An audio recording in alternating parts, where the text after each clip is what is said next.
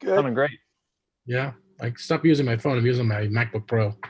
That seems to do a much better job. All right, we are live on the air as far as I know. All right. Yep. I got a notice. Hello, Jamie. Hey, everyone on the side chat. Speaking of side chat.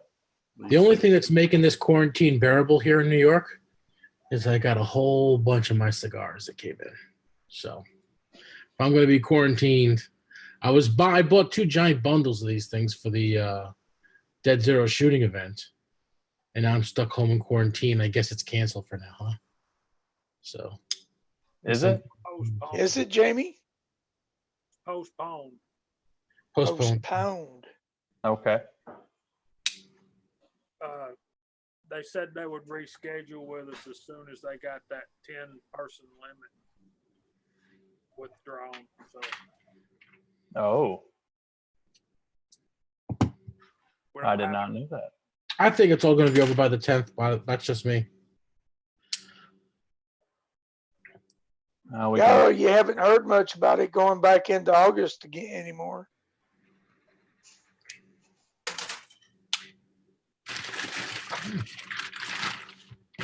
Let's put the light on over here. All right, let me run down the side chat. Sorry, guys, I'm late, as always. Got Jeremy Gunslinger, Nikki Gunslinger Burkett. Tread is here. How's it going, guys? Andy, 79Z28. Red Bullet Junkie, Chris 338, Uncle John, Jeff Huntley. Kitty is here. JH586 is on the panel. Just Jeff is here, formerly known as Mag Max Gus. Uncle Jim is on the panel. Daniel got us my judge. What's going on? Yeah, I know I'm late, man. Floyd Hicks is here. Walter Bunning is here. Lakeview Outdoors is here. We got Jag1, James Pollard, and Fine Ape 1393. What's going on, Fine Ape? Timothy's on the panel. William C. Chapin. How's it going, Curtis? Hey, Curtis. I was just talking about you yesterday with Bacon. I said, well, where the hell's Curtis been? I haven't seen him in a while. Hope he's doing well. He did a video today, didn't he? Yeah, he did. He did. So, Chris 338 said it's buffering. We need to bear in mind, of course, it's Saturday night, but you know, we got higher internet traffic than we've ever had because of so many people working from home and stuff like that. So temporary interruptions are going to be the norm rather than the rule rather than Yeah, that's kind of, I didn't really think about that. You're right, man. Yeah, YouTube and Netflix have slowed everybody down. They lowered the quality of their audio. They made an announcement.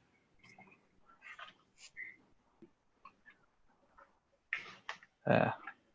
My wife's upstairs streaming TV right now, I think. So she's just adding to it, right? Yeah. So how's your bullet feeder working, man? Did you get it all assembled and working?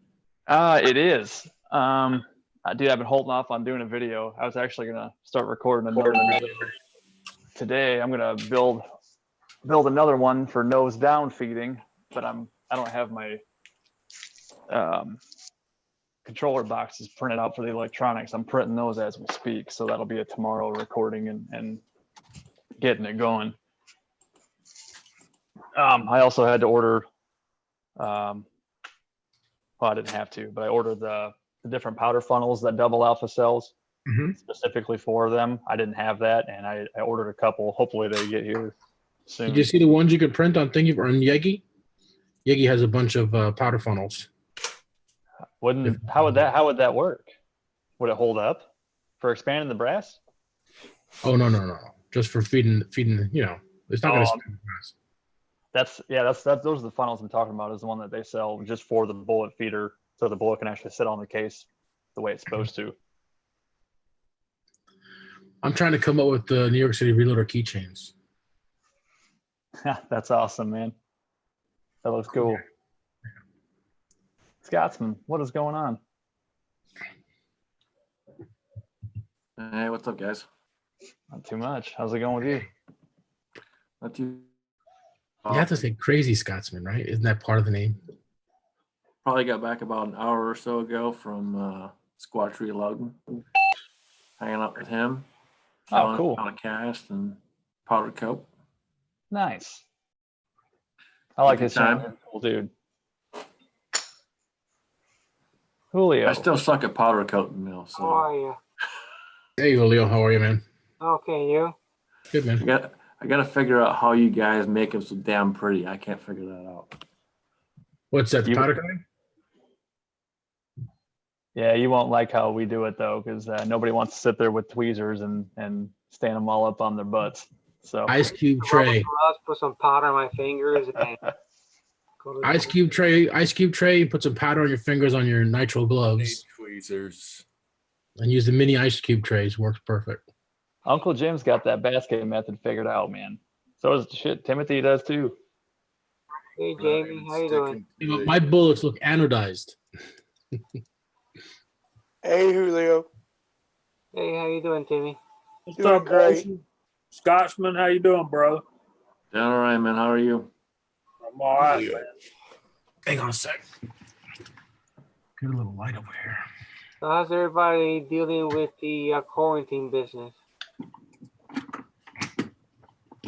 Still working 40 hours. Yeah, my routine hasn't changed at all. Yep. Washing hand, neither is mine. Don't go anywhere. I actually went to Walmart last night and all the shelves were stocked. There wasn't hardly anybody in the store. And there was actually the clearance aisle was full of baked goods. I was like, whoa. Wow, that's Hey. good. Hey, Curtis, thanks for stopping in, man. Good talking to you. Now, if you see toilet paper on clearance, there you got something right there. Hey, well, it's the John Wayne toilet paper. I don't want none of that. I saw some toilet paper the other day, one of the stores. I hear you can use an extra fine grit sandpaper when you run out, though. Oh, So, that's true. yeah. If you're running, I got plenty of leaves still hanging around. You can use that. Okay, we got Do you, Andre. do you use the leaves of 3? I got plenty. Leaves Mix of it all, 3. pile 'em up. He's probably Icky. fancy, man. He's probably got that freaking bidet thing that scoots up. off Oh, the toilet. yeah. Hey, there's nothing wrong with a bidet. I've got a few more in the side chat. Andre D'Angelo, Leadmine 44. Rune, Rune is here. and Walter. Coates Brothers. YouTube's not working here. Tacos and French fries. Broke Loader's here. How's it going? Lever Guns 50 is here. Well, I like it much better on the laptop. I got to tell you, it's great. Oh, yeah, definitely. This is not working. Oh, I just changed settings here. Don't work the one. I just got your text, Scotsman. I don't know. I like it. Yeah, didn't- my service sucks, man. It takes like forever to send a damn freaking message. It's all good. You can. The cool thing about this is you can pay it monthly, and if you don't use it for a while, cancel it. Yeah. $15 ain't bad. Big Daddy Willie is here. Hey guys, sorry I didn't even realize I was on. I was doing all kinds of crap here in the house. All my crap, basically. Hey, Right. Willie, how's it going? I'm doing great, Tim. How's Yes. California? I'm doing great, but now I got some 50 Oh, heck yeah. Ooh, ooh. Booyah! Nice. Booyah, I can do some loading. And since the Scotsman's here, I got to say thank you. Unboxing gave me a little universal light for my Dylan. Ooh, there you go. Yeah. Nice. Thank you, Scotsman. It came in You're early. welcome, brother. Merry Christmas. That is a very bright light. Yeah, but I got to try to figure out where I'm going to put it on it, but I'll get a spot. I'll figure it Yeah, out. you can customize it, cut it how you gotta cut it, and all the rest of it. Zip tie it, whatever. The only bad thing is my brand new mold, I bought it used, pulled the threads right out of the screw plate. Ah, Uh-oh. I got new tap, new nut, and everything. I mean, drilling and tapping. What? Oh, you mean the The retention plate screw for the Yep. I'll be back. My internet here is for some reason it stopped working. Huh. And I'll be right back. I'm gonna go get my supper. I'll be right back, guys. Okie dokie. Bad thing Question is, is, Tim, what kind of question is, how's it going in California? What kind of question is that? well, yeah, no, I'm just curious. No, that kind of sounded like a nah. Cue the Well, you violin. know, if you always hear, I asked Kevin the same question about New York too. Yeah, you did. Yeah. The violins. Yeah. Mm. Rune, got your 19. Yes, I do got my 1911 back, Rune. Just got it back Thursday. Sweet. So was it on time? Just about. It was about 6 weeks, right on the money. Right what they said. Yep. And I'm waiting for the weather to cooperate, and I don't even think I can get to my range right now because Illinois is all being stupid right now with their stay in place order. I don't think my range is open. Mm. So I really can't. Is it? Just open the garage door and go pop. Yeah. I wouldn't have that 1911 for very long after that, or any of my firearms. But I want to get out there and see how it runs. Guess who wants to come on? Thorzax. Come on, Rick. Howard. Oh, there you go. Heck yeah. He won't come on my chat, but Oh, here we go. yeah. Oh, God. Thorzax, you know how it works. I have Anybody to have- say that this Zoom is much better than StreamYard, I'll tell you. Isn't it? I like it a whole lot better. Can one of you guys invite Dave? I don't have his email address. There's an invite button at the bottom. See if you can shoot him an email. I do. Or he can put it in the side chat and I can delete it real quick after I I copy could it. have sworn I heard Julio before. Did I not hear him? Yeah, I Yeah. got him. I'll get it to him. Hang on. Cool. Thanks, man. Yeah, he backed out, said his internet was acting up. Yeah. If you got a cable modem here, I think you're in big trouble because it's shared bandwidth. But here in New York, there's everybody streaming. Everybody. Yep. Luckily, I have gigabit internet, so no problems. Orzak says, "Oh, stop it, Jim. You and me are good." It'd be nice to see Dave on camera as opposed to just his hands, you know? Well, now you don't know if he's going to show his face or just his hands. Yeah. Yeah, I've seen him on Chap's live stream before, and he has his camera off, so we may not get to see him. Yeah. See, I was going to take one of his videos with the hand movements and just add like kung fu sounds to the back end of it. But I didn't think he'd appreciate that. Like whoosh, whoosh, that kind of stuff, you know, because you only see his hands in these videos mostly.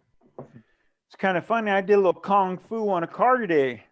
Did you? Walking across the street going to Ace Hardware, and my light's green for me to walk. The hand signal saying walk, walk, walk, and they had a turn lane going at the same time. But she felt like she decided to cut me off. Yeah, it's not cool. So I put my prosthetic boot into her door and put a nice big dent, and she doesn't know it's dented. Mhm. She didn't look out, but I dented the hell out of that door. And I just kept walking my cripple ass over there to Ace Hardware. I keep telling you, you need the James Bond knife in the boot. I'm telling you. Julio's back. Julio, ¿cómo está, señor? ¿Todo bien? Yep. Now we're cooking with gas. I should speak Spanish with Italian accent. That would be fun. There's something. Half of this network went down. Tin Man's talking, but you're muted. I can see your lips moving, but we can't hear you. Talking to me? No, Tin Man. Man. Oh. You hear the words that are coming out of my mouth? No, sir. No You here. do now. Oh, just To know what you did to your Willie 19 Bulletman looks like air traffic controller now. Yes, I do. right. Oh shit! Hang on, I'll be right back. This is my son. Rune had a question about what you had Hang done on, to buddy. your 1911. I'm getting to it. What the hell? Broke motor and fine ape. I'm not doing a garage door pop. Ruined. I did the what they call a reliability package. They polish the feed ramp. They throat the entrance to your barrel. They polish that. They polish your breech face. You can choose to have your ejection port flared and lowered and polished. I think they adjust your extractor tension. They replace your recoil spring. They check your chamber depth and they adjust your ejector. So you got the standard package. You can get the deluxe where they fill your wiper fluid and check your tires too. Nope. My blinker fluid's still low on it, man. You should have had him check it for, like, send him a cast dummy bullets. Throw it a Oh, little, yeah. little better. Did you have a bent Nimrod? Ream it up here. I thought about sending them some dummy rounds, but who knows if they would have even done it. They could have just said they did and didn't, but I haven't tried to, cycle it or anything yet. I'm going to take it out and try it live. And if it fails, it'll fail on camera. I looked high and low on YouTube for a video of somebody who had that done and was going over it, like a before and after. Didn't find one. So try to make one, drum up a little bit of business, get some brownie points. Maybe they'll send me a super grade. There you go. Well, throating's going to help, and they won't go too far. They know better. Yeah. Oh, Jamie, you're muted. This is the Ruger, right? Yes, sir. Okay. Yeah, they'll do it to most firearms or most 1911s. There's a list of ones that they won't do it to, I believe, on their website. And it's all that stuff they do for $200. I didn't think that was a bad deal. I'm gonna show my new rifle. I just got a new rifle. Just picked it up in this middle of this whole insanity. What'd you get? I'll show you. It's too cool for school.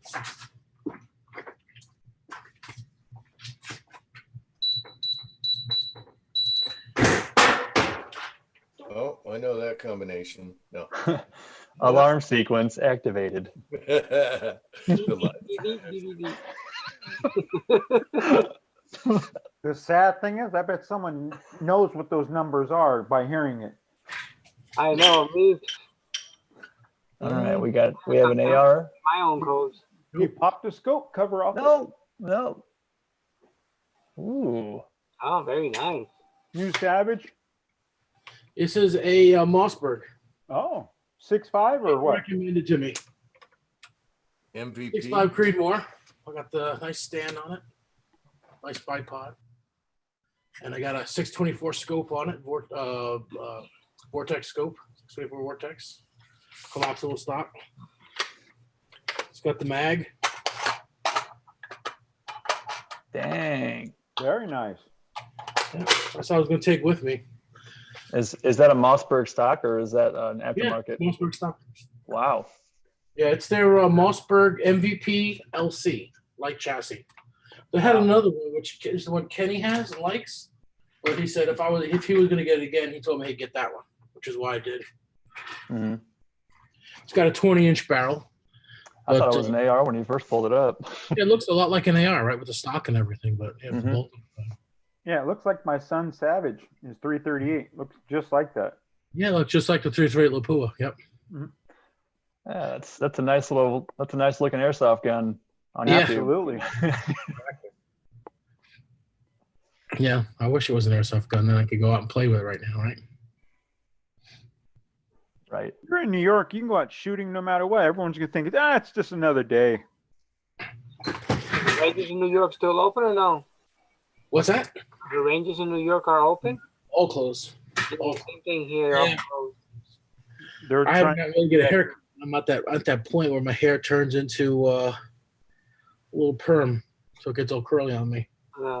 So next week you'll see me with all these curls. I'm like, what the hell happened to him? Get that Jerry curl stuff. All I've been doing is reloading, you know. Jericho. Nothing else to do. Jerry curl. Yeah. Yeah. See, The I'm fact Italian. your couch I can don't be all wanna put wet. any product in Yeah. my hair. I don't want to put any oily product in my hair for for stereotypical reasons. I don't want to look like a greaser. Thorzak come says on. he hasn't gotten the link. Oh, I love the thumbnail, Tin Man.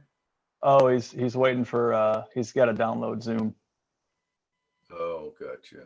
Oh, the thumbnail of Walter going psycho one day. Yeah, that's cool. He was like, come here, little boy, come here. My I'm wife gonna was check you out." tormenting him. He was waiting to bite her. Kyle Lusk, what's up, man? Mr. Kyle. Using that crimp die with the carbide bushing out of it works like a charm. Yeah, I tried that too. Yeah, I use it on progressive press. Works beautifully. I used them on these here. Yeah. Yeah. How many people can we get into the room? Still like the RCBS crimp better, but it's good enough. I don't have Yeah, I do There- too. there isn't a limit, is there? Better. Makes them nice and, I don't know, rounded in there, you know? Yeah. Yeah. The leaf kind of just, yeah. Yeah, kind of little wimpy crimp, but it works. It does. You don't, well, that's not on there. Yeah, you don't have to back up the stem, so that's good. Yeah. The Lee Factory wimp die. Yeah. You know, you get the RCBS and Lyman, that crimp is in there nicely, you know? Yeah, Use the Lee, it's like whipped. Yeah. right on that edge. Yeah. Yeah. Kevin, I don't know if there is a limit. No, 50, huh? 50 or 100. I know it's up there. That's crazy. I don't Quality think- is really good too. Surprisingly, yeah. With everybody sucking up their bandwidth lately from the quarantine. Yeah, a lot of people are using this. I heard that and I laughed. Yeah, it was on the news, yeah. High traffic. What gets me is I tried to call my credit card company today. I was on hold for over an hour to speak to somebody. I just hung up. I said, screw it. Did they talk to you like this? Did they answer the No, phone? they did not talk to me like that. No, they did not. Because I would have answered back. I would have said, hello, yes, my name is Habu. I need help very, very much. I got a Rune's gift. out there. Hey, Rune. I got a gift certificate for Amazon. They said it'll be a month. Yeah. What? A month I ordered something and it'll take a month to ship. Wow. Yeah. Uncle Jim, one of the reasons is they've had cases in their fulfillment centers. Amazon has. They've had Yep. two. Somebody that got a job there and they're getting good money and it's good They're hours. hiring like crazy here for Yeah. Amazon. Here too. Yeah, but I mean they're kind of slowing down sending stuff out that's not priority, so they don't infect people through the mail with including the mail carriers with that virus. So Oh, Yeah, it you're was kidding. When stuff, Kenny too. sent me my upper, the mailman came to the door. He goes, okay, I signed your name. I said, "No, my name, I have to sign that, Well, you can't come near me. I'm like, I have gloves on. I was casting at the time. I'm like, let me Mhm. sign your damn ledger, because Yeah, I knew but what it you- was. I'm like, I want They're proof kind that of I pulling received it, sending stuff out that's not priority, so they don't infect people through the mail with including Tread. Someone has volume on. It's Tread. How's it going, man? Am I in? You are here. Yep. You're I'm in. seeing a video. We're just seeing your thumbnail. Gotta turn the video cam on. My wife went shopping Friday, Back. and I gotta tell you, she was in the entire store in the supermarket. There were only like 5 people with gloves and masks on. Wow, not here, man. These people are wearing those plastic, thick yellow dishwashing gloves and everything, wearing their mask. And I'm like, that mask is only good for 15 minutes. How long? I've been wearing it all day. Yeah, keep wearing it. Freaking moron. Might as well You can use the P95 mask from Harbor Freight. Yeah. They have the same filter in it, and they'll last a hell of a lot longer. And you can replace the filters. Yeah, Yeah, my everyone's wife- right now sewing. I'll sew this up. And here's my mask. That ain't going to help you. My wife wears a glove so she doesn't touch her face at the store. Yeah. Just give Yeah, her the just Get home and wash your hands, and you'll be fine. Wash your But face, it wash your helps her hands. from touching your face accidentally because you're always, so knowing that there's a glove on there, that's why she does it. Jamie understands this, and I'm sure Tin Man does too. But us with beards, we constantly do this. Mm-hmm. And we had a meeting at work yesterday morning, and they're like, not about 3/4 of the way through the meeting, they're like, make sure you're not touching your face. And I'm sitting there the entire time like this. Yeah. Hey, this is the first. Everybody on cam has a beard. Think about guys with handlebar mustaches. That is true, Kevin. That's true. I think, Not I don't much. know, I might try the handlebars. What do y'all think? You think I should try the handlebars? Yeah. Sure. Grow them out. Wax that shit. Yep, you Just- pull just- that off. Leave everything except for your chin, like Mig. No, I can't do that. If you do have the wax handlebars, you got to have a brogue. You got to turn your Scottish brogue up to 10. Shade the little patch. I think I could pull it Throw off. It's yeah. it's getting there. Yep. Just let it grow. I was going to do the MIG and then company came over, but I had the goat down to here and I was going to split it down the middle and company came over. So I had to tidy up. You should have whipped open the door like that. Be like, hey, you guys. See what they say. Scare them off. Open the door and start coughing on them. Come on Put in. Two ball bearings, two ball bearings. So they click, click, click. Yeah. Oh, that would have been man. funny. That would have been good. Oh yeah. Like Blackbeard, right? Yeah. What did he lit something in him, didn't he? He's put fuses. Yeah, cannon fuse. Cannon fuse. Cannon fuses in his. Yeah. beard. That'd scare the hell out of you. Damn right it would. You got to Crazy. use the slow burn stuff, not the dead cord, and it'll be all right.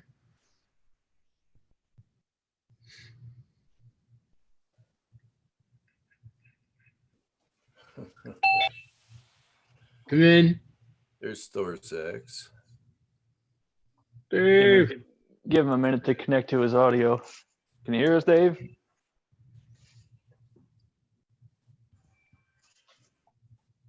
Ground control to Major Dave. If he Major doesn't come on Dave. camera, he should at least just show his hands. He's working on it. There he is. There he is.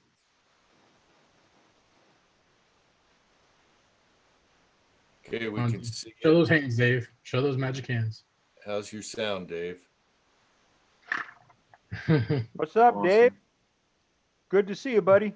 Heck yeah, man. Good to see you.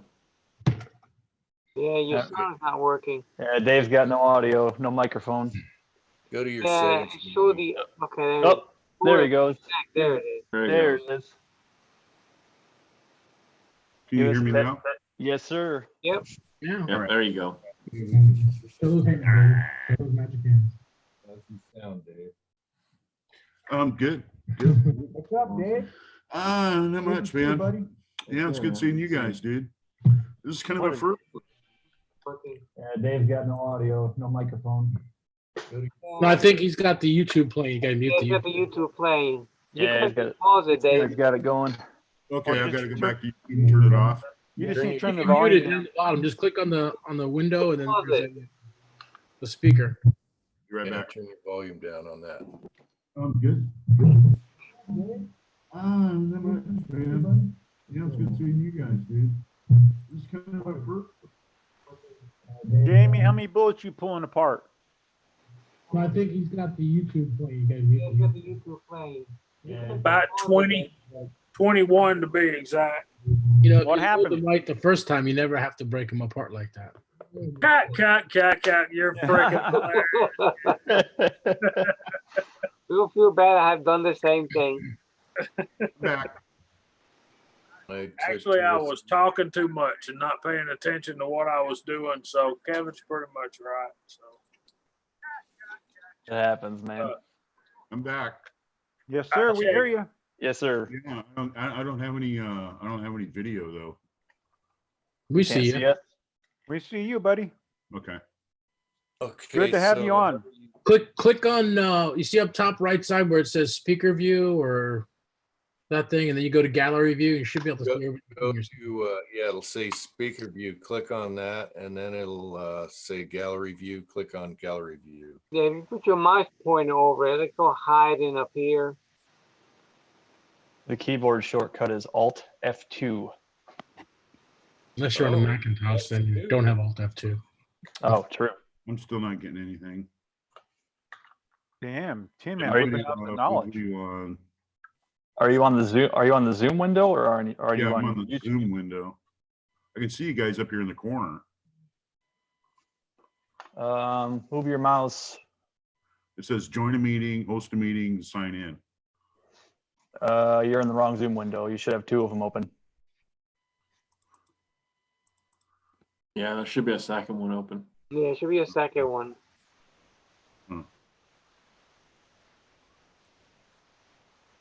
Nope. Because if I hold my cursor over the Zoom logo on my taskbar, one of them just says the word Zoom, and it's got a picture, like there's an orange icon and a blue icon, and then the other one has everybody's picture on it. What browser are you using? This thing's really getting kind of like confusing to me. I keep going around in circles here. This is the reason why. This is the reason why I don't join. Are you doing? Are you on Google, or what are you on? I'm on. Yeah, I'm on Google. I mean, I'm on Google Chrome. All right, so Google Chrome, literally you have two windows. You got to find the Zoom window itself. So down on your taskbar, there should be one that looks like a video camera. Yeah, it does. Click on that. Okay, I'm not getting nothing.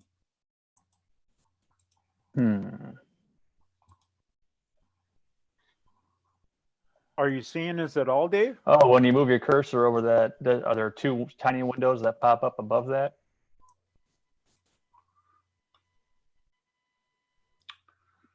Because if I click on mine, two little windows pop up, and I have to click on the one window to get everybody's picture. Can you share your screen, Tin Man, and show them? Let me try. How do you do that? It'd probably be the easiest way to kind of show them. Oh, there he goes. Awesome. Well, if you can't see our video, then I don't. How would he see? You know what I mean? Oh yeah, that's right. How do you share your screen on here? Come on, let's go see my. There's a button. that Oh shows- yeah, duh, the big green share Oh screen. yeah, button. that big green there. There you go. Go. Let me try it once. Jamie looks like he's cobbling shoes. Exactly. Shoe cobbler. Whoa, what happened? Whoa. Somebody's sharing their screen. Hey, someone's sharing the screen. How do I stop? Okay, there we go. Yeah, Turn it off. Hit the escape button. Escape. we saw your porn history there, just so you know. I was going to say, sometimes you need rehab. Yeah. Well, I hope he comes back. I really do. It was good to see him. Hope it does too. Don't give up, Dave. You can do it. If Uncle Jim can do it, you can do it. Or if I can do it, you can do it. Trust me, I don't know shit on computers.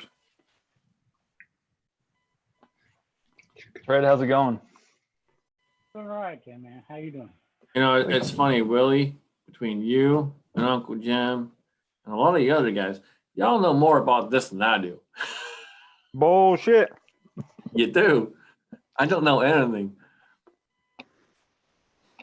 I scoot by on the bare ass. I scoot by. So do I, Tim. So do I. Well, some of us do it for on the computer, you know. Thorzak's dropped off, Jim. I'm not sure if he was trying to restart it or what. It's not even in the side chat. He's probably restarting. Hey Kurt, have you used the high speed option on your Ender Pro yet? On your Ender 3? Nope, I print really slow all the time. I'm only doing like for bigger shapes, I do 40 millimeters a second. For the small intricate stuff, I do 30, and then I just leave it there. I did some testing with printing Dylan parts and stuff, and I jacked it up to like 300. They came out really good. I was like surprised. Really? Yeah, surprised. Wow. The layer. I think the trick is the heat. Having the heat really high, at close to maximum of and then having a hot bed makes a huge difference. Start it slow till you get good bed adhesion, then crank it up on the knob when you're printing. You turn it as 100, and you just start turning it up a little faster until you get the speed. It's amazing. I leave mine nice and slow. A funnel that took me an hour to print, I printed it in 15 minutes. I was like, wow. That's awesome. Yeah. I didn't know that because I was looking in settings in the printer itself and on the slicer program. I couldn't get the speed up, but then I accidentally turned the knob and it was like, hey, that's like 200% faster. Printed some parts at 400. It goes up to like 600. Is that millimeters or is that percent? What's that? Is that percentage or millimeters per second? 100% is what you said in the slicer, but you're cranking up 200%. Now you're printing twice as fast, obviously. Oh wow! You guys see me? There's David. Can you hear? Can you see us? Yeah, man. All right. Awesome. Good deal. Right on. Perfect. I'm glad you came back. Well, I figured it out. We knew you I would. might be a fat Norwegian guy, a little slow, but give me a little while, I can get there. Hey, at least you're not Chinese. Takes me about 6 Yeah. Hey, and we're not talking about the Chinese that built the railroads in California either. People can say whatever they want about the Chinese. It's an amazing culture. Amazing culture. Science, math, they're building architecture. Thousands of years ago in the rest of the world. I'm not racist, man. I hate everyone. That's what I tell my family. That is what I always tell my family. Man, I'm with you, I'm with you. And I'm going to tell you one thing about being racist. I'm a Northern European, and Northern Europeans make fun of each other all the time. I mean, they're always running each other down, like the Norwegians make fun of the Swedes, and the Swedes make fun of the Finns, and the Germans and everybody else, and nobody gets killed over it. Nobody gets like all irate and everything. That's because you're all the same color. That's because you're all the same example is the Scottish and the Irish. We're always going at it. We're always going at it. Into it with us, The Scottish. Well, the Scots are all from Irish descent anyway, right? And it's true. No, it ain't. Well, you they're really open to no, it ain't. You're full of shit right there. I threw it out there. I figured you were gonna take it. So. We don't kiss the Blarney Stone. But you like Monty Python, and they're always making fun of the Scots or whoever. Yeah. Yeah, it's funny. Yeah, and it's true. I mean, Northern European people, they make fun of each other all the time, and nobody, it's like, great. I think every nationality that comes to the United States gets their turn in the crosshairs. It was the Irish when they came, the Germans when they came, the Italians when they came. It's all based on how we melt into this melting pot, how much of your culture you decide to keep. If you move into a neighborhood at first generation, you all speak the same language. That's one thing. But if you constantly, generation after generation, don't live here and don't speak the language and participate in the culture, I'm not saying give up your culture, but at least participate and be a part of it. Don't take everything so seriously. Absolutely. That is very good advice. Keep it light and people will get along. Don't take things too seriously. And, that doesn't lead to somebody feeling like, hey, you owe me something now. Mm-hmm. You offended me.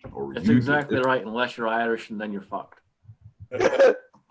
Yeah, but Scotsman, you're much, you're just as much as the Scots to deny anything to do with the Irish. I don't have anything to do with those people.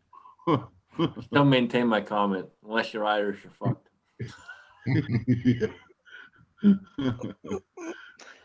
I'm a mutt, so have at it. All kinds of stuff. Yeah. Yeah. Absolutely. My ancestors took turns with everyone. Oh.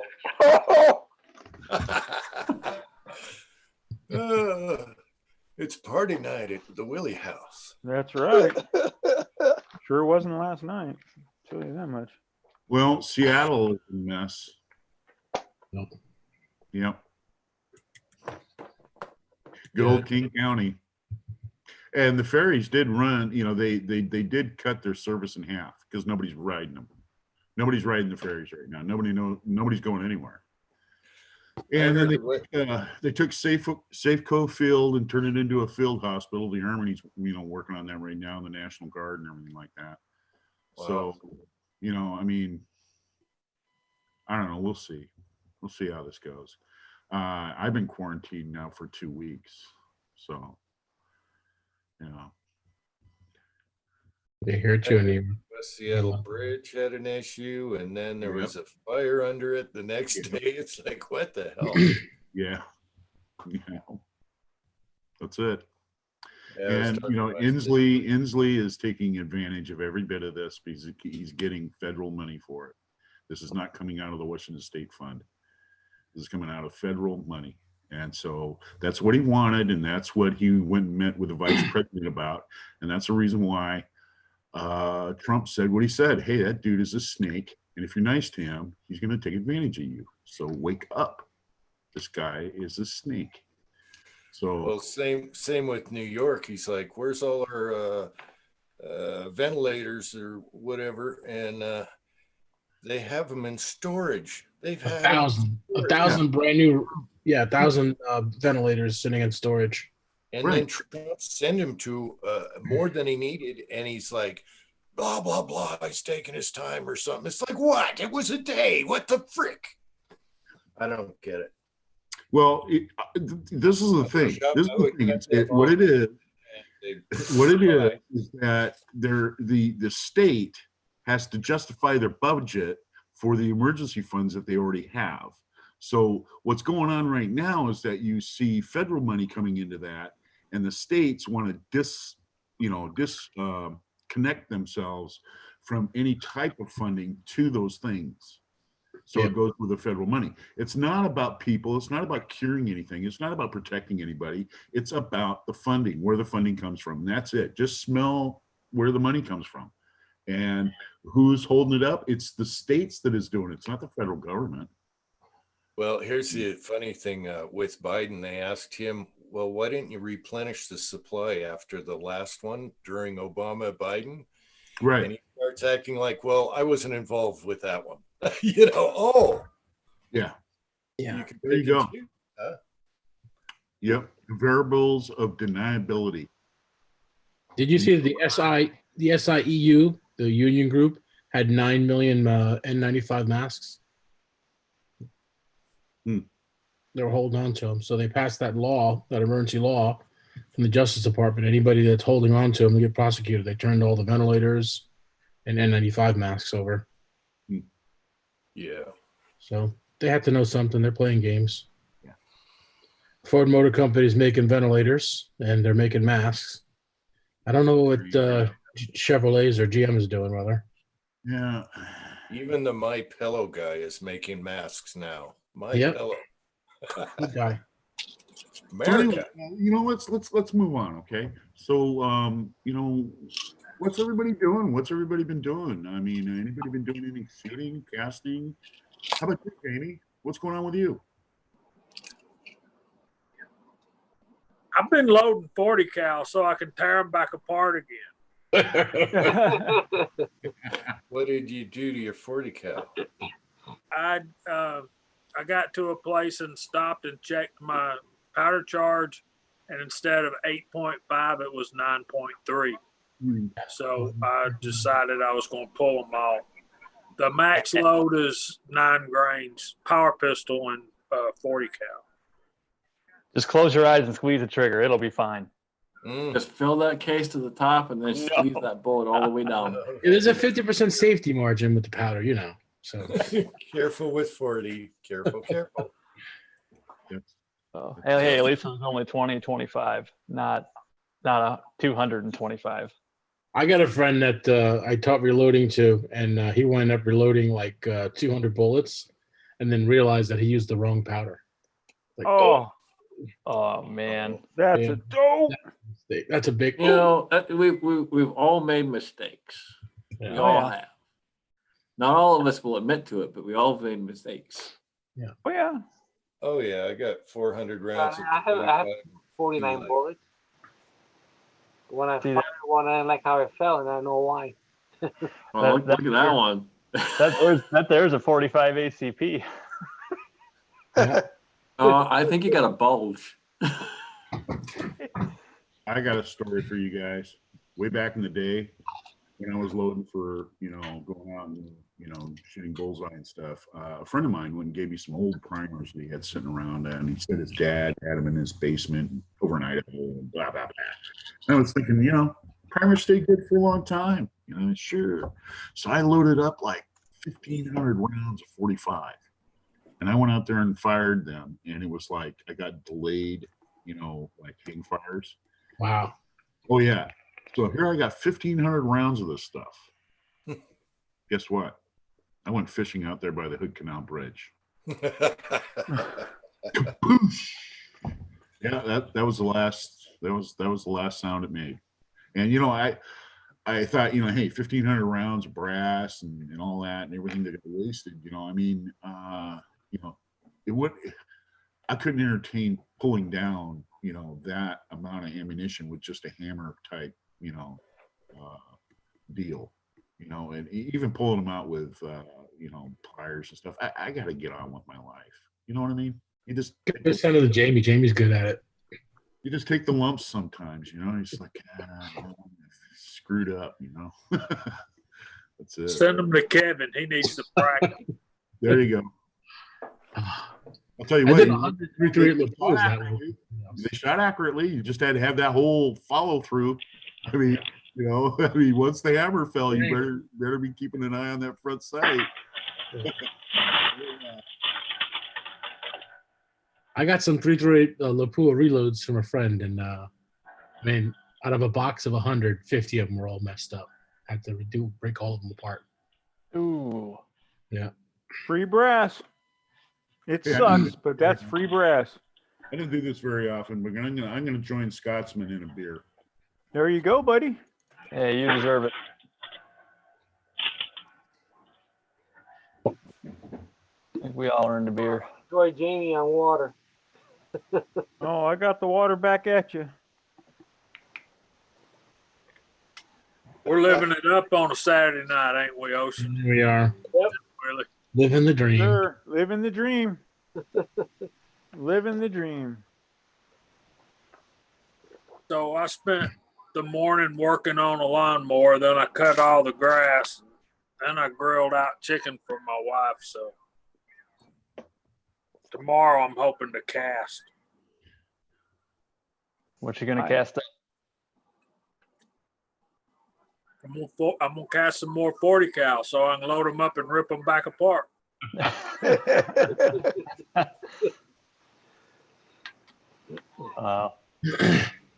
Seriously, I'm gonna cast some of that, some 40 cal, the Lee 175 grain truncated cone, and some of the Lee 9 mils of 3.56 124 Tumbleweed. Yep. Okay. Yeah, I think it was a KFW that cast that 40 cal bullet. I think he uses that one too. Yeah, Kyle uses it too. Okay, gotcha. I like truncated cones. They always feed really well in all my firearms. Yeah, they do. They're good stuff. Here before too much longer, the Emperor and myself and Willie need to have a reloading workshop for 350. Yes, sir. Now that I got the dies and I got my rounds, bullets, let me say, powder coated to the thickness I want, since my Lee sizing die I haven't finished opening it up. Let's put it that way. So I use good old powder coat to get the thickness. It'll be fine. It'll be fine. It's just for playing around. They're just test rounds. Hey, Tin Man, do you have your camera off? I do. Okay, all Well, I mean, I could turn it back on, but No, please. If you're doing something, oh, there you go. All right. I was gonna say, you're I'm planning drawing to stuff shoot it. in. Well, I'm drawing stuff in Fusion, so I'm gonna be sitting here with my mouth open, looking at my screen for a minute. Did you get your stuff back from Wilson? I sure did. I got it back Thursday. Really? Did you go out and shoot it? I have not gotten to shoot yet. It's been raining cats and dogs. Did they close the range where you're at yet? I haven't called and checked, but Illinois has that stay in place order, and they closed all non-essential businesses. So I'm assuming they closed the range down. I can call Uwe and ask him, but I just haven't got around to it yet. They closed all the ranges here. Same here. Wow. Most indoor ranges are closed here also. Yeah. I wouldn't be surprised if they did that. There's a range here in Iowa that's about 15, 20 minutes away from me that I've been meaning to join, but I can't get a hold of the dude to give me a tour and give me the key and all that stuff and get all that taken care of. So I'll see if I can call him before too long because I need to go out shooting. Yeah, I hope they let you. Yeah. Oh, they did a phenomenal job. They flared the ejection port. I think they lowered it a little bit too. And man, they made it look factory. They matched the finish of the slide. It looks amazing. Yeah, I was gonna say it looked like they beat blasted it again. Yep. I will say one thing about Wilson. They do a good job. And the only thing is that I've dealt particularly with Clark. And Clark has always done me good. I mean, always had a fast turnaround. That Bowen Gun Works. If you have a Ruger that you want to work, then send it to Bowen Gun Works. If you got a Ruger revolver, those guys are the best at Rugers. You say Bowen, like Bowen? Yeah, Bowen Gun Works. And I'll tell you what, those guys do a fantastic job on Rugers. They can take a Ruger and turn it around, and I mean, they really do a nice job on them. I have a trigger job on that Bisley 44 that I've got, that 44 Magnum. I hate that gun. I mean, it's got a great trigger, but I hate that gun. I hate it. I do. I hate it. I just can't stand it. God, I hate it. Right. And you know what? If you guys like Rugers, that's great. I mean, go ahead. I'm not trying to get in there and say that one's better than the other, or this brand is better than the other, or whatever. Just that my experience with Ruger has been poor. Right. Poor. That's all. That's my experience, not yours, but my experience has been poor with them, with their customer service, and some of the work they've done to me was just subpar. And I had to screw around with them, and to me, I've had better service from others. Now, even like any of those manufacturers, it all boils down to this. And I'm sure Jim, he's looked at an awful lot of guns through his lifetime.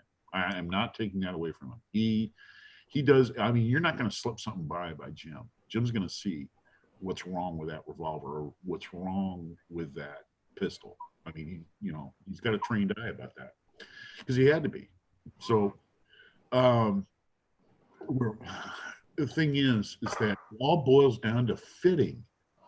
Who put it together? It doesn't really matter about the brand name. Now, there are brands that you're buying what you're buying. You're buying a cheap gun, but for reasonable quality guns, it all boils down to the guy that built it. And it doesn't matter if he worked for Smith or Ruger or Colt or whatever. I mean, it doesn't. The guy that came to make sure it was right when it went in the box and went out the big blue door. You know what I mean? That's what it is. Yep. Depends if the guy was hungover. Depends if you got it. Arguing with his old lady the other day. And I mean, the kid has been having a bad day. My brother bought a brand new Les Bear Premier 2, which is their flagship gun. This is the gun that they put all of their sass out there about, everybody about, right? And my brother handed it to me right out of the box, man. He's all like, "Oh, this is so cool, blah, blah, blah. It's custom this and blah, blah." And he hands it to me.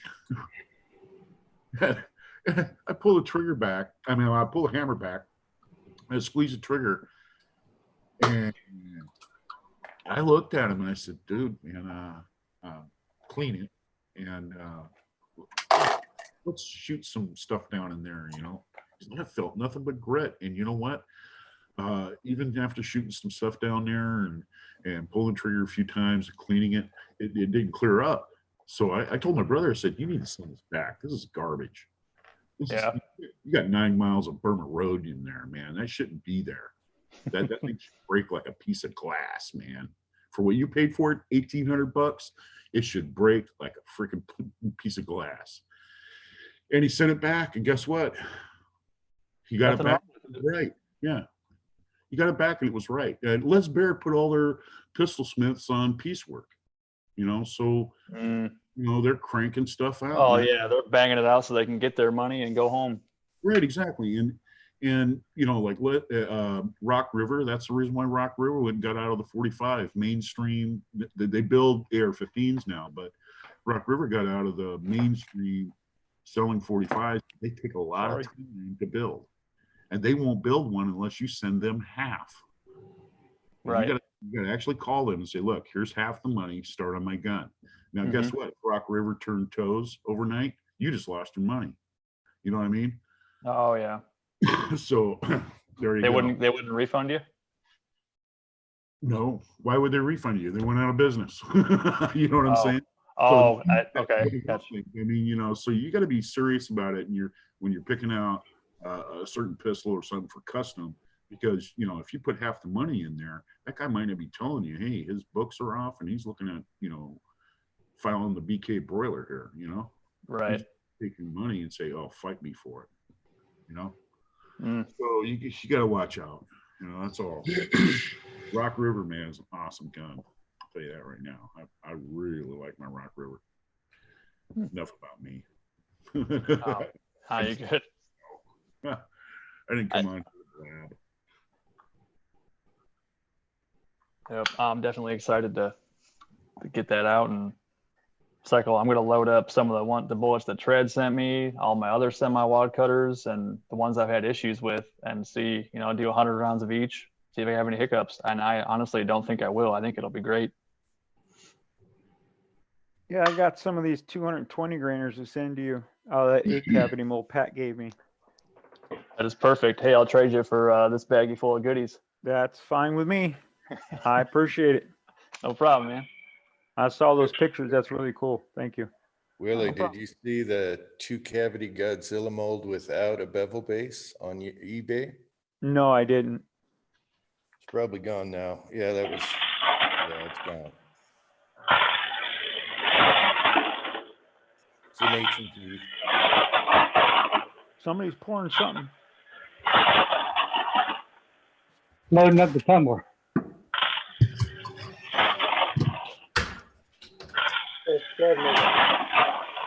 Yeah. I thought he was in the bathroom. I was going to say, Montezuma's revenge is coming out of his ass if it sounds like that. Jeez. Taco Tuesday. Oh, Taco God. Tuesday. I forgot to mute. That's all good. It's all good. Junkie, how's it going? Junkie. Jump. I got it working, buddy. Hey, sweet. I'm sorry, I need to get your plate in the mail. Oh, no, it's no big deal. I have it mounted right now on the other bench right there, so it's cool. Don't worry about it. Water's boiling. I'll be right back. Son of a bitch. So, Willie, what's this? You knocked down somebody's AR? Huh? You knocked down somebody's AR-15? In the snow? Oh, yeah. Jerry, 19. Somebody else beat on it. Yeah, he had it on his bumper laying against his truck in the snow, and I walked up to it, and I don't know if I slipped or if I bumped it or not, but it hit the ground, and his face got all big, his eyes got big, and he picked it up, and I'm like, oh, man, there's snow in his scope, there's snow everywhere, and I'm like, oh, man, I said sorry then, but I felt it's always been eating me. It's just, it's someone's pride and joy, and here I am knocking it over on accident, Hey, worst things you do to somebody's AR, right, Jim? Yeah, I mean, ARs are made to be scratched up and stuff like that, but I want him to scratch it up, not me, Hey, you know what? Yeah. From the Big Lebowski, and he peed on your AR. Yeah, all you wanted was your AR back.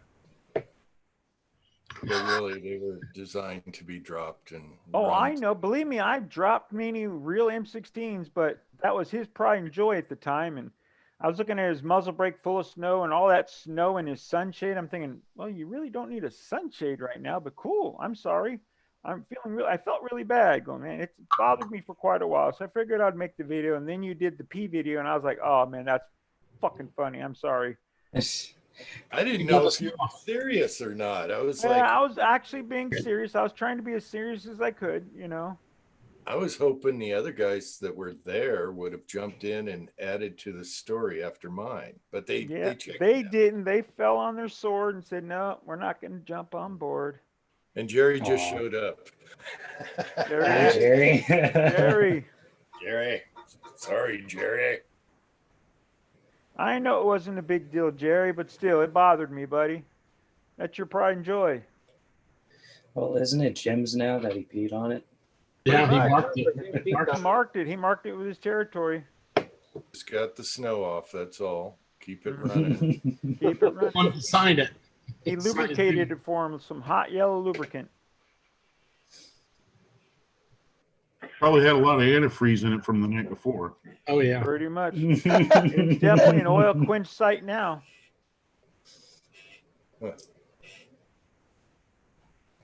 No, I'm sure it's fine. I don't remember that happening, Willie, but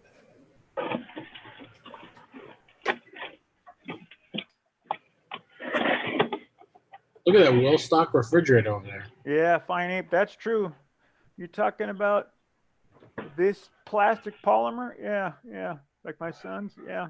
He's going to love that hunk of shit. You can only tell a boy to go and lead him to water. You can't make him drink. Let's put it that way. Oh, Ooh, good Greg ice. got some Very icy. That looks really tasty right now. Mm-hmm. It is. I'd have to put my leg on to go get a popsicle out of the freezer. Can't you just order one to text your wife, tell her bring a popsicle, woman? Don't know my wife by now? No, sir, Bob. Bring me a popsicle and some corn chips. Yep. Corn chips. Blueberry pancakes. Blueberry Flapjack. pancakes. Flapjacks. Roll top pantyhose. I know it got to him. I know he was dreaming of that. We You got know he it. was. Kyle, you need to come on, Kyle. He definitely. Do it. Kyle, the link. That had to stick because you kept talking and saying it real nice and soft, and that had to stick. The next day, he's like, "Why do I want blueberry pancakes or flapjacks? And why am I wearing control top pantyhose? It's true. I was looking forward to seeing all you guys that were going out there. Treat, Jamie, Kyle. Yeah, I know. I saw the posting yesterday, the day before, I think it was. Yeah, that really sucks that got canceled. Yeah. Postponed. Oh yeah, postpone. But right now is the time if you want to buy a plane ticket, buy your ticket now because they're really cheap. Yeah. Now, did they refund your money or they hold it for next time? Geez. Geez. Yes. Geez. Why does he have those so close to his reloading bench is my question. Because at night he turns the blue light on and gets down. Ozark brought him over and we were going to do the dragging of the rock thing and we never got to it. Yeah, we did not get to that. Dang it. But they Those might look just be- like leggings. They don't look like the control top though. You have to get the ones that's slim in shape, Jim. You need to wear that when you go to the store, Jim. You can use that as your mask. Have it over your face. Don't breathe on me. In the old days, wetsuits used to be really hard to put on because they were like neoprene rubber but no lining, and so a lot of us back in the day would wear pantyhose to slide the wetsuit on easier. Yep, I did too. That makes sense. It does. It helps slide on. You brought back memories there. Yeah, then you don't have to put lick the soap. Remember, we used to fill our wetsuits up with soap, and then you go diving for the first 10, 15 minutes, and there'd be a soap trail behind you. Mm-hmm. So technology is amazing. The wetsuits now are incredible. Just Oh, I bought that soap you told me about for the wetsuits. That stuff works great. Yeah, it's because I amazing. basically have a wetsuit on my leg right now. Basically, Yep. You know. Makes it smell pretty, right? Because you it can't makes get it all the smell steak pretty. out of the neoprene. No, you really can't. Not without that stuff. I can't wait for the summer. With that, if I didn't have that stuff, it'd be stinky panky. Yeah, we used to have when we I used to teach at a dive shop in Hoboken, New Jersey. We have 150 wetsuits, rented wetsuits in our inventory, and students would come in to get their checkouts and they'd rent a wetsuit, or people want to go diving, they rent a wetsuit from us, and we'd hang those things up, and they would just stink. The whole store smelled so bad. Half the people peed in them, and so they smelled horrible. So that we used to buy that stuff by the gallon and soak the wetsuits in it. It made an amazing difference. Mm-hmm. My wife just doesn't like it because I have to soak it in the kitchen sink, and it has to stay submerged for a while. So she's just like, "Where's your leg in here?" 5-gallon bucket. Yeah, I know, but my 5-gallon bucket's for all the other shit. I understand. What now got me I is want to cherry icy more than anything right now. Damn it. I was making some bullets, and I don't know how, but a casing burned a hole in my 5-gallon bucket. A bullet, burned a hole. I guess it must have hit it before the water was there and just didn't hit the water quite. And now my 5-gallon bucket's leaking. So I put a plastic bag in it, and now it's got a plastic bag filled with water inside a 5-gallon bucket. Yeah, I mean, the shut up's going to leak out. That's right. I was just thinking, man, my wife is going to kill me. She's going to come out here, water's everywhere. So I poured it out and put a plastic bag in it. Said, shit, filled it up again. Willie, if your wife was going to kill you, she would have done it long. Oh, yeah. Definitely. Oh, no, she wants me to buy. Right now, I just talked with one of my older friends right now, one of my oldest friends I used to work with. And I said, my wife's happy. She should be happy that I'm buying guns, because after I die in the next 10 years or whatever, she's going to make a killing selling my guns. She's going to go to Bermuda or Italy on these guns and it's going, oh, thanks, husband. Yeah. That's awful. But think about it. What happens if you die and you got a lot of guns? Your wife, your kids will take what they want, and the rest the wife sells and makes a killing. No, they're going to sell them for all the wrong prices, like this sign says. You see it? I'll make noise. Hello. Yeah, I see it. My greatest fear is that I will die and my wife will sell my guns for what I told her I paid for them. Exactly. I got to make a list. I got to make a list of what I actually paid for them, what they're worth, and what she should expect to get for them. I plan on living longer than she is, so it won't be a problem. That's what I did. I went ahead and I put down what I paid for them, and I went ahead and researched what they're worth, for this year, and I update that, because if something happens to me, my daughter's going to get them all. So,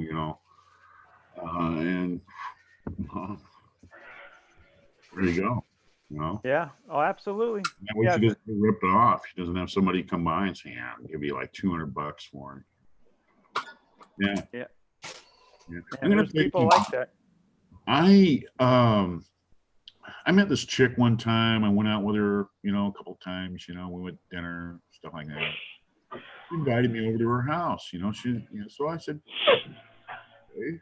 So I went over there, and we sat in the hot tub out back and blah blah blah. We went in her house, and she had all this expensive stuff and everything, And I started getting along with her. Well, started looking around, and I was thinking, she was a widow, and it's funny. She still had a lot of her husband's old shit. So I was like, yeah. I think I need to get out of here because I'm not that dude. But yeah, she told me, she says, oh yeah, there's a bunch of guns in the closet. And you need to go through them, if you want one of them, I was like, no, I can't do that. I can't do that.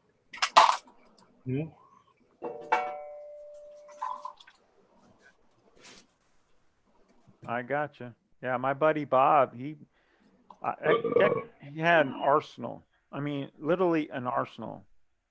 And his wife had an appraiser come in, and I'm like, no, you need to call Eric, my buddy's other friend who was an appraiser. And I said, you make sure that Eric comes in here and tells you what they're actually worth. Bob had a list, but he never updated it like Dave, you're saying you do. He never did. So I'm like, yeah, you might have bought that rifle back in the late 40s for $200 or whatever, but now it could be worth $1,200, Or $1,000. It's exactly. it's a limited edition or something, Exactly. Yeah, So yeah, there you go. She's the one I'm trying to get that Dylan 550 from. So I've been trying for a long time to get it from her, but she just wants to hold on to it for now. And I'm like, I'm cool with that. You just tell me when you want to get rid of it, and I'll come by and see you, give you good money. Not just going to steal it from you. And that's why I told her, I said, just don't let people come in here and rob your ass. Yeah. The one thing I want is he had big military cans. I mean, this thing was probably 12 by 12 by 3 feet of 48.95, for the Garand. Just 3 cans of it sealed up. One can was not vapor sealed. The other ones were. And I'm like, man, I'd love to go see if that powder's good and get it from her. But another thing she's holding on to. Yeah. I'm hoping the powder's going to be good when time we get to it, because I'm going to tell you something. My thoughts on that is that back when I was shooting on the line and I used a lot of military pull down powder, a lot of it was from the early 60s, and we're talking the late 90s. And I pulled that, it was pulled down powder and it shot just fine. Mm-hmm. It's sealed. It's not. Yeah.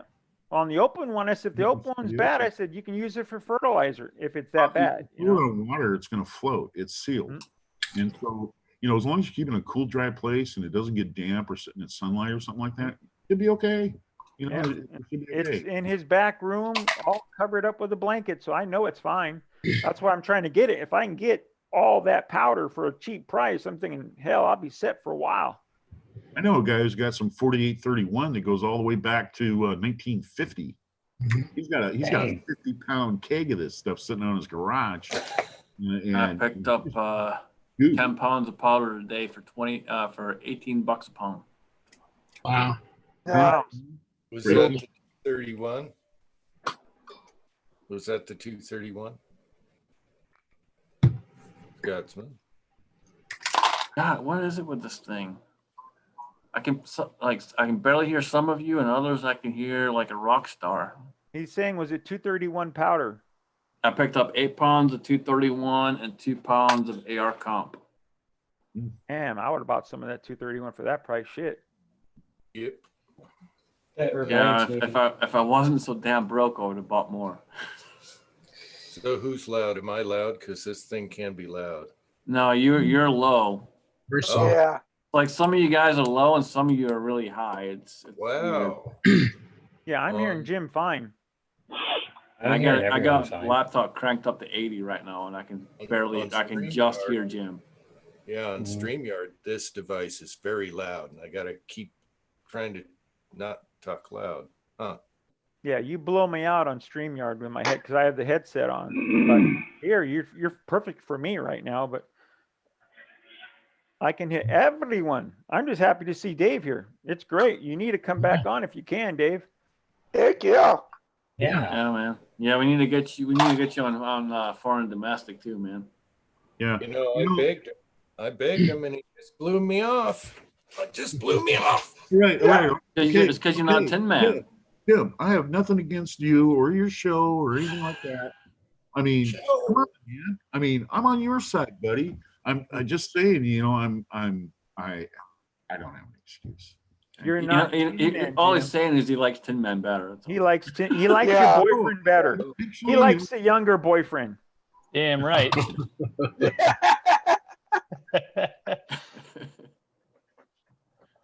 all good, Jim. We're good. Okay, That's let's too understand funny. that. All right, I don't have anything against you. No, it's just good to have you here. And see your face, not just your hands, too. Man. Yeah. You He's need to got do the name. another good video of that K31 because that is a sexy bitch you have. Yeah. Oh, Man, that thing's amazing. That thing shoots like a laser beam. I mean, with 40, what was it?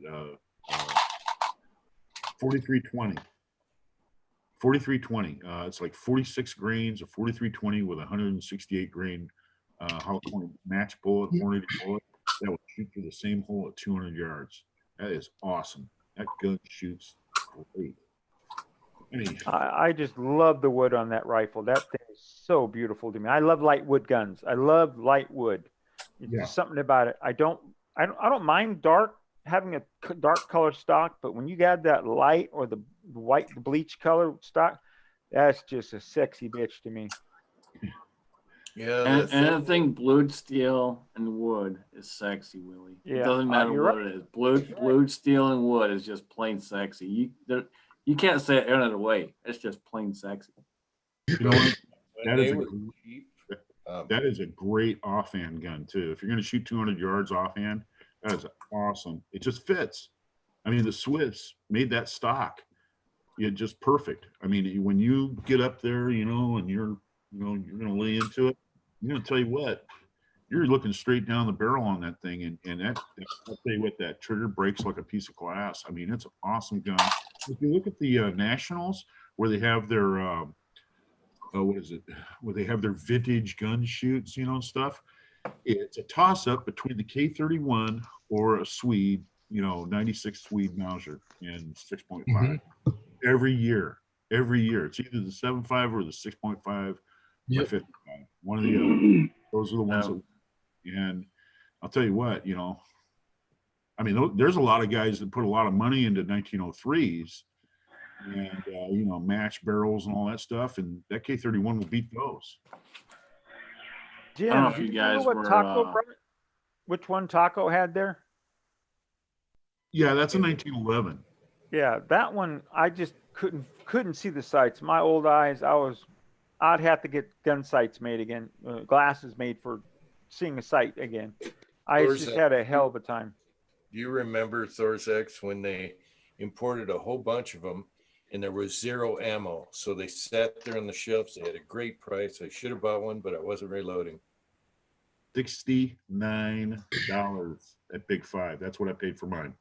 You're kidding. With that I wood? mean, that and Mosin the Gaunt's, man. Years ago, Mosin the Gaunt's were freaking less than $100 a pop. I actually had the guy go in the back and get more and bring them out because I wanted to pick on a real nice one because I ended up having to make ammo out of that. It was what was it? It was 284 Winchester. When I first got into this, man, into this business, we were selling them by the crate. Man, I would have bought if I knew exactly what they were or the future was going to bring on those. I mean, I kid you not, I had people buying them by a crate. It's crazy. The best ones were the ones you couldn't get ammo for, Yeah. Because nobody, typical guy didn't load a rifle or whatever, and I wasn't doing it. I didn't know where you could even get brass for it. Yeah. I don't know if anyone brought it up or not yet, but Chico threw out a link out there in the side chat. Pretty important. GOA is stepping up once again, as always, and click that if you guys have an opportunity and read it. Very cool. I was at a gun store in Bay Area called Reed Sporting Goods, and they had a rack of M1 carbines, all covered in crap, all Winchesters, $99. And I said, fuck, I don't want that gun. What do I want that thing for? If I'd have known, I would have bought the whole rack. They're not going for tremendous money, but they're all Winchesters, all lined up, just covered in cosmoline, just like they got unwrapped brand new on the rack. And it's just like, I don't want that. I had a Rockola in my hands, and the guy wouldn't sell it to me. He was close, but he wouldn't sell it to me. And this is when they were cheap, and I'd pay $350 for a Rockola. I remember when I was a kid, my parents, we my dad was a diabetic, and at that time you couldn't get saccharin in the United States, because the Food and Drug Administration, like, ooh, it's saccharin, it causes cancer. So, my parents used to go up to Canada and buy it and bring it back. And my mom did canning and stuff like that. Anyway, so we would go into places like London Drugs and, a few other different places. And I remember one time we went to this one place, and it was like your bargain store, but they had a sporting goods section. And I remember walking in there, and there was like a row. The whole back row was nothing but 303 jungle carbines. And I remember I was about 10 years old or something. I told my dad, I said, hey, that looks pretty cool. My dad says, you don't want one of those. You don't want one of those. Man, you only knew talent. Ew. Yeah. Yeah. Have the funky brakes on them. I don't know. It's 10 years old. Yeah, it got the cone brake on it. Yeah. And that's what I thought looked cool on it, So I was like, I'm 10 years old. Shit like that was impressive, like, oh wow, man, look at that. But yeah. So and it was dirt cheap too. $30. 51, and I still think that's cool. What are you talking about? 10-year-old cool? Yeah. I still think it's cool right now. Yeah, but those are original carbines. The original carbines, not these knockoffs that you get screwed with every once in a while. You got to watch out. Where it's been reworked by somebody, or it was originally a number 4 and they actually cut it back or whatever. Yeah, like I said, my buddy Bob, he that's when he was young. He would go in and just buy him for. He said he'd go in after World War II. There'd be barrels upon 50 gallon barrels of bayonets. $2. Didn't matter which one. Captured German, Japanese, didn't matter. All the rifles from the war bringbacks, cheap. And that's when he did. He's just started buying them all up, buying everything. That man had I can't tell you how many, just massive amount of. He bought an armory. The 2nd Street Armory National Guard went closed. They're tearing the building down, and he bought the vault. He had the front of his house tore apart and had the vault installed where his garage was.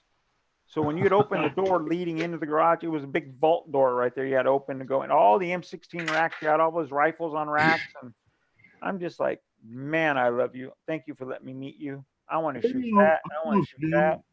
I don't know if Jim remembers this or not, but do you remember Ernst Home Centers? And some of them had a sporting goods section, and they had trash cans full of military surplus guns for cheap, like $20, $25.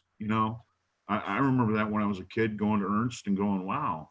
I don't remember Ernst, no. But yeah, most of the places, Kmart used to have tons of guns. Yeah. Oh yeah. They had good guns too. It was funny. I went to buy my 3x9 BSA. I went to buy, and they didn't have it in stock, so I bought that H&R shotgun. Actually, it's still in my mom's name. I was 15 when I got it. Had mom go in and sign for it. $35, I think, for my 12 gauge. Ace Hardware here, but they're all new guns. They have guns though. You get one-stop shopping. Ace Hardware sells guns where you're at? Yeah. Wow. Mm-hmm. There's another one. They don't stock them, but you can order. There's another one that you just order them, catalogs. I think ours probably has their FFL, but they don't sell anything. This has a huge selection of reloading stuff, but as far as firearms, they don't really have much other than like black powder stuff and revolvers, black powder revolvers and that kind of crap. All the new knockoffs. But it's great if you need any kind of reloading stuff on a pinch. I hate you all. I hate you all. Bird food and plumbing supplies. I hate all of you guys. I ain't got shit here. And the stuff that's here is overpriced. All I can say is after this scare is all over, you guys are going to be able to buy brand new guns for used prices. All these astards are buying up all these guns, and they're going to want to sell them off after it's all over with. Yeah, true. Oh, yeah. They're lost. I'm It's real already, awesome. Oh, already. absolutely. That's what I'm saying. You guys are going to be able to get great deals. Not me, but you guys will get great deals. Matter of fact, there was a guy on YouTube. He's a gun store local here somewhere in California, and he was screaming at people saying, "Stop saying I'll pay an extra $200 if I can walk out with the gun. You can't walk out with the gun. You have a 10-day waiting period, and that's that. You're not going to get it early. And this is the ammunition we have available for it. And if there's no ammo here, then you're screwed. You know, That's awesome. every reloading supply right now is pretty much dried up. I Yep. think that company knew that's why they probably raised their prices out outrageous because people are going to be buying everything up. I should check out our little store and see if they have stuff. They didn't carry a lot in the first place, but they might have powder and primers. Well, Midway has free hazmat, $150 or more. I think it's $150, and I think they're doing back orders, so I'm going to place a back order. Somebody posted something on Discord that they were like, due to the high volume of orders, we won't be able to accept back orders for this. Oh man, of course. Of course. Yeah.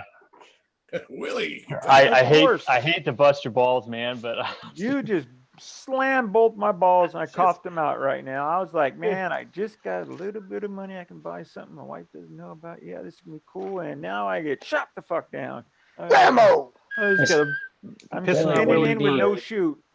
Pissing in your Cheerios. I'm sorry. Yes, you are, Tin Man. What do you need? Hey, you know There's what? already a package Someone's coming got to you. I'm fine. I'm okay right now. someone's got to piss in these Cheerios. I was just going to buy some to keep on the shelf so I can say, hey, I'm a big guy. Yeah, I might have 3,000 of this, but I ain't got that now, bastard. Julio, I just saw your reply there. And yeah, I heard up in Connecticut, there's areas that have a lot of the virus going on, right? Yeah. Are you Yeah, away they from were, the area? on the news, they want to shut down the interest in no one can leave the state, and also do the same thing in New York and New Jersey. But Wow. are you kind of far away from that, or are you close to it? I'm close to it. Eee. Stay home and stay safe, man. Yep. Yep. Stay home. It's Stay like safe. a hop from Hermitize. here. Time to hermitize. Yeah. They just need to. Well, I don't know about you guys. I've been seeing a lot of Humvees driving by me. Yep. You too. I had one drive right down my dead end street, turn around, drive out, and I was telling my wife, I said, martial law's coming. I can see it coming. Why did they have tanks in California? I'm like, tanks? Ooh, that's scary now. They use that for roadblocks. They use that for I was roadblocks. going to say that's an everyday thing for California. Yeah, I mean, Okay. seeing tanks and Humvees being transported on the trains, that's an everyday thing. But now they're coming in mass quantities, so. And they're for Wow. roadblocks? That's what they'll use them for usually. Well, that's what they're supposed to do, you picture even like a full size pickup truck going 80 mile an hour. You run into a tank, that tank ain't moving. Oh no, they're effective. You're gonna scratch the paint on that tank. You might bend a fender, but you're not gonna hurt that thing. Oh, that'd be a pretty good tool for a roadblock, I think. Yeah, you get a big It's like rig. a A side big of rig might pothole move or it a a little, protester. Yeah, but what if someone pulls an animal house and starts, cruising around with one? See, that's the thing. There's a lot of us vets here that know how to start them. Yeah, well, there's been a you whole don't know bunch how to of start posts them. on Facebook for There's that. not a turn the key in it. I think there was a guy in California that Guy went down LA freeway. A National Guardman went crazy, grabbed he was trashing parked cars. M1. And It wasn't an everything, running Abrams. over. It was an M60 tank. I think it was. Drove right through a motorhome. Yeah, and then the Yeah. dumbass decided dumbass wanted to go over the freeway hump. What a moron. You're going to get high centered no matter what, even if you can get through it, Idiot. Just You know what was impressive about that motorhome? He didn't. What was impressive? It was fun to watch. Yeah, it was impressive about that motorhome was that he didn't go through the side of it. He went through the front of it and came out the back. oh yeah. He tore every vehicle he saw up, chewed it to Pepsi cans. Oh yeah. Yeah, hey, Willie can agree with this. You know what? The M60 was a good tank. Damn right it was. You know, But the it moron really- left the hatch unlocked. The moron left the hatches unlocked, Yeah. Good tank. Yeah. It's funny, Willie. No, it's been 2 years now. One of the guys that used to work for me, he was Special Forces. And I get a phone call one day at work. I can't come into work. Okay, why? I'm in jail. Why are you in jail? Because I drove through the front of a convenience store because I wanted to get more beer, but they wouldn't let me in. Oh shit. Oh, it gets better, Willie. He was butt ass naked. Oh boy. Oh, that would have been some cool security footage. Seeing the dude That would have been some really cool back on his shoulder walking out the door. Yeah, would have been a great. that was.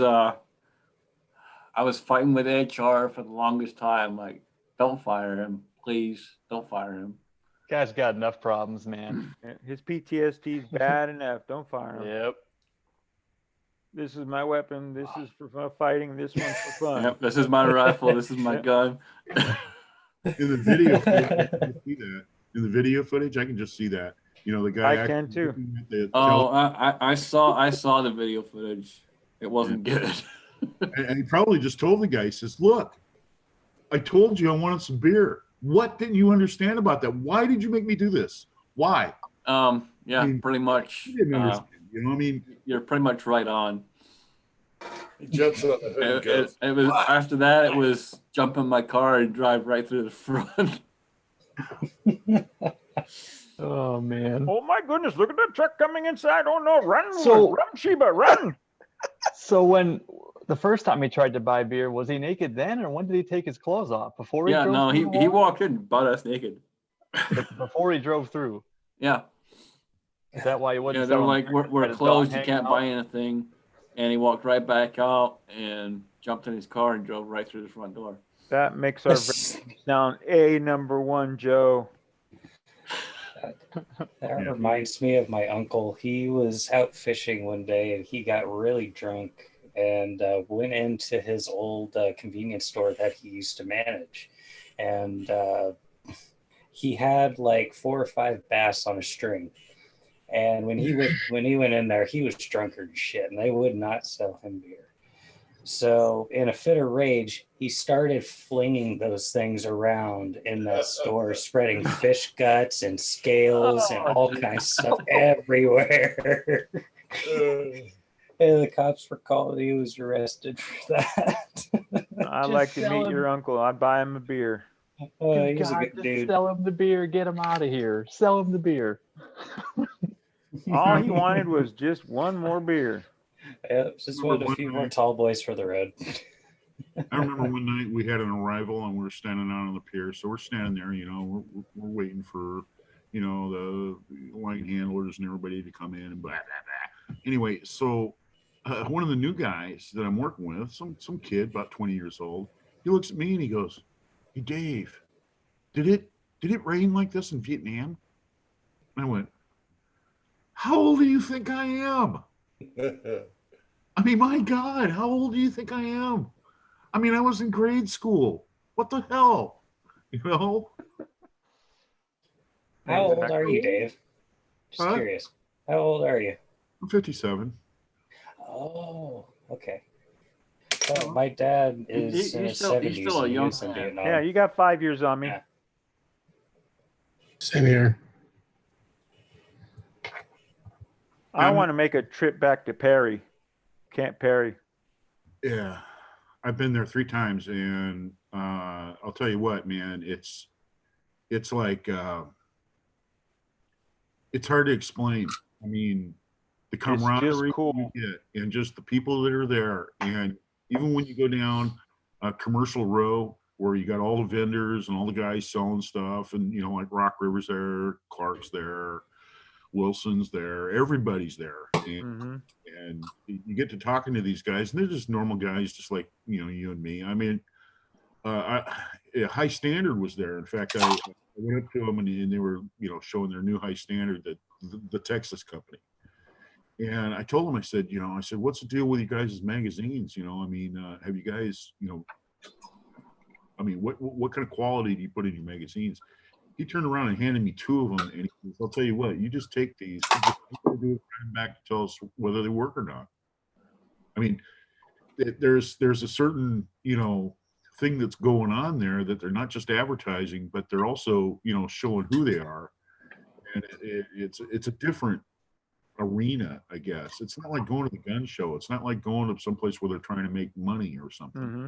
You know, You're right. it's sell to shooters, so that, you know, they go out on the firing line and people are like, oh, well, you know, what kind of brass are you using? What kind of powder are you using? What kind of, you know, what kind of gun is that? Who did the work on it? You know, and you just tell them, you know, and so it's, you know, it's one of those things where it's a whole different ballgame. You know? I'll tell you who's the best at it is the Marine Corps team. When I heard the Marine Corps spotter say, you know, 3 clicks right, I went 3 clicks right, because I knew that guy knew his shit. And it was. Those guys were just balls to wall badass. Yeah. All right, guys, I'm going to jump off.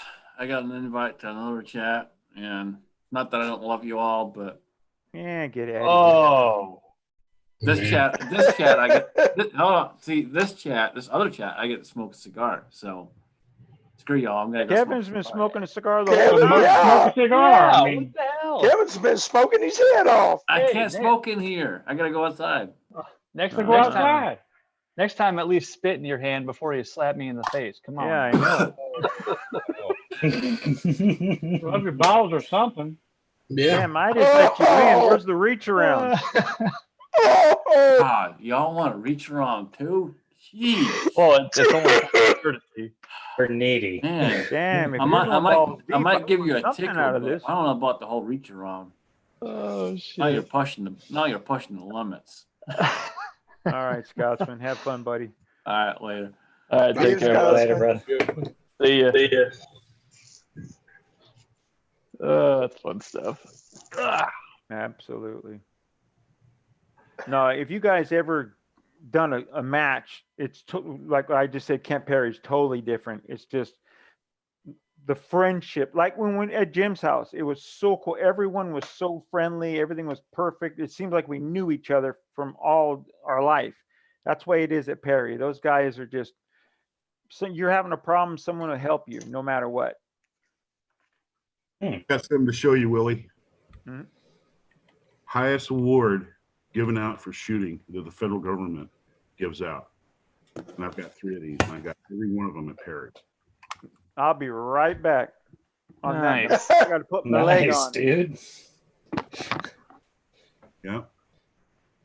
That's impressive. Yeah, I've gotten 3 gold medals. Came in first on 3 separate matches. And, I'm happy if I hit paper at 10 yards. Yeah. Well, dude, man, it takes a lot of practice, dude. You got to stay in. Oh, yeah. You know, I mean, that's it. You know, it's not just a recreational thing at that point. It's something you got to go and do, and you got to go and practice, and you got to know how much to practice, and whether you're Right.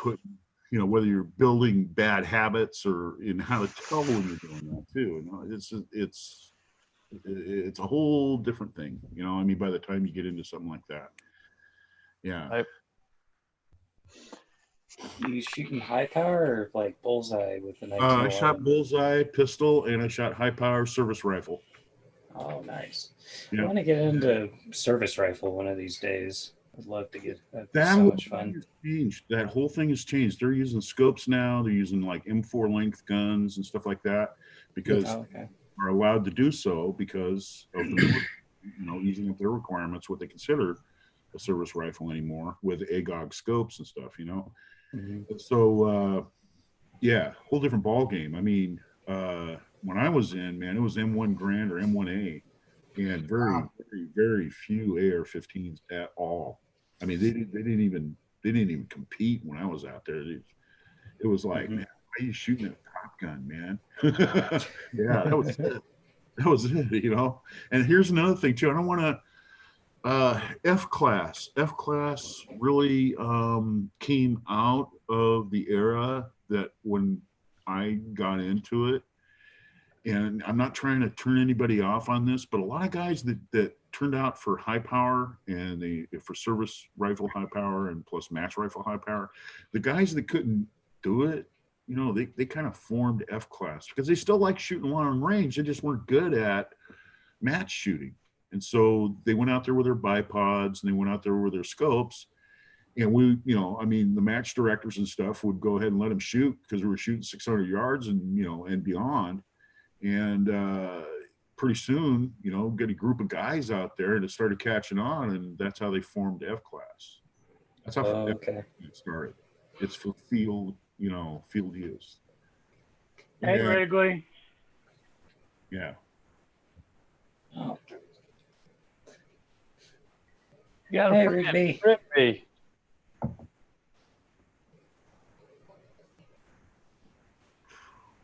Oh, boy. Boy, it's been a long time since I had a beer.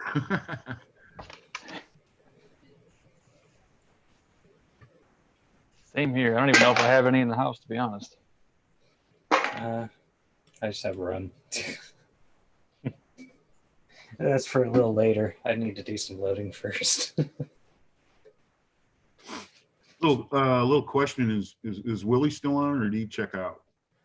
No, I think he went to go get something to show you. Yeah. Oh, okay, all right. Yeah. What is TDY? Well, I can ask Tim. Tim, did you fix that spew plate cutter for him? Did you weld that back up and then drill it out? I've welded it up, but I haven't drilled it out yet. Oh, okay. Because I just wondered if that was the mold he was talking about, the 220 grain 45. No. Oh. Okay. Yeah, those, I'll tell you what, those H&G gang molds like that, they're a monster. I mean, it's like Jim said, though. I mean, you know, you pour and there's 10, and then we pour and there's 20, and then you pour and there's 30, and it's for mass volume. I mean, you're mass volume, but you know, having I seen use those, and what they did is they put a hot plate under their pot, and they would actually set the mold on the hot plate while they were, you know, filling the mold up, and then they'd open it up, dump the bullets out, and then just set it back on the hot plate. Wait a few minutes, 30 seconds or whatever, while that hot plate was on high, and then they would pour all over again. And they did that to control getting squiggly lines and voids and stuff in their gun, in their bullets. Anyway, go ahead, Willie. Oh, well, the other one's at my mom's. It's the only one I brought back, my 300-yard service medal. Oh, California yeah. Okay, cool. So you recognize what I threw up there. Oh, then. yeah, absolutely. Mine's at my mother's house. I forgot it was there. I was disappointed. Cool. Awesome, man. You guys should be proud of that. Oh, yeah. Hell Well, yeah, because I would my be. first fiance burned all my medals, my real medals, my Purple Heart, my Silver Star. She burned it all. My original gray, all the pictures of my friends that are long gone. She threw it all in the fire because I busted her cheating on me. And I took it out on the guy instead of going to her house and getting all my shit. Her mom was pissed. She did it all by herself, lit a fire in the fireplace and threw it all in the fire. Yeah. To get back at me because I whooped that guy's ass for dating her when I was overseas. Should have hit him harder. No, I should have smacked her. You know, that's what I should have did. Yeah.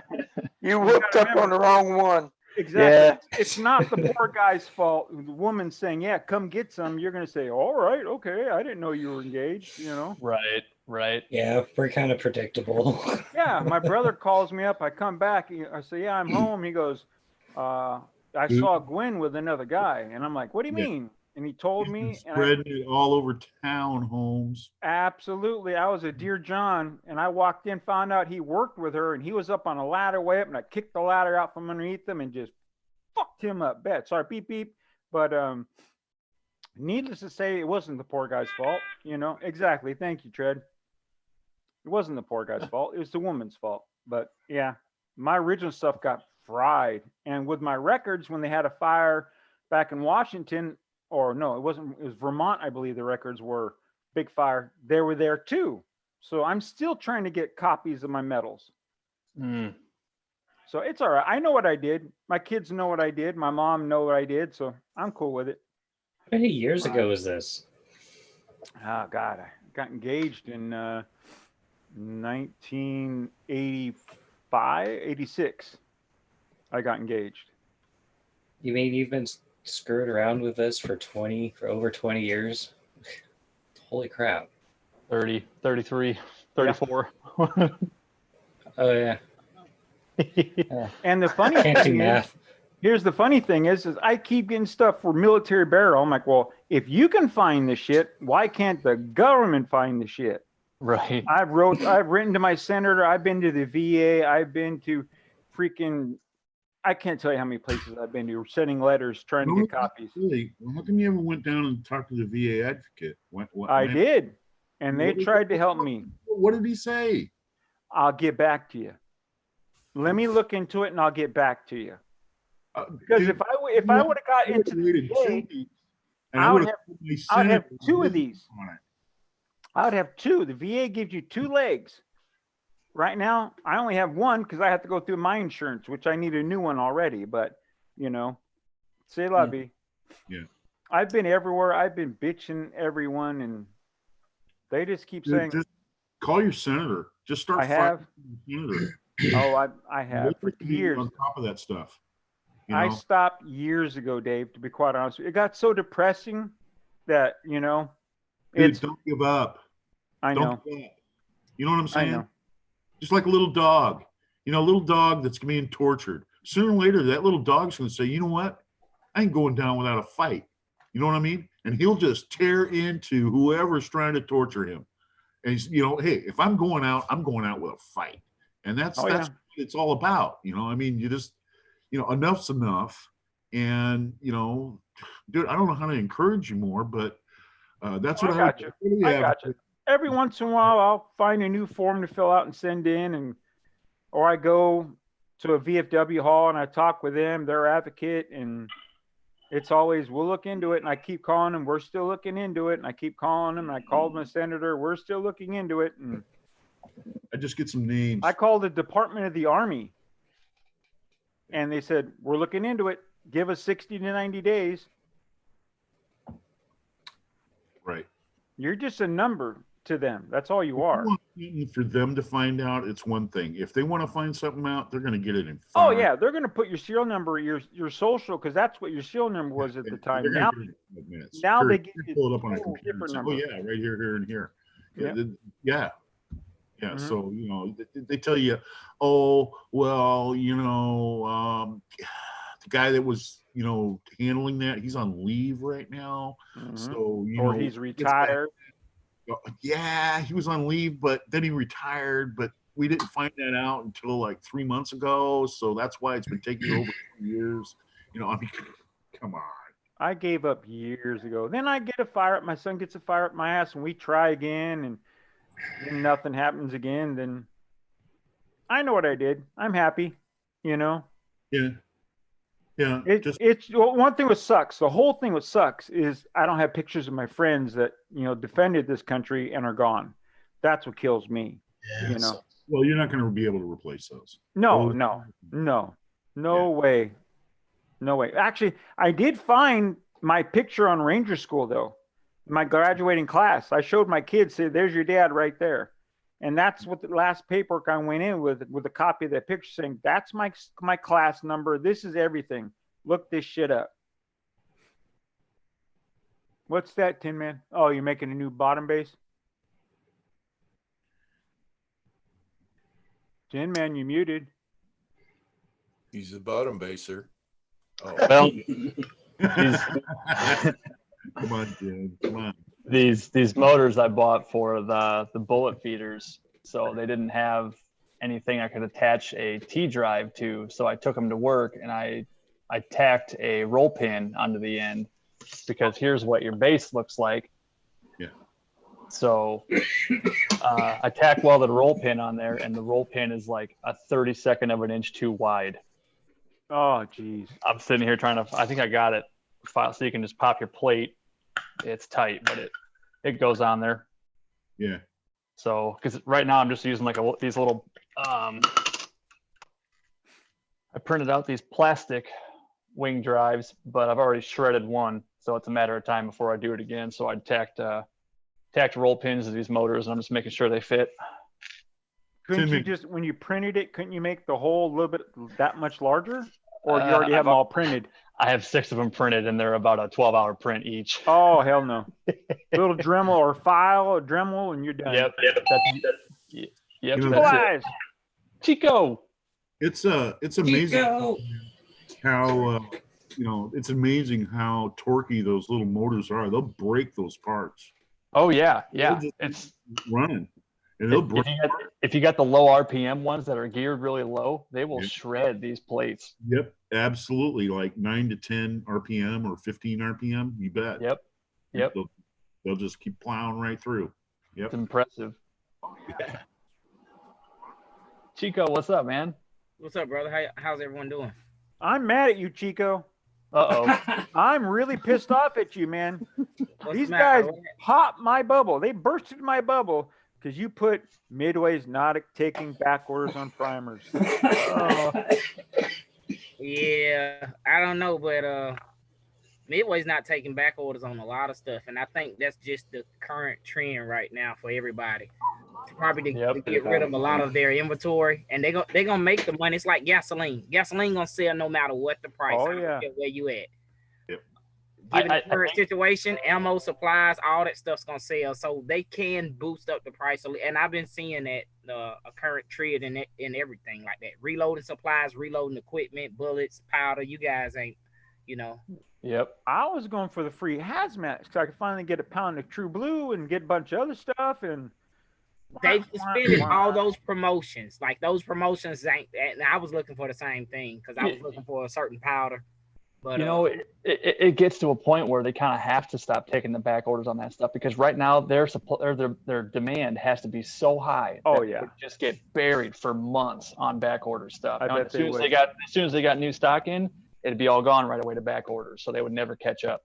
I can't blame them. Bastards. Mm-hmm. Unfortunately, yeah, I was looking at that too. I'm like, oh, cool, man, powder and primer for free hazmat. Then as soon as I checked out, first time I put it in the video. Look, free hazmat, and going down in flames. Everything's out of stock. Well, there goes that.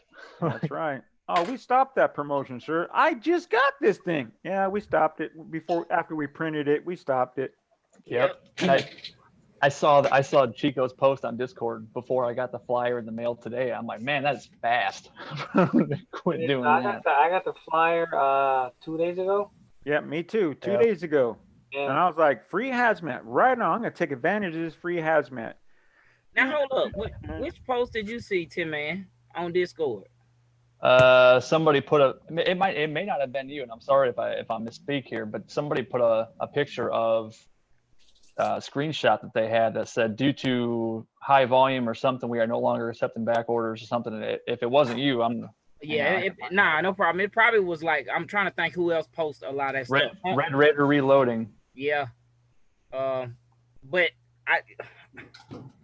if they sent me an email like that, I would definitely contact them and say, hey man, y'all need to honor this, at least for me. I got a flyer in the mail. That's what I got it in the mail in a flyer, and I was like, hot damn, all right on.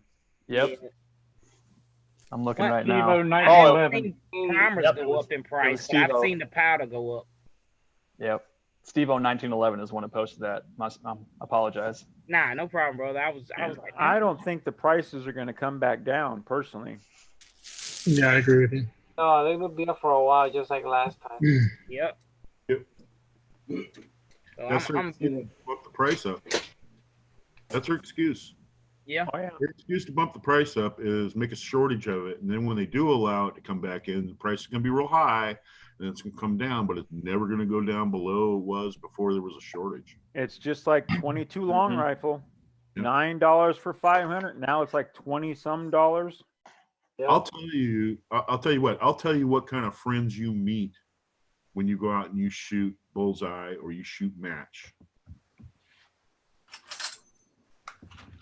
Here's a whole brick of Ely 10X. Wow. And my buddy, he's 4-time inter service champion, gave it to me. He's just like, hey Dave, I've been waiting for you to show up, man. come on back to the office, man. I got something I want to give you. And he just gave it to me. And I was like, you sure? He's like, yeah. It's, man, this is like 230 bucks. They're dude. not cheap. Wow. Yeah. He says, yeah, take it. Get out of here, you nutcase. Go. Wow. That's I was awesome. thinking, man. So you meet the greatest people, man, out at on firing lines, gun ranges. When you start getting involved with actual competitive shooting and that sort of stuff, man, you start making connections with people that remember you. Sure, they were your competitors, but the bottom line is you get lifelong friends. I mean, just lifelong friends. People call you and it's just, hey, what's going on? I mean, it's just fantastic. I mean, it's great community. If you guys have a chance to do a 3-gun match or any match, you should try it. It's a lot of fun. It is. It really is. And you don't have to be slow as fast. Just remember, be safe, have fun, and you'll get it. A great place to start is Silhouette. Mm-hmm. Silhouette, long range rifle Silhouette. It's a great place to start. You'll meet the most nicest people out there, and they'll help you. And I'm going to tell you what, the feed that they put on at lunchtime is bar none the best. I mean, they break out the ribs. They get big steaks. Oh, absolutely. Oh yeah, steaks, whatever.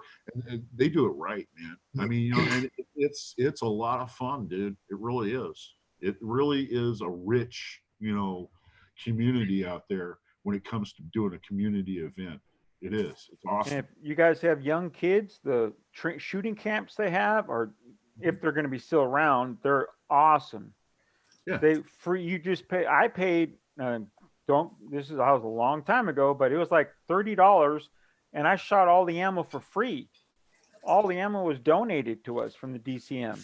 So, wow, it was great. Shoot a service match, and they treat kids really cool, like they should, just keep the sport going.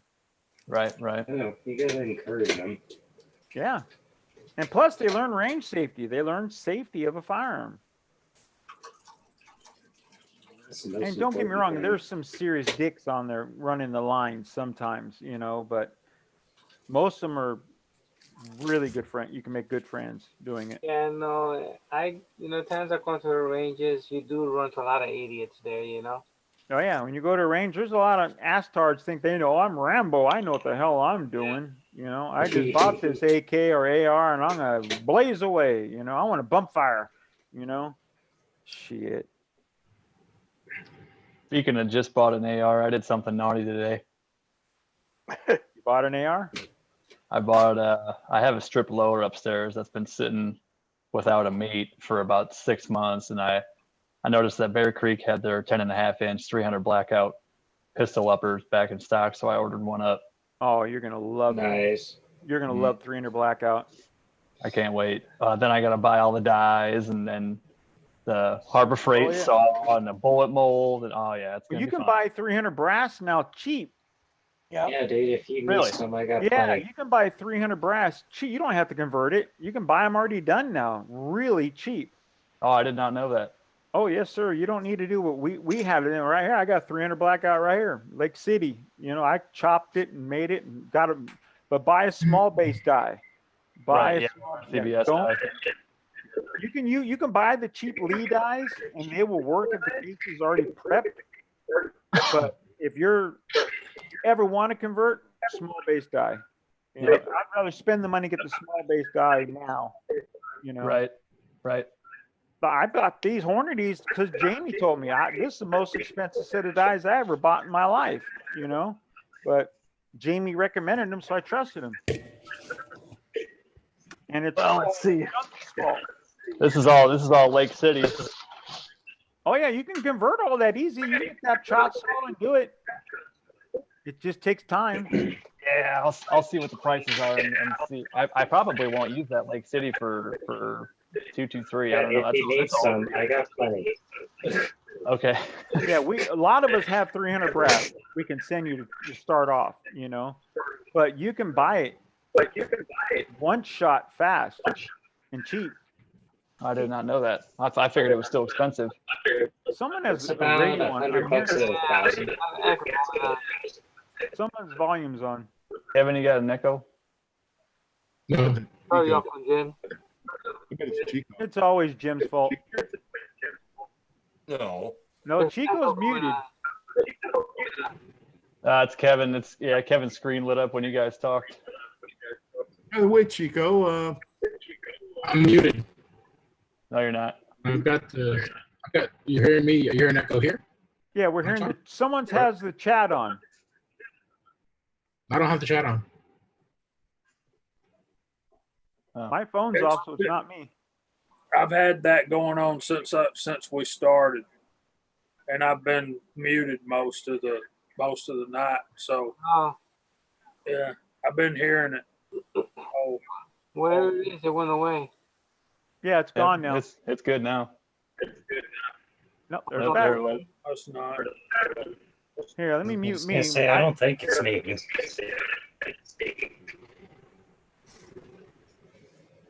my microphone really loud? No. I don't hear it now. I got my output level turned down pretty far. It's just somebody's got YouTube on. I'm pretty sure it's Kevin. I don't think it's a YouTube replay. I think it's just their speakers. Yeah, it's still there, yeah. Yeah, I was hearing it with me muted. Yeah, it went away when Kevin muted himself. You may have your mic too close to your speakers, or your speakers are up too high. No, I'm still hearing it. Yeah, I'm still hearing it, yeah. When Kevin was muted, it went away. Huh. Oh, that's okay. I think it's Uncle Jim. It's always Jim. It's always Jim's fault. It's Jim's fault. He's eating that un-American sandwich. Un-American. I love it. Speaking of YouTube, there's an RCBS small base right here. I was making brass right there. Oh, there you go. Yeah, that would be the resize die I would purchase is the RCBS small base for sure. Yes, sir. But everything else, Lee, works. Once it's sized, the Lee dies will work. You know, I have them, but I just use the RCBS now. Right. Speaking of YouTube, did you guys watch Paul Harrell? Did you guys watch him? His last video? Occasionally. Yeah. Oh yeah. He was upset, but he wasn't angry. It's a good way to say it. You know? About what? I don't know. Some dude went and like put him through the corn grinder, I guess, over his videos and stuff, and he just finally just drew the line and said, "Okay, now we're going to settle this, and this is going to be it." And he did. He did. Paul Harrell? Yeah, some guy by the name of Gun Nuts or something like that. I guess was like thrashing on him all the time. So Paul Harrell just turned around and said, "Hey, guess what? We're going to sit down at the table here. And we're going to have a conversation. I'm going to do most of the talking. And I'm going to show you how you are flawed." Who is this? Who's sitting? Paul Harrell had some ass tard commenting all the time.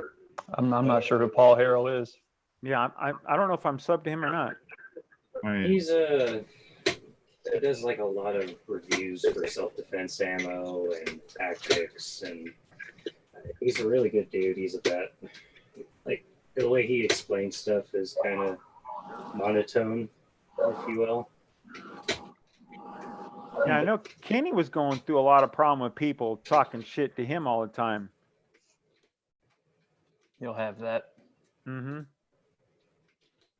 You're bound to have a certain amount of that. Absolutely. But since Kenny's doing the long range stuff, everyone's talking shit, saying, "Oh, you don't know what you're talking about," and blah blah blah. And he's showing numbers. He's taking you through the steps, what he's doing, and they just don't like the way he's doing it, so they're telling exactly him it's not their way. Opinions, right? Yeah, and they have their opinions, and they try to come across as instructors. And what might work for you doesn't work for someone else. And I think Billy can back this up. One time I was on the firing line. I was at 600 yards, and I had one of the it was one of the military sergeants. It was one of the Army guys came up to me, a firearms instructor, and I was just shooting for my sighters. I wasn't going for score yet. My second shot went into the X ring. So my first shot went into the 10 ring. So he's standing over above me, and he turns around and says, "Well, and the guy is just like screaming at me, and he goes, "You gotta get your elbow right below the magazine. You gotta get your elbow right below that magazine." He's just coming across, and I was like, okay. So I went in and put my elbow right underneath the magazine, all slinged in, and I cranked off a shot. And guess what? I shot an outside 9. I turned around and said, "Thanks. That was my first shot, dickhead." Yeah, they're out there. Yeah. So, what works for them might not work for you. And so, that's the way you got to take it, and that's it. I know I come across that way sometimes with people. Well, you got to do this, you got to do that, blah, blah, blah. But I wouldn't give you any advice I wouldn't follow myself. And I always do say, I may be wrong, or this is what works for me. I always kind of give people that, Now that Kevin's gone, that noise is completely gone. Oh, Kevin's gone. I didn't know this. I wasn't kidding. Maybe he's signing back in. But yeah, Dave, I've had those guys. What works for you might not work for me. Exactly. And not just that. What did you shoot, Mr. Instructor? What was your score? No, I loved the old guys, no shooting jacket, shooting 03s all day long, that metal buttstock. And they're all day long shooting it with no shooting jacket, just a shirt and sling. And you hear guys bitching, my M1A one's really hurting my shoulder. And they have a leather jacket on with a big shooting pad. And I'm like, no, you're a puss. That's a guy over there. That's a real man. Shooting an 03 with a metal buttstock all day. This gun is hurting my vagina. Exactly. Oh, I got great. My wife and me were going to see my grandson yesterday, and we're going down. We saw a tow truck. The tow truck was Camel Toe Towing. I went, oh, that's a fucking great name for a tow truck. Camel Toe. Oh no, Fine Ape's coming on. All right, I gotta leave. Fine Ape's here now. Oh, I'm kidding. So Thor's Axe. Yeah. What's your birthday? Be careful with what information you disclose on here. Reason I ask, I'm 57 too. I turned 58 in August. Yeah. There's a reason why I've been cutting back on my videos, and there's been a reason why, and mostly because of funding. You know why, Jamie? There comes crunch time, and you gotta do what you gotta do. And unfortunately, YouTube does cost money. I know that sounds like a lousy excuse, but you gotta do what you gotta do, man. Yeah. I think retiring is a little bit higher priority than YouTube videos. I don't blame you. Yes, absolutely. And I've had my nose to the grindstone, and I'm like, I'm going to do this because what it is freedom. You got to find absolutely, and that's what you're trying to do. And so I haven't been buying anything, and I haven't been doing anything really. Because not only that, my range is like. I remember that video you did, and that guy was yelling at you for shooting the shotgun at 50 yards or something like that. That guy started screaming at you on your video, and it's like, wow, what a dick. Yeah. And you know what? It's Fudsville out there. It's Fudsville. It is. It is. You get all these power hungry, authority challenged guys that volunteer for range duty, and then so they go out there and they are the range police. They're the range Nazis, and they just grind you into nothing. And it's not an enjoyable thing to be out there. I've seen new people turn around, grab their stuff, pack it up, and leave. And just I can't stand it. Just they leave. These guys will just stand right behind you and breathe down your neck while you're trying to shoot. There's another range down in Tacoma though, and it's called Paul Bunyan, and that is an awesome range. That is an awesome range. That's good. I would love to join that range, but you're looking at 150-mile round trip, to go down there from where I live. Yeah, that's for me to go to the range to shoot over 1,000 or at 1,000 right now. It's 140 miles for me. Yeah. Hey, Willie, did you ever spend any time at Fort Lewis?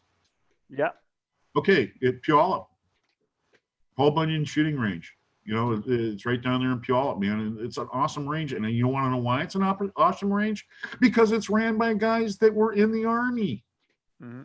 We got these guys out here at where I live. All those guys are like Navy retired people. And it's all about procedure. And it's all about everybody following the rules. And it's all about all this bull crap, And you go down there to Paul Bunyan, they give you the intro, the introduction and stuff. And, they walk you down the line and they show you, what can and cannot be done. And that's it.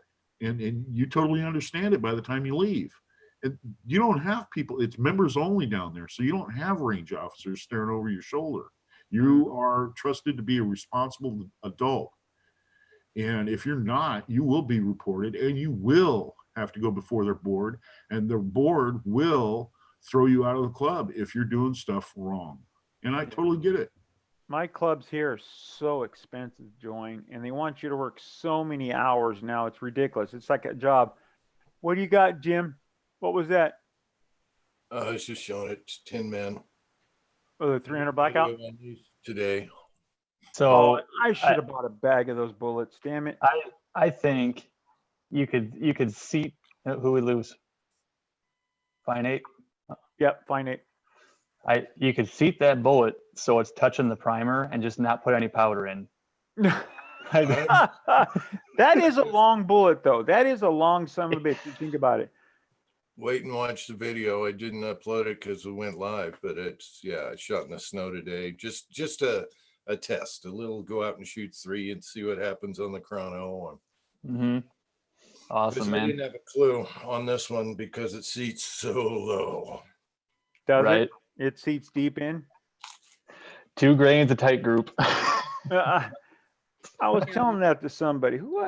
I was just talking to I was talking to Jamie about that. Yeah. We're talking about that. Jim, you got tater chips on that sandwich? I heard them. That's some fresh lettuce. Oh, lettuce. Okay, I thought lettuce and turkeys from the backyard. Julio dropping off. His internet was giving problems earlier. He said. Oh, right, Julio. I'll check the side chat. Hi, Julio. Hi, Julio. Good night. Hopefully you come back, Julio. Oh, look, I got a question about you guys talking about the 300 Blackout. What's the small base dies versus the regular ones? Jim? For your ARs, if you have different chambers and stuff, if you go small base, they're just going to run in them all. Okay. Like I shrink them down a snub for full length sizing, basically, I think.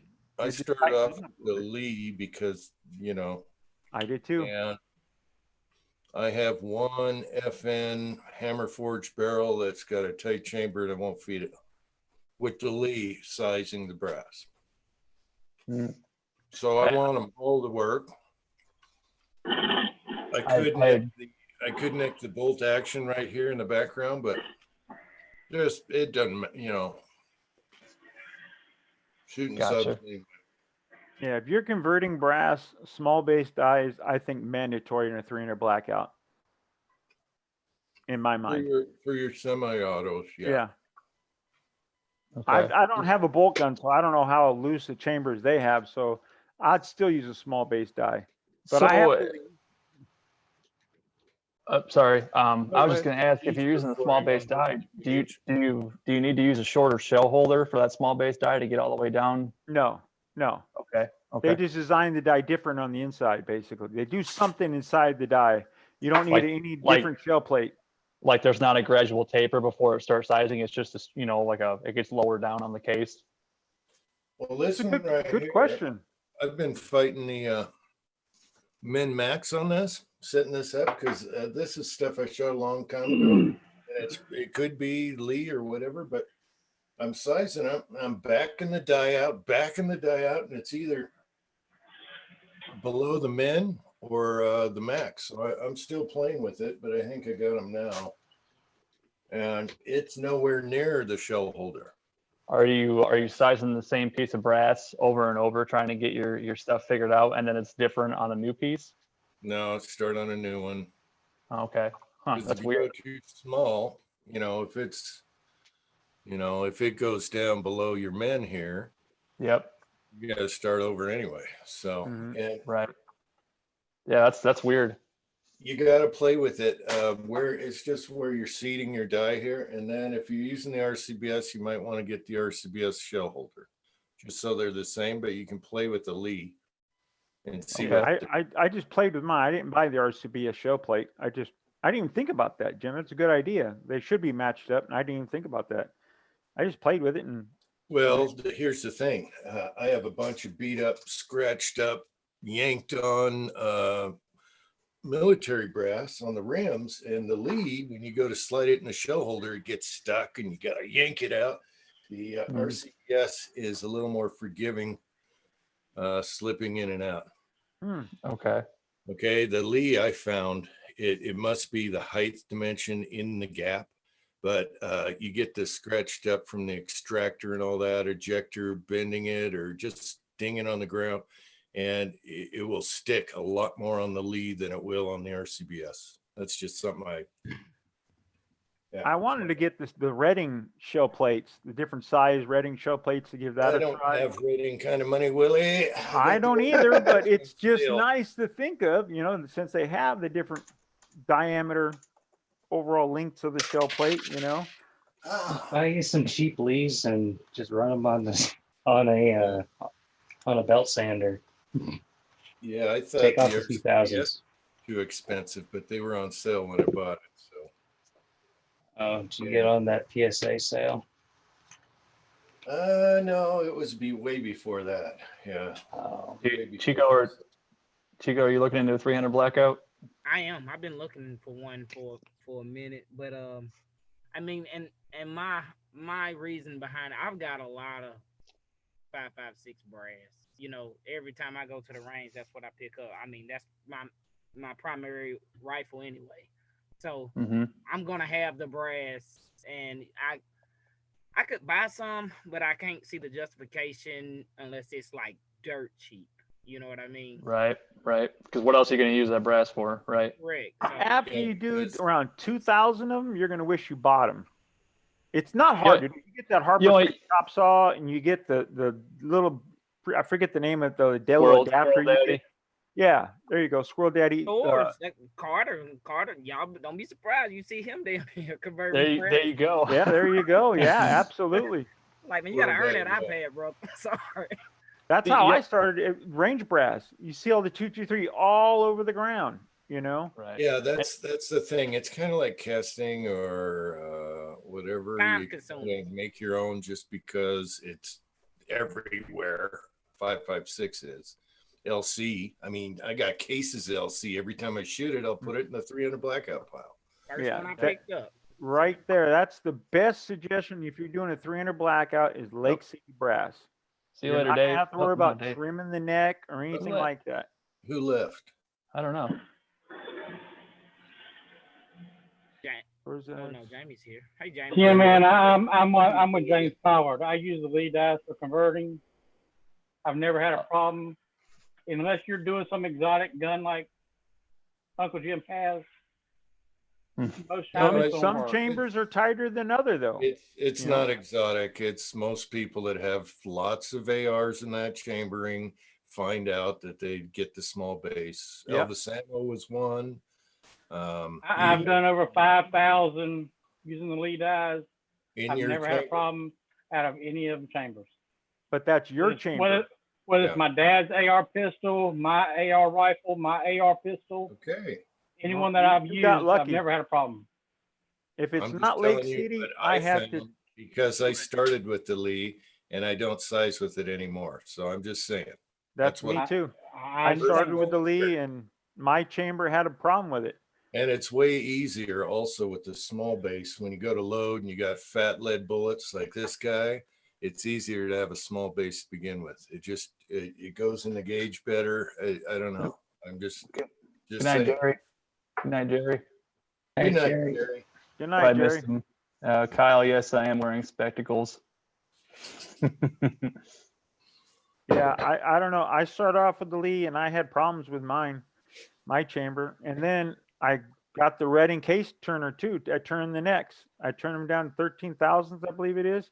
And no problems after that.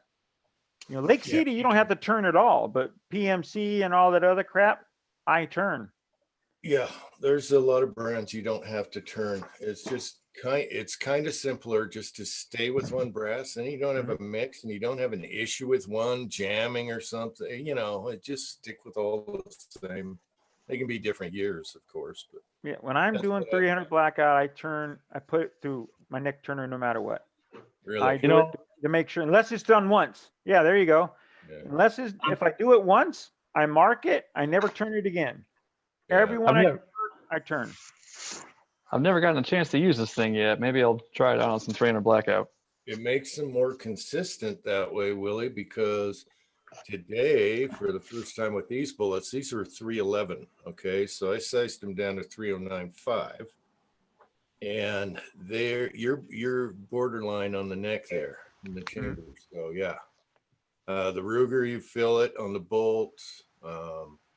So yeah, it helps it makes it more accurate too. It's even all the way around, and when the bullet's squeezed, you know. I want a bolt gun so bad in 300. I'm thinking about turning my 110 Savage over to 300 blackout. It's a 223, you know. That Inman just showed, and zip them out, you know, on the drill. You know. Yeah, I have the Lee shell plate I use holder, and I just zip them. You know, it's made for their string puller they have. Lee has for turning their brass. It's that attachment. Kenny showed me it, and it grabs a hold that your shell plate, like where your shell plate mounts it, and yeah, it's just like a prep center one. Yeah, and then I just turn the outside neck, case after case after case. So simple on a drill. Slowly on my old trimmer, you know, I have the inner and outer thing. I like the inner part though. I like that you can do the inner and outer. I like that. Yeah. And you get can down see how off they are too. I mean, you start sketching one side and you're like, oh, this brass is off on the neck. Oh yeah.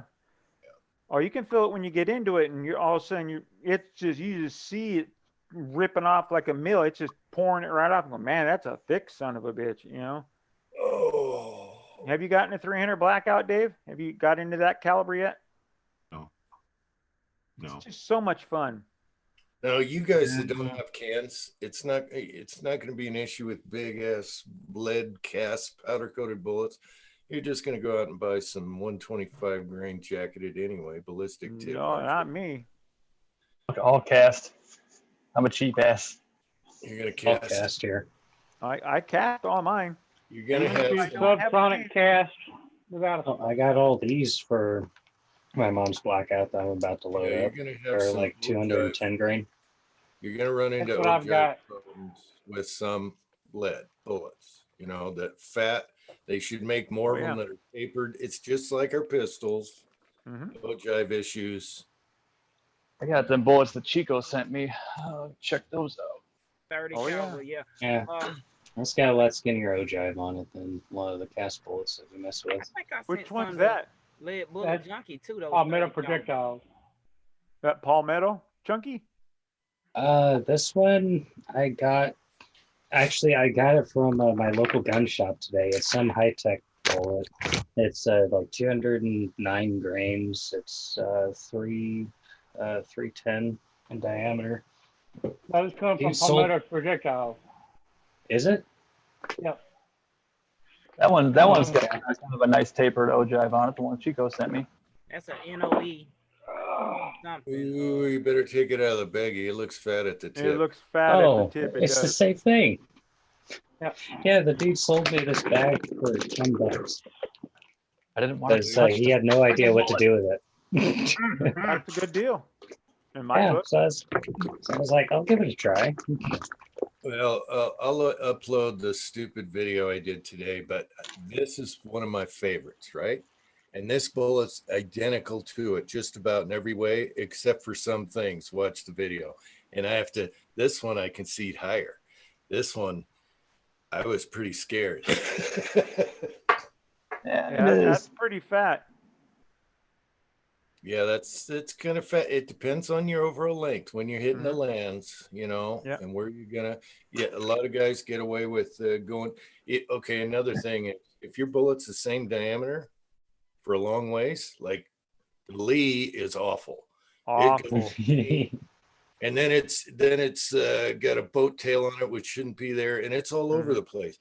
But if you have a bullet that's steady all the way, you can just seat it, keep seating it until it's, and you get something on there. But I prefer to have a crimp groove with semi-autos, just so that when that bolt goes forward, it doesn't jerk it forward, or if it hits the feed ramp or something, it doesn't, set back. So I like to give them a crimp, and I like a crimp groove. And you'll see in the video what I had to go through with this bullet, which is cool. I mean, it did good. That looks like the same. That looks like the same bullet, Jamie. It's nice. Yeah, that's what they look like when you powder coat and gas check them. Yeah, that's Right on. It is that same bullet to me. Jim, do you still have Ozark's bullet? He sent you for that not Taco Pox, but the 300 Blackout challenge. This worked awesome. This was That great. is a great bullet. An NOE. The only issue with this one is they made it too pointy. Yeah. And if you look real close, you'll see the end is bent over right there. Yeah. Can you I see it? remember him talking about that from the Trace Amigos. Yep. But So that what, is what such a Taco cool. does is he uses the NOE to size it, I think, upside down or whatever. It cones it, and he said it straightened him back out. But what they should have done is just left that tip a little bit dull or rounded. This one feeds like a mother, and I'll show you the difference in height. It's pretty close. Okay. Oh yeah. Yep. So you still got and AR magazines are forgiving. I mean, this one right here, there's room galore because I had to seat it lower. This one will be towards the end of the magazine, but you can stuff a lot more powder in it. This is the one I'm comfortable with. Okay. For the big ones, but you guys that don't shoot suppressed, you'll probably be running 150 on down anyway. So that's my next question. What mold? 250. What mold would you recommend then? I mean, I'd be comfortable with like a 180 or something. That'd be fine with me. I haven't found a good one for a heavy yet.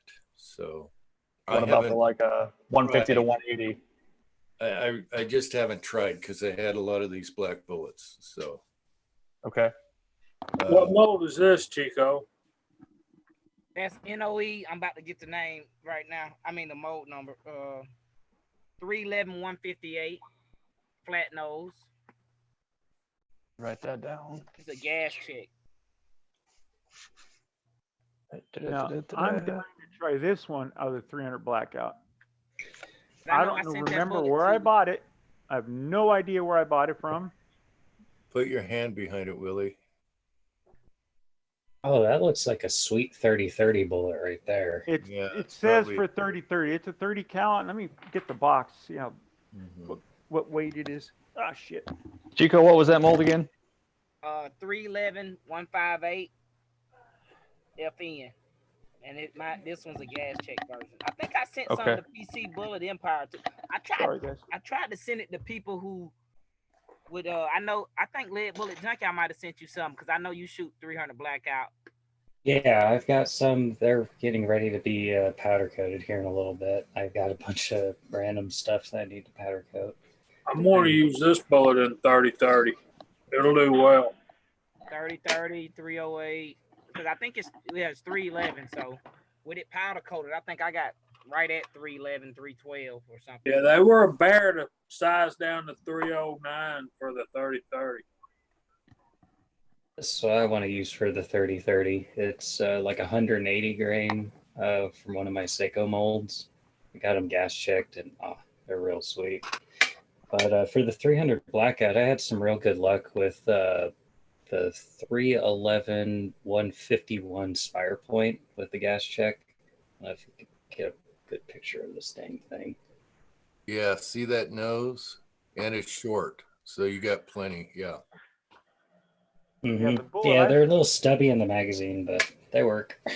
167 grains, and that's the manufacturer. If you guys can see it, I've had these forever. I forgot all about them. I bought them. I don't know where. I have no idea. I think I bought it from a company that's been gone a long ass time ago. Was that the Bullet Meister? I'm telling you. No, the name of the store was Bullets in Fremont, and they went out of business. And I wish they were still around because they had lead everything in lead. But I got to get that lube out of this damn grooves, powder coat them. Just get you some xylene. Yeah, Stuff works amazing. Can't find xylene here in California. Mineral spirits. Can you get that? Yeah. Yeah, that works just as well.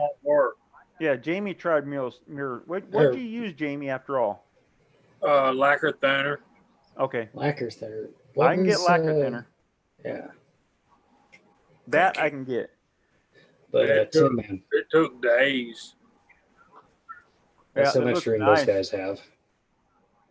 Yeah, my mom's purple mag. Katie wants to know what the bullet coefficient on those blue bullets is. Bullet coefficient of. I'm assuming she's talking about the one you're holding up. No idea.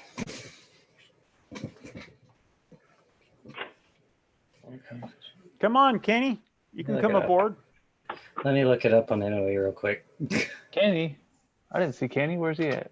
I thought you just said Kenny asked that. Kitty. Oh, Kitty. Oh, okay. I'm sorry. My bad. No, I don't enunciate very well. No, that's okay. My ears are bad. Kenny and I think Georgia boy sent me some cranky bullets that were and they're going to be real easy to feed. They're 130 grains, something like that.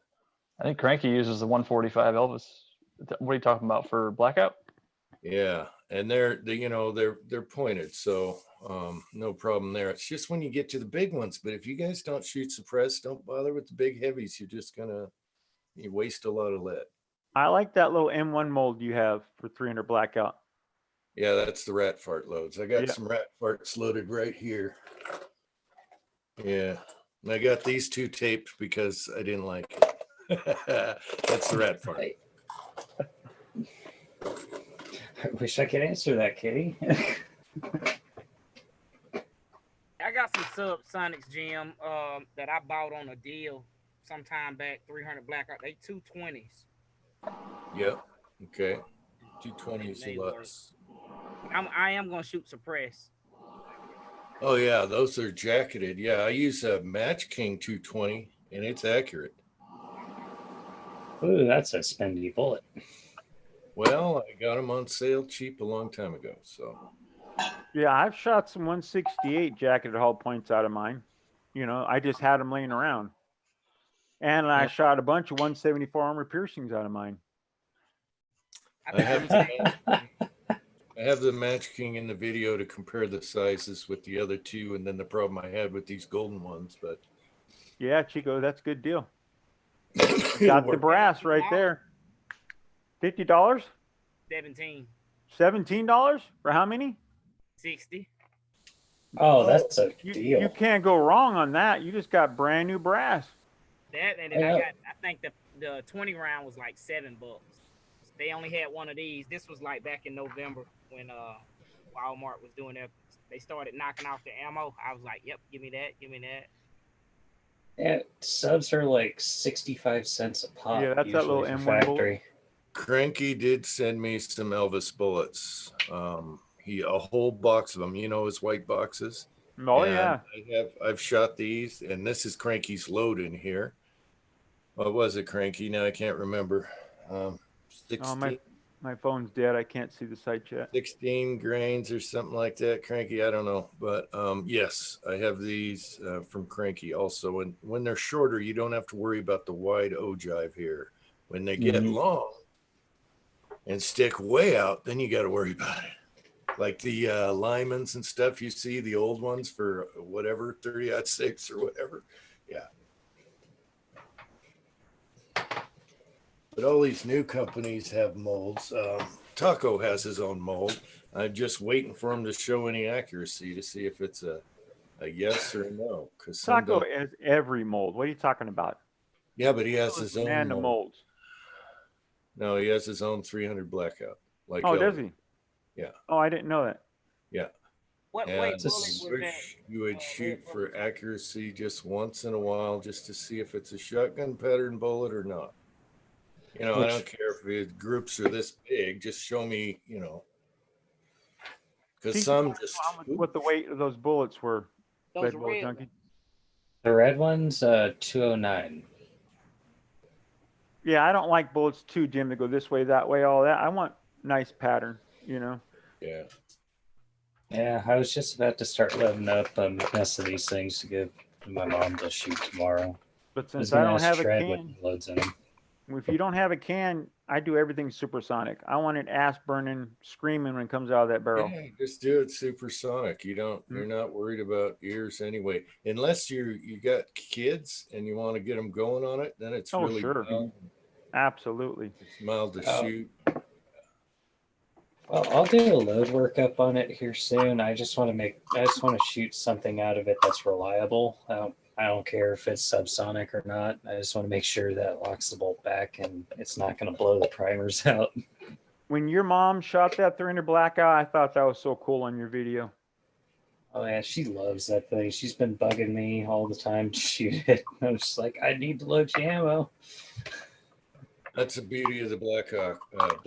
You can go like 90 grains to 260 grains. That's a good variety of bullets that your barrel likes, you know. Mm-hmm. Yeah. Mm-hmm. And you can always find 30 caliber bullets somewhere. If you got a rifle, you can't find bullets everywhere. You're screwed. And they're 30 cal, which is common, the most common. So that's why I got into it. Well, cans, but other than that, it was versatility. Now, can you have a can where you are, Dave? Oh yeah. Yeah, you can go ahead and get a can. You got to file all the paperwork and stuff like that. But that's where I got mine, Willie, in Washington, before I moved. I don't really have a use for one. Passed the law. I never really was, that into that. Because they're, like I said, I don't really have a use for one. It's just me. People who have cans, that's cool.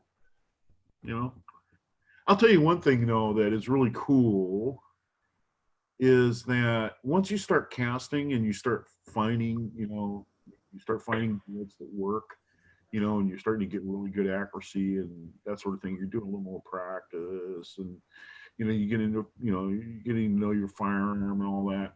One thing that is really cool about that whole thing is you find out you don't have to go out and buy jacketed bullets. Mm-hmm. Make them. You can just make as much as you want of them. And it isn't costing you an arm and a leg. And then you start realizing there's very few scenarios where you need a jacketed bullet. I mean, for your normal shooting. I mean, I'm not talking about, going out hunting and special purpose type ammunition, but for what you're going to go out and shoot, cast bullets will shoot 95% of everything that you're going to shoot. Hey, look at all of our ancestors. They hunted with lead. They didn't hunt with jacketed. So lead's going to drop an animal no matter what if you hit it right. Still use it, yeah. Mm-hmm. So and I look at guys like Chico and Julio and guys that basically just started, and that sort of thing of getting into casting.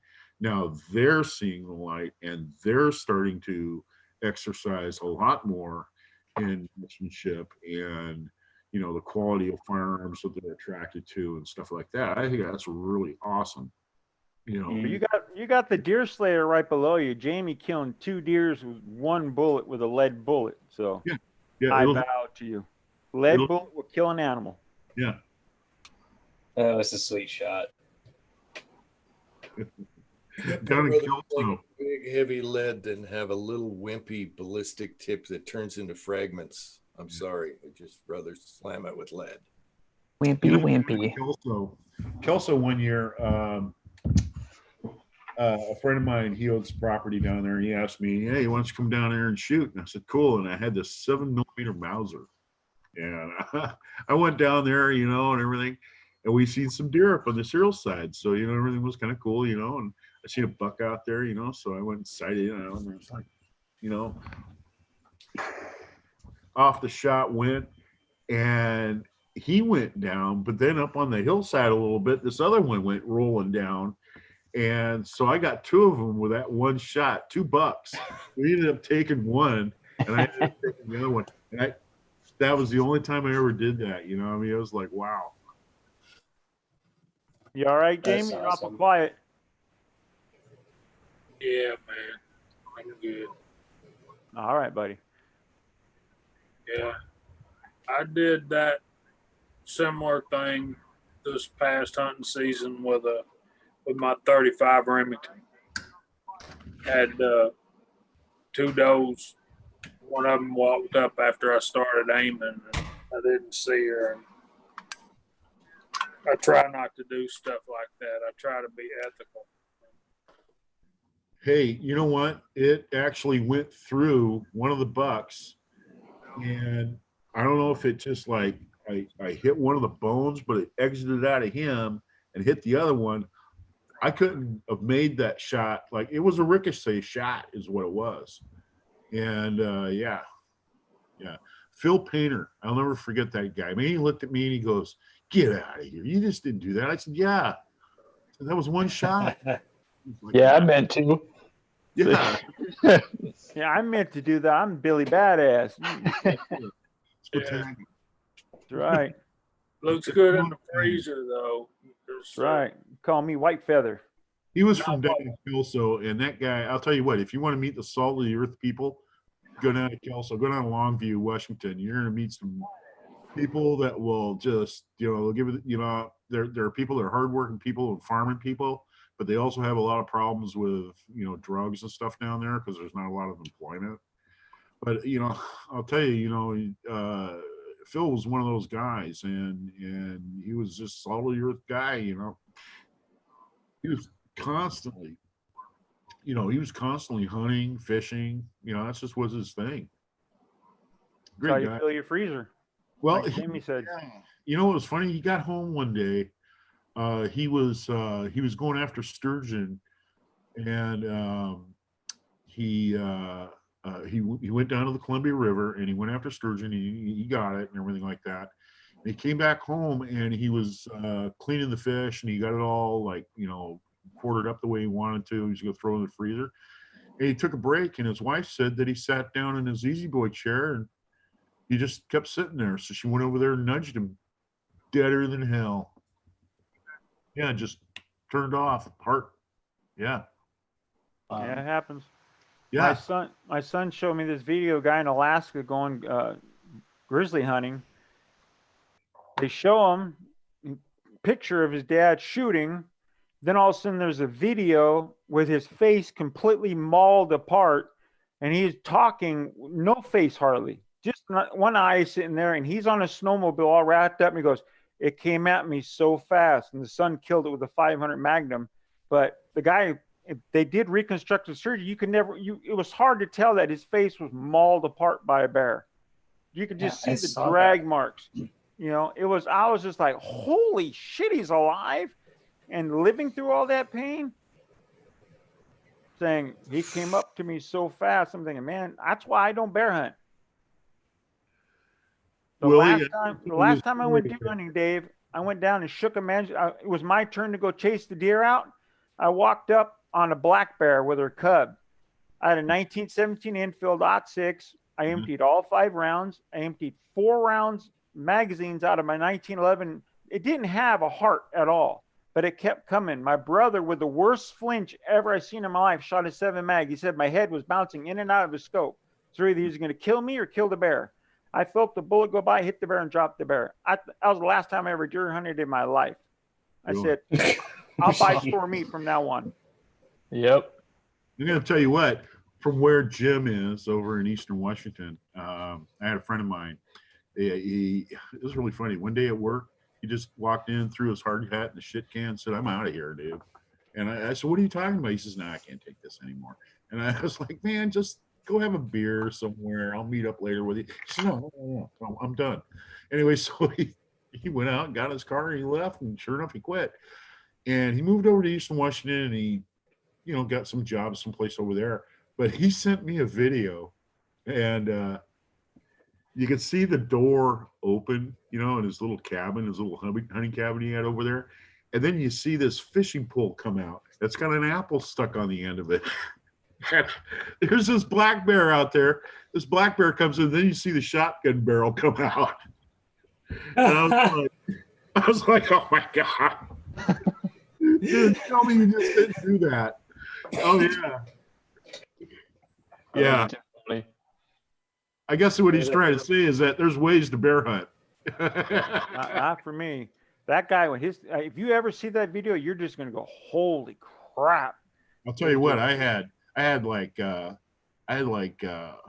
or 5 black bears on my last place. When I lived out in Indianola, I had 4 acres and I had apple trees and I had a salmon stream that ran through my property and I had blackberries. I had big buckeye chestnuts and stuff like that, chestnut tree. And those bears would come in there and I'm telling you what, my wife would come home and she would get in the driveway. She ended up honking the horn at him, trying to get him out of the driveway.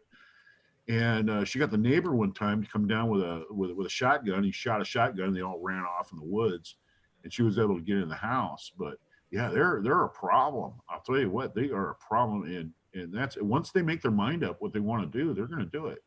That's it. That's the way bears are. Black bears, grizzly bears, all of them. It's just the way it is. You would think that they would follow a trail too. They don't. They just go right through the brush. They don't even stop. They just go right over the top of it. Yeah. Yeah, my brother said he sounded like a war going on down there when I was doing it. And I was going as fast as I could, changing mag after mag after mag. And my mom gave me this Bowie knife. I'm thinking, man, this is like the movies. Here I'm with a bear and a knife. Now I'm thinking I'm going to die.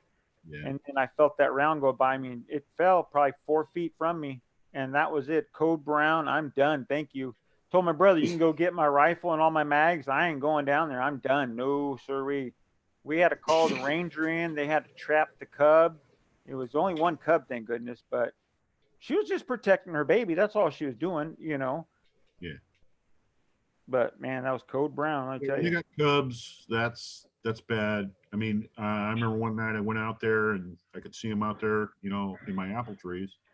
And I seen little cubs out there. And the female, she turned around. She stood up on her hind legs and just, like that. And I'm kind of looking at her and woof, just like a dog. And just exactly what she did to me. She stood straight up and see her, you could see her cheeks flapping and she woofed, and I was okay. So then I went back in, got my 444, went back out there and picked up my cigarette and continued to, keep smoking. Okay, let's see how far that will go. Yeah. You don't get bears by you, Jim, do you? I don't think Jim's on anymore. I think he's there. He's there. His screen says black. Oh, okay. Hang on. I haven't seen him, but they caught one right over here. So when you guys were shooting the lever actions that way on the mountain. Mm-hmm. But I haven't seen them, haven't seen the tracks, but they're not grizzly. So I'm not worried. It's the mountain lion. One I shot wasn't a grizzly either, but she ate everything I gave her and kept coming. Well, if they have cubs, you're in trouble. Yeah. Mm-hmm. Yep. What about you, Sir Jamie? They'll stand there while the cubs run off, and then they'll run after the cubs.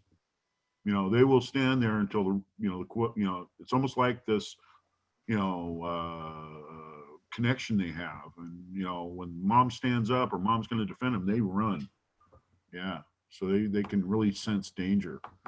But what's really crazy is that, like, I had, some cats and these, just house cats. These house cats would run right up to them, sniff them right on the end of the nose. Not afraid of them or anything. That Not. sounds like Leon. Yeah, they just run right up to them. Yep. You know, it wasn't no big deal. I mean, it was like, holy moly. Ain't scared. You know, on the we were talking about the Lee 300 die. Just take the stem out, take some of that off so it's not so white against the neck. Spin it in a drill, and then you're okay if you don't want to use the Lee one. You know, I keep my mouth shut, and the reason why is because I have a custom chamber. But my AR-15, all the parts, all the upper parts are Rock River, and they're all fitted, like the rear sight and everything. There's no slop in it or anything like that. The way the bolt is fitted and all that, but it has a Krieger barrel in it, and with a wild chamber. And I'm going to tell you what, it's a 1 in 8 twist, and it's a great shooting gun. I have to use small base resizing dies. You know, I mean, I really gotta put the torque on them in my press in order to make the casings fit inside the chamber. It has that tight of a chamber. Yeah. Really. In fact, one time I tried to shoot some standard PMC in it, and it wouldn't chamber it. It wouldn't chamber it at all. My little Noveski here isn't so picky, but it shoots really good. Yeah.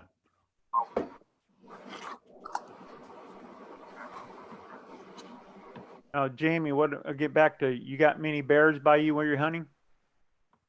No. They're starting to get more and more of them around here. We really, the bears are kind of northeast, north central Georgia. I'm over in the northwest corner. And Chico will tell you, we don't have many bears, but they when we do get them there, they get to be a problem because they come up in urban areas and start tearing people's trash cans up and stuff like that.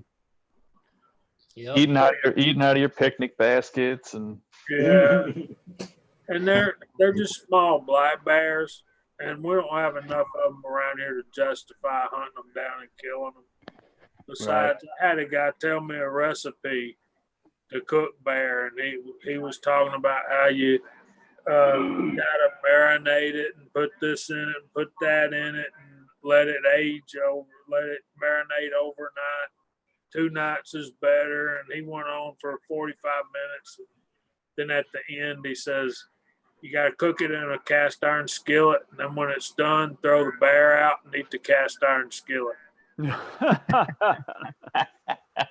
A lot of people will take bear meat up here and they'll mix pork with it, and they'll make bear burger out of it, and that's the way they cook it. What the hell do the Asians want out of the bears? The paws, shit. the paws, the kidneys. Not the paw. It's some bladder like thing. Oh shit. Gallbladder. Yeah, I think it is the gallbladder. Yeah, I remember watching There's a lot of weird Asian medicine that they use that stuff for. And who am I to judge? I mean, you know. Oh, I know. I see that California Park Ranger show, and they show the bear hunters out there, and if they don't cut it and pour it out, you're busted because they know you're selling it. Crazy. Hey, there you go, Chico. Can you see those?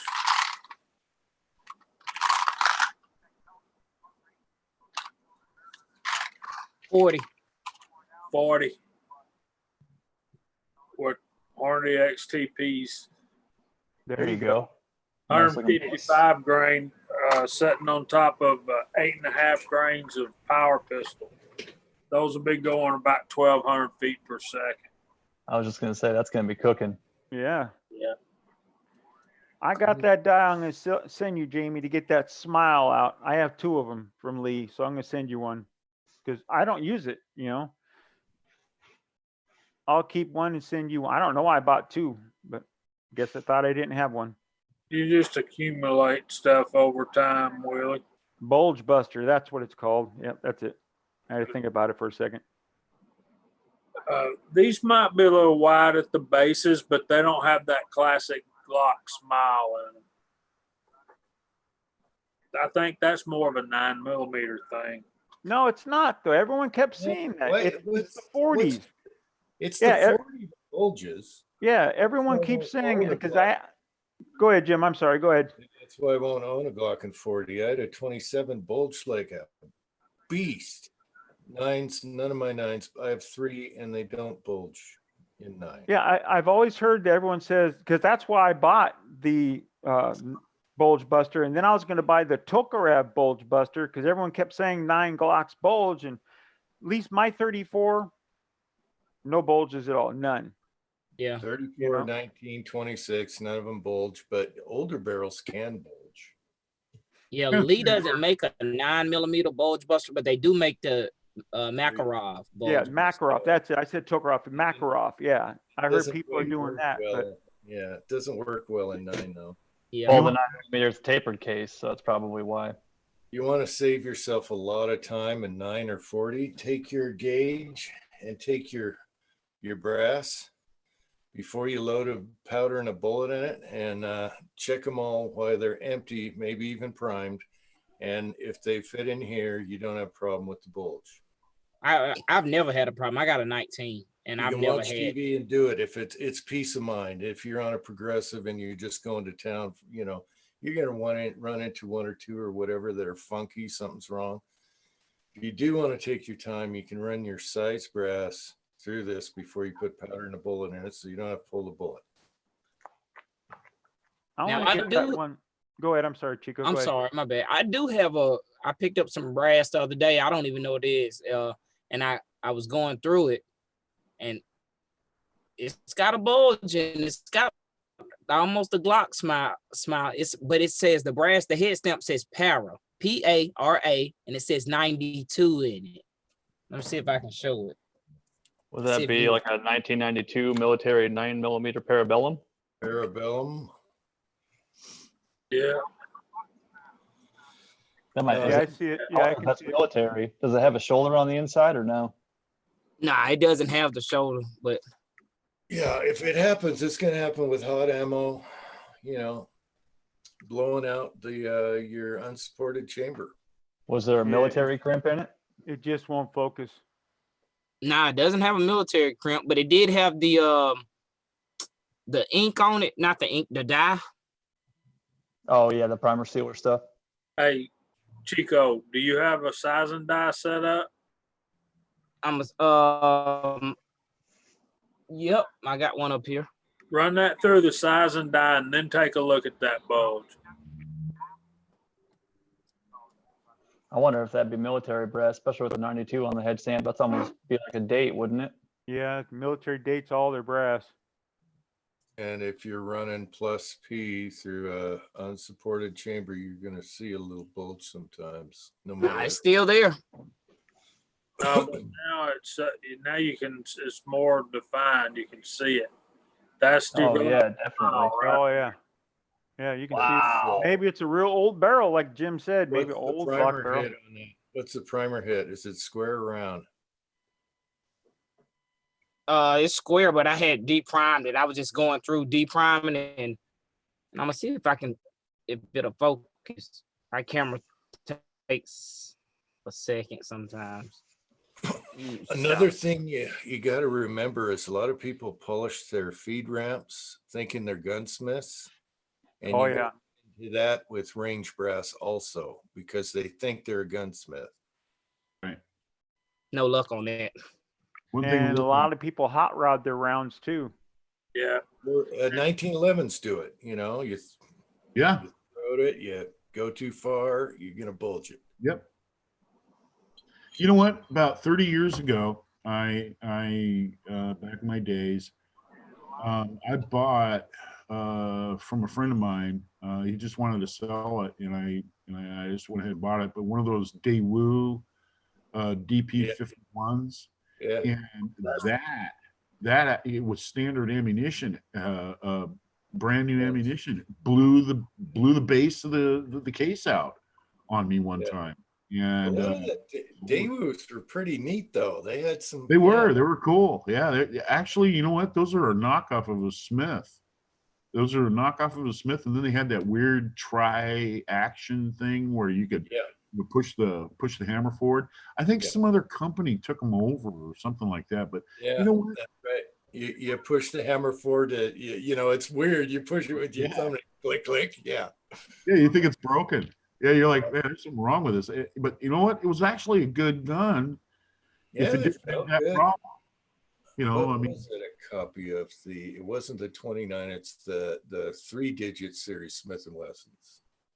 I think like it's a copy of like the 3906, you know, and you know that sort of thing, or the Model 39, but it's been kind of changed around a little bit, you know, for their trigger. But you know, I'll tell you what, Daewoo, you know, I've seen some Daewoo guns, you know, that one, the K100 and the K200 series. Those are really good guns. They're really good guns. They did, and they made the innovative AR style one that. Yep. Yes. Yeah. Yeah, those Korean guys, man, they, you know, this works, so we're gonna go with this, and then they incorporate it in their stuff, and so you know, I mean, I will say that much about Daewoo. Daewoo made good stuff. We used to like to say, Daewoo. You can just see the date stamp, Chico. And no, it's the dang. I was trying to get it. No, Jamie, what were you trying to show us when you're showing the barrel, buddy? I was just showing you how that one's fully supported. That's your Glock barrel? What? Yeah, look down. I don't know. I don't have a Glock barrel. Yeah, we got. Okay. You got to see at the base of the feed ramp. What barrel is that out of? Springfield XD. Oh, okay. XDs aren't bad. I got one in 45. Yeah. Yeah, but you can see even where the feed ramp goes up, you can barely see any brass below there. Mm-hmm. Yeah, Glock, for some reason, they like those things wide open to take everything. Yeah, but if you get a good aftermarket barrel, they work good. I bought aftermarket barrels because they're threaded to put a can on. I bought an aftermarket barrel because everyone said, you can't shoot lead out of your factory barrel. And I say, bullshit, you can't shoot lead out of the factory barrel. I shoot lead out of my factory barrel all day. I got a Lone Wolf. I mainly keep it in the box, you know, because I wanted to thread one. And I can't sell you a threaded barrel in California. I'm like, oh, come on. It ain't on the list. Not on the list. You're screwed. Hey, Cranky, I had a Samsung TV a long time ago that was pretty good. What are you talking about? Was he trashing Samsung TV? Yeah, they make some TVs. I don't know. Samsung makes pretty good TVs. Last I checked. Cranky's just a drama starter, ain't he? He likes to argue. Cranky likes to argue. He didn't argue. One of my good friends had a Samsung. It tore up on him right as the warranty was going out. He called them up and they wouldn't help him a bit. Man, ours went. Samsung's about like anything else. If you get a good one, you got a really good one. If you got a bad one, you're screwed. Yeah. Ours went until it was obsolete, you know, and then you had to have that cable thing and all that stuff. No. Oh, Jim, did you have the red, yellow, and green thing in front of your TV to make it color? Come on now, you remember those. I don't know. Okay, let's take a survey. A good TV for the money, if you get the right model and look at reviews and experts on all the features, Vizio, believe it or not. Yep. Totally agree. I got a 55-inch in here. I love it. My grandfather has a Vizio. He likes it a lot. No one can touch a 70-inch for the price on a Vizio that has good ratings. Some models aren't as good, but yeah. I have a 55-inch in my bedroom, Vizio. Costco. I would buy a Vizio before I'd buy a Samsung because I got a good friend that got screwed by Samsung.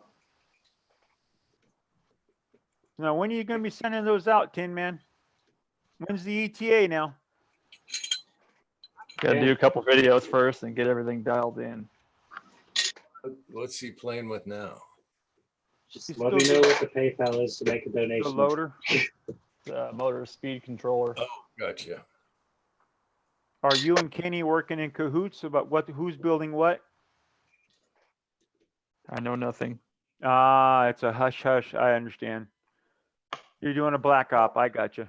That's tight. All right, Cranky, get a Vizio, Cranky, if you want a big cheap TV. Ooh. What colors are you using? For The bullet stuff. I think it's blue, isn't it? I saw red. I've got a red one. I got. Hell, what do I have? Thought you were doing Christmas colors: red, green, blue. The bodies of them. I got 2. I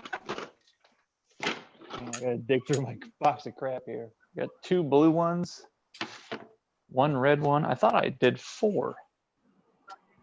You mean to tell me you don't have a purple one yet? You know, I need to do a purple one because I got a huge roll of purple filament. Dude. Purple would be cool. Nick needs to do an orange one. Don't they have camo plastic now? I think they got about everything. So, Tin-Man, is there a place you can go find these programs to run to print stuff? What do you mean the programs to run to print stuff? Well, like I've got a printer at a 3D printer at work. Mine probably won't print anything anyway. It's a wore out piece of crap. That's how I got it, right? Mm-hmm. And they give it to me to run Chromebook parts on, and it ain't working real good. But I was thinking of trying some other stuff, maybe some press or gun stuff.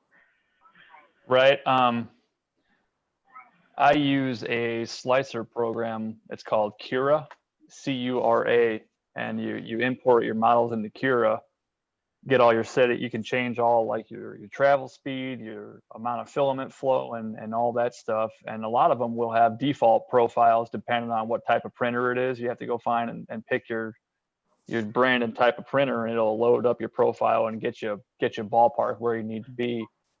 And then you import your model in there, you slice it, it'll spit you out a G code, and then you load the G code to the printer and print it up. So Cura is a good free one. I think what he's asking is for places on the web that people have already designed stuff like STL Finder. Oh, you mean like where to download files? Yeah. I use STLfinder.com, Thingiverse. Thingiverse is getting really slow though. Like it takes forever to load a page, and it's hit and miss. Sometimes it'll work. There's actually a search engine. It's called Yeggi, Y-E-G-G-I. You search for stuff there, and it'll search several different websites of all these databases of the files you're looking for, and you can click on them, and it'll take you right to where you need to download it. So that's a good place to go. I think STL Finder is like that too. Yeah, STL Finder or Yeggi, either one. I've been looking at on those 3D printers. I've been looking at a part like for my Ruger Predator, what they call it, like a sled, just to load one round. Oh, like a yeah, I know what you're well, it's like a magazine. It's just like a block. And it's like a single loading block, yeah. Correct, yeah. Yeah, you can find me the file and give me a link to it or send it to me. I'll see if I can print it out and ship it to you. Okay, cool. Mm-hmm. Yeah, so the thing with the Rugers, whenever we do that. Yeah, the thing with the Rugers, you the way the factory magazine is, if I just leave the magazine and try to hand load it, the magazine tilts down a little bit. So the ones I've been seeing on the internet where people have been making them, they make it go up at an angle so that it works better. Or basically, I seen a couple people making them, and I'm like, I need to run this by these 3D guys, these 3D printers. Yeah, man. If anybody has a question or wants to try to print something and wants to see if they can get it done. I mean, a lot of times we'll get some spare time and we hit start and go to work or whatever and leave it run while we're not even around it. So All right. ain't no big deal. And filament's cheap. Yeah, that's cool. Man, I'll tell you what, when it comes to making these bullet feeders and stuff with your 3D printer, it's 90% of assembly, and then the last 10% of that, it's 100% fitting. It's 100% dinking around with it. It's 100% trying to find the right angles. It's 100% with trying to find the right speed and all that. And it is a process. And to tell you the truth, I couldn't think of a better guy to do that than you. And it's because of your sheet metal background, but because you understand bend curves and bend radiuses and all that other stuff too. You got an education in that stuff and know how to do that stuff. Right. So you think in dimensions like that, So I appreciate it, man. Yeah, well, you're doing a great job so far, and you're going to discover even more. And not just that, you're going to discover that there's different things that you can do to those feeders and stuff. So you can feed different styles of bullets, and whether you're going to, you got a process you're going to be going through for a long time with that. It's not just doesn't end just because you just made the basic plates to go in there. Oh yeah. Yeah. So. Yeah, you got your work cut out for you, dude. It's Harry, Backyard Inventor, did quite a bit of the work for us, man. I downloaded his plates that he made, the nose plates where it scoots the nose around in that trough when they're outside. That is an excellent idea. That also takes care of another problem too. That where the original drop tube was, you have to cover that hole with something. That plate does that, so that took care of that. So he's been a huge help with that. Harry is got that genius mind. Yes, he does. He's a very smart man. He is. I wouldn't exactly say he's smart. I would say that he has a genius mind that thinks in dimensions, and there's always a solution to every problem that he comes across. Yep. And he figures it out. And that's just, he can't turn his mind off. I'm real good friends with Harry. Harry is a great guy. We talk on the phone once, twice a week sometimes, and we don't just talk about bullets and stuff. We talk about everything, life in general. And I'll tell you what, there's lots of other stuff that he's into as well. So, a very, very, very knowledgeable man. I'll tell you that. Very knowledgeable. Yeah. Yeah, he's a tinkerer for sure. He's got that mindset. Well, he thinks outside the box and he can envision things in his mind that most people can't. I can't. Yep. I can't. Sometimes he talks to me and I'm like, okay, yeah, as long as you say so, man. Sure. Yep. Now, if you need people to kick in for parts, Tin Man, let us know. It shouldn't be all on you guys. Well, we're gonna see. I got to figure out all the costs with it because I bought a lot of these parts. Like, I knew I was building so many, so I bought that many of each part, and I haven't really done a breakdown or anything. But I think one of these, what do I got? Probably about $70 into one of these. That's cheap. And that's right, and that's including the filament too, really. So then you just got your speed controller, your motor. So your speed controller is $10, your motor is $12. What else? Power switch. I mean, I got a whole bag, and then that bag of 20 of these is $4. So I mean, it ain't a whole lot. Well, still, you shouldn't do it for free. So right, and I get a power supply too. That's right. But I mean, I don't know if we're gonna be like making these and selling these all the time type thing, Oh, hell no. Like I doubt picking them that. out. Because this one bullet feeder, start to finish, printing, assembling, and all that stuff. If you got a full-time job, it's gonna take you a week. Easy. Easy. I was gonna say, how's like $150 donation sound for one of those? Yeah, I don't need donations. Well, that's what I'm saying. Well, I you don't want can't to see sell it you and technically, Kenny so be paying for everything. That's what I was saying. You know, if you yeah, need, we gotta like I pay for told Kenny parts. when he was building that 358, if you need something, let me know. You know. All right, boys. I'm going to bed. It's midnight in Georgia. All right, my Night, friend. Jamie. Good night, He Jamie. goes to Yeah, night good night, out. bro. He stays up all night. So, You sleep well, bud. hey, I'll talk. Tread, I'll be in touch with you, man. Yeah, give me a call Monday. All right. By the way, we have that same color combination in our bedroom now. The red trim at the top. That's just wood color. Do what? It's actually just wood. Okay. Might look red, but it's actually just wood grain. Looks Yeah, good. It's red. I painted my trim red in the bedroom. Yeah, the wife painted it, so Yeah, like I don't care what you paint it, just paint it whatever you want. I don't care. but anyway. Guys, y'all have a good Thank weekend. Stay Good safe. night, Jamie. I'll Yeah. call you tomorrow later on. All right. Cool. Thanks for coming on, man. Good seeing you. Hey, man, thanks for having me. Y'all No have problem. a good time. Yep. Catch you later, brother. Bye, Peace. Jamie. Bye, guys. Tim, man, you using the same filament that MIG uses? Brand, yes. The same brand. Yeah, we both use the. PLA Plus Yep. 1.75. Don't you send me a roll. What? Do you have a preference on color? Dude, I have a lot of filament. Did I ask if you have a lot of filament? Well, I sent MIG some orange he ain't used yet. he may be. You never know. So look, I got a question though. I'll just say that, man. He may be. You don't know. What's that, Chico? On the 3D printers, I know Tim Man knows because I know the way his mind works, probably like mine. What parts are designed to wear out with use, and how many hours do you get out of it? Like parts of the printer that designed to wear out.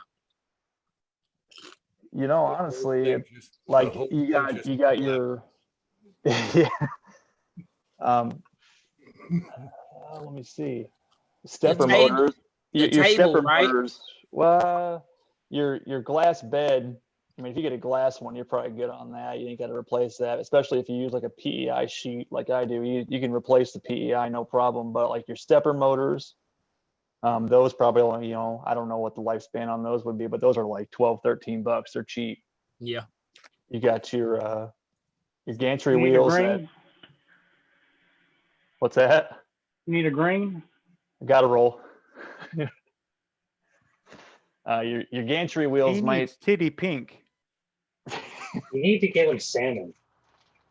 Honestly, I don't know what the salmon. Salmon. Besides, well, you got your belts that drive your belt and your head and stuff like that. Salmon. It's like a peachy red. Yep, there's 1680 salmon. Salmon 1680 for Tin Man. Nick. Oh man. Hey Chico, are those the flaming hot ones? No. Okay. They're not. The standard. These are the Standard issue ones, huh? yeah. I'll be I right like back. these and the accurate. the cool ranch, but yeah, the Doritos done came a long way, man. They've got so many different flavors now. Look at Junkie Almost on backwards. salmon red. Was that 1680? No, that's accurate 20 or T. Let's see, 2230.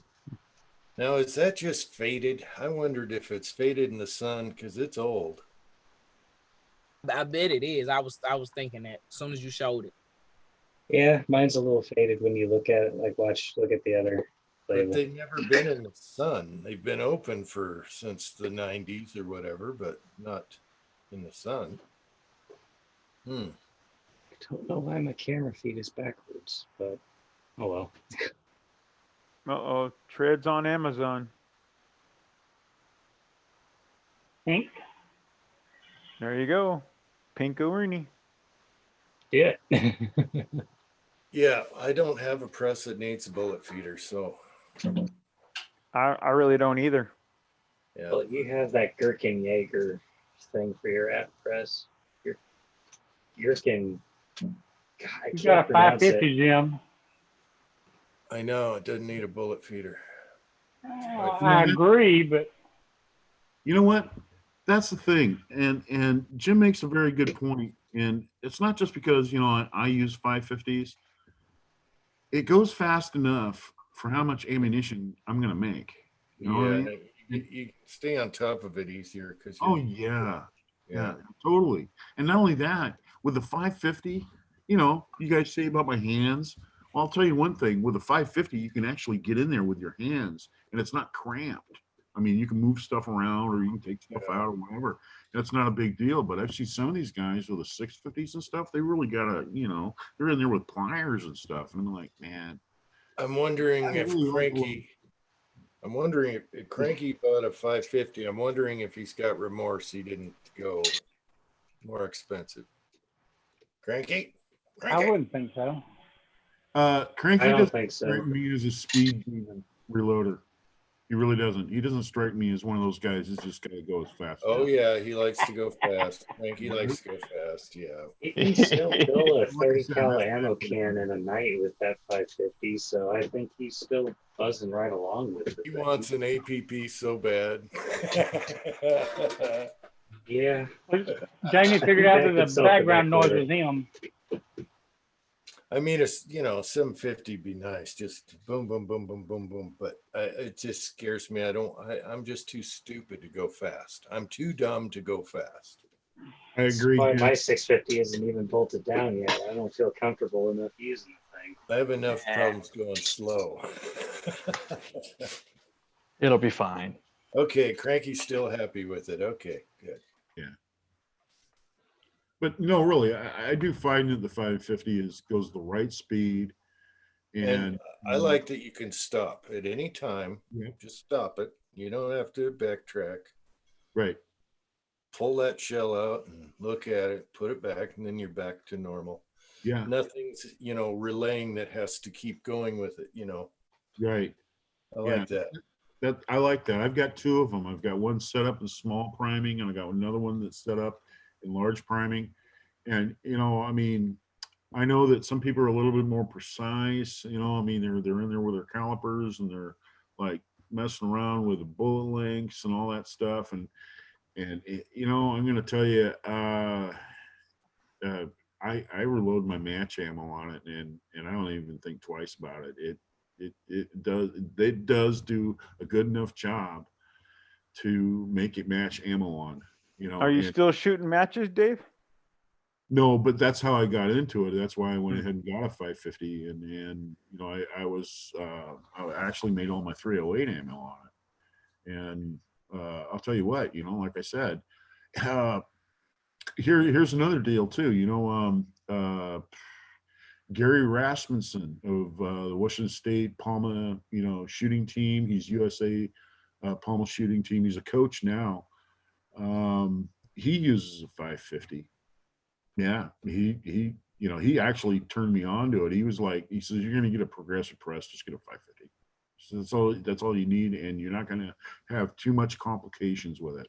It's not going to be, like Jim said, depending on one thing to do another thing. It's Well, I have a question for you, because up there I have a 308 set up, turret and everything. Never used it, because I prefer to do it single. When you're doing it on the Dillon, yeah, do you size everything before it even goes? You're not using your Dillon to decap and size and all that with big cartridges like that? No, actually, I just went ahead and lubricated all the brass and fed it through the machine, and it worked just fine. You don't even prep it. You just do it like regular pistol cals. Yeah. That's what I did. And when I would pick up all my range brass afterwards, I'd throw it all in a can and I'd take it home, and I'd go ahead and clean it, and then I punch all the primers out with a decapping die, and then clean the primer pockets, and then just load it in and resize So the you're barrel. sizing it on the Dillon. You're sizing it up. Yes, Okay. on the deal. And I use small base RCBS dies. And later on, I turned around and got a small base Redding die. And then I got a micrometer, seating die for the the bullet seating. So, I kind of upgraded that, and you know what? I'm telling you, X's and 10s at 600 yards. It did real well. I wondered about the upstroke, pulling the brass out of the die, and never got around to it. I have 06 and 308 and just figured, just do it on a single state. I can tell you, I did a lot of 06 on my friend's 550. Not a problem. You lube them up. That's when we had the old RCBS rolling pad. You'd lube them up and just boom, boom, round after round. I'll give it a try. All right. I just not that it means anything, but I'll take and use 2 tool heads. I'll put my sizing die on 1 tool head and just run them through the sizer, decap them, and then clean them, get the lube off, and then the other head is everything with a decapper. Just a standard decapper, not a sizer, just to make sure the flash holes are clear, and then do all my loading on the other tool head. On 2 presses, or you're taking one off? Same press. Huh. I just use 1 tool head just for sizing. Yeah, no powder measure, nothing on it. Right.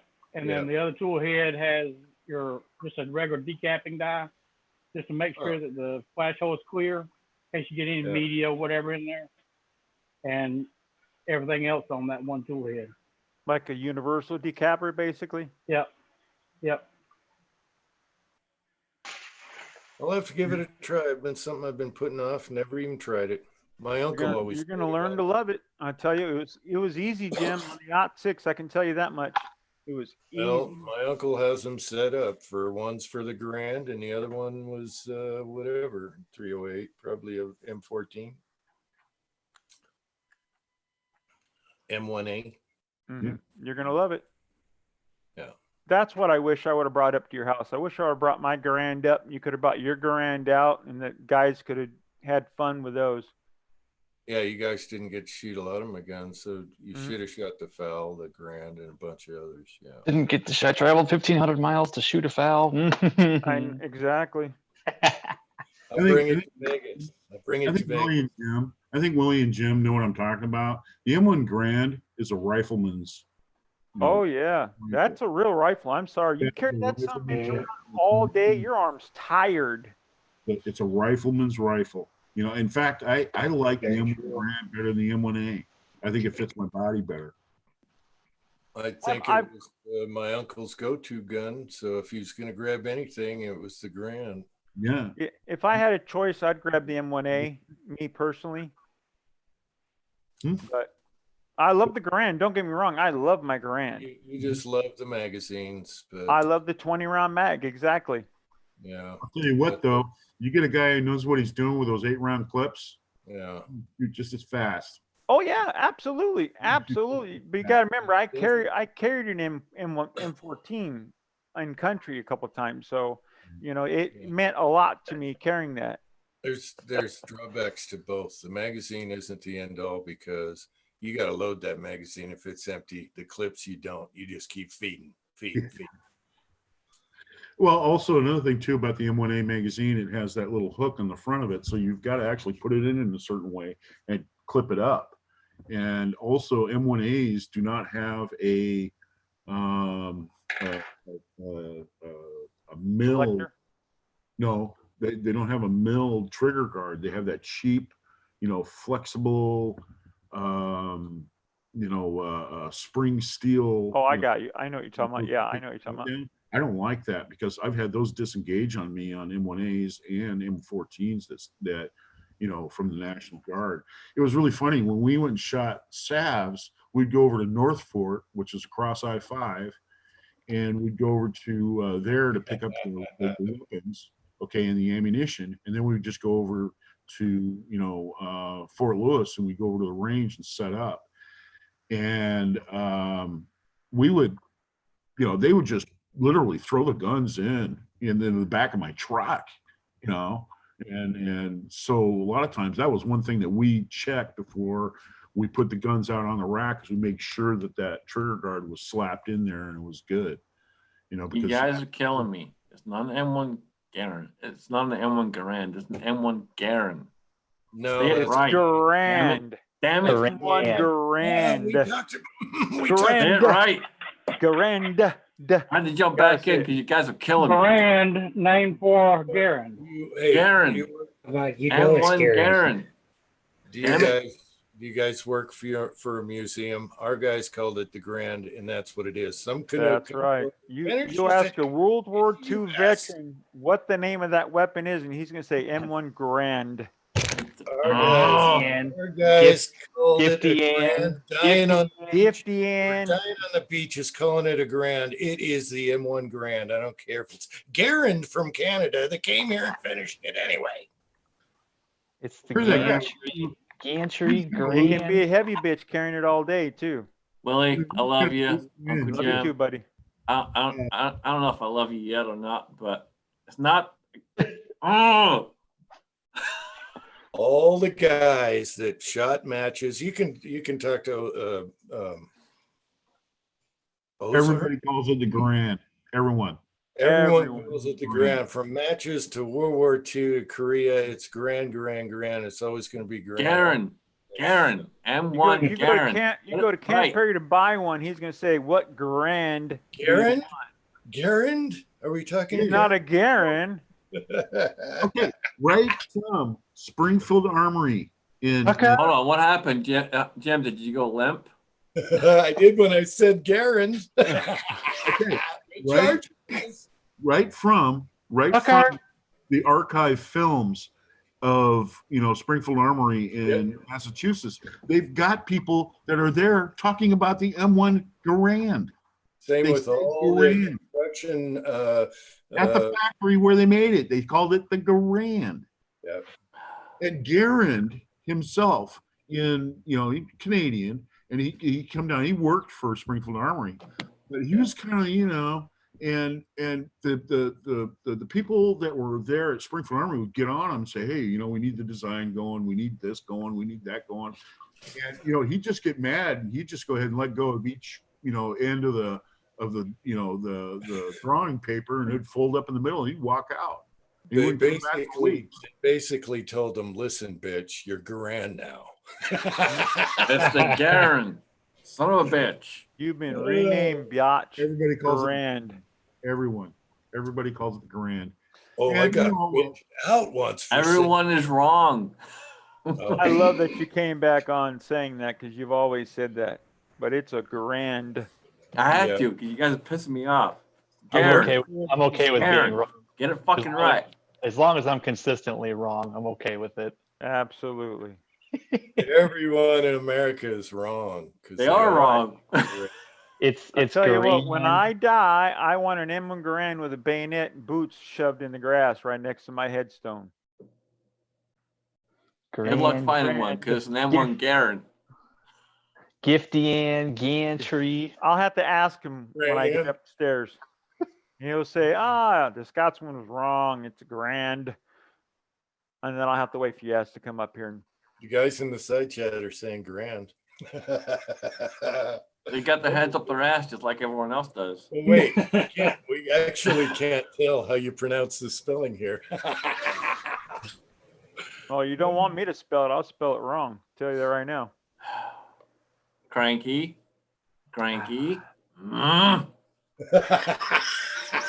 See, even Cranky's on our side. Don't make me pull an Uncle Jim. Oh no. Hey, it's all good. What everyone wants to call whatever they got, it doesn't matter. You can call your right. Garand. Get it fucking right. Mm-mm. It's like this magazine. This is my drill driver, eh? My clicker. He goes in the bathroom, pulls out his winner, and go, "Yeah, this is a Garand." Yeah, right. I dreamed I died, and when I met St. Peter, we went around heaven, and he, just introduced me to everybody and everything. But we're always avoiding these people over in the corner. And every time I would say, you know, hey, let's go meet those guys, you know, St. Peter was like, oh, hey, you met so-and-so over here, you know, met so-and-so over there. So, you know, I mean, you know, everything was, you know, like just going around corners, you know, and around circles. And finally I stopped St. Peter. I said, hey, enough's enough. Who are those guys over there? He says, those are the guys that called it the Garand. They think they're the only ones here. That's the joke. That's the You joke. know, you were gonna get an invite Sunday, but you know what? No, fuck you.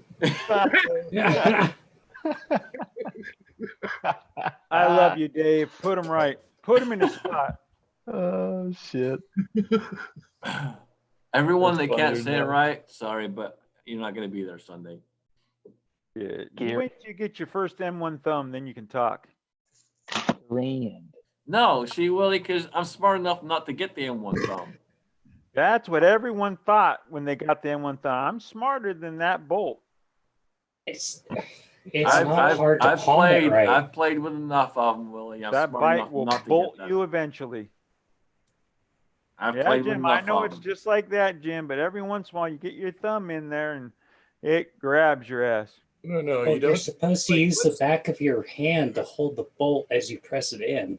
What you do is Yeah. you go up to somebody you don't like and say, "Hey, see what's in here?" And they go, "This?" No. So you go, no, you tell them to push the clip in and see what happens. No, the You best mean thing that is thing? before you lock the bolt all the way back, so it's still hanging up on that little magazine thing, and you hand it to the guy and say, can you put my round in? And snag.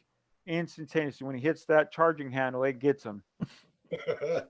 What's Idaho's got a good one. 270 or 30-06. I like Six. it should have been the 270 in the beginning. I thought that's what they wanted, but I like the /06.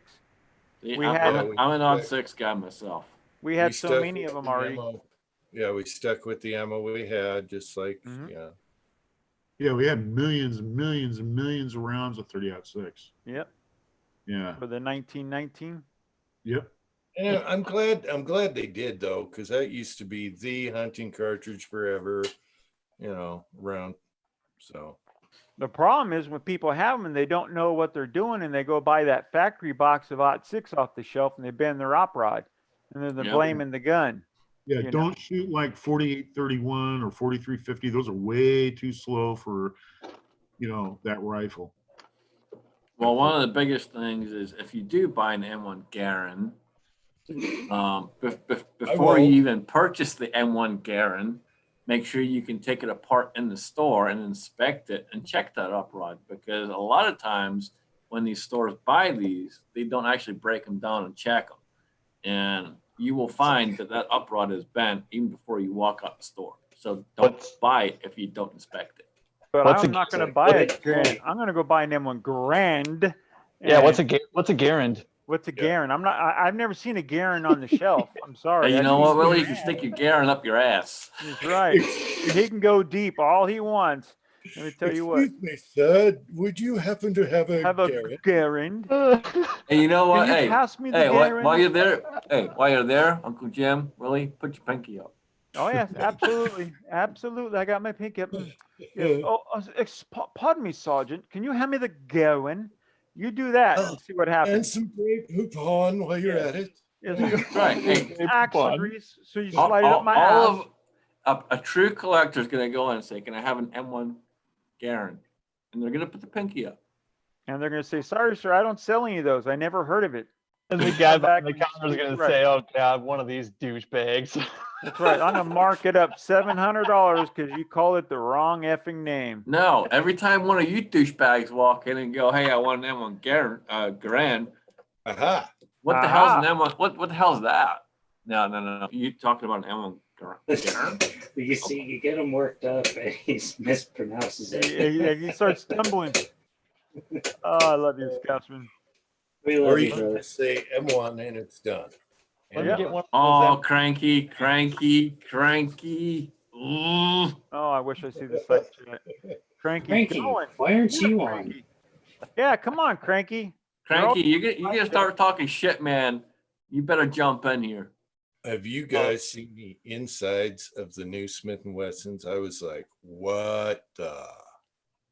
Which Smiths? They have different parts in there. Yeah. Yeah. It's a pain in the butt too. The handspring is all. What the hell were they? I don't get it. You It's know all- what, Jeff? Just Jeff. Yes, they are right next to the Grey Poupon. That's right. We are very fancy. Yeah, I haven't seen one, Jim. MIM now. It's just bad. You know, Jim, I really honestly think that Smith & Wesson doesn't even do their own assembly on that anymore. I think they send it across the street and they have a parts assemblers over there actually putting those guns together. Because from what I've seen of Smith & Wesson new revolvers is that they just don't fit them the way they used to. I mean, they're just Luckily not you the can same gun. buy the forged hammers and triggers and a lot of the parts, but not all. Oh, Yeah. cool. If you, Echoes here. you want a Smith, you buy an old Smith. Don't ever buy new. Buy old.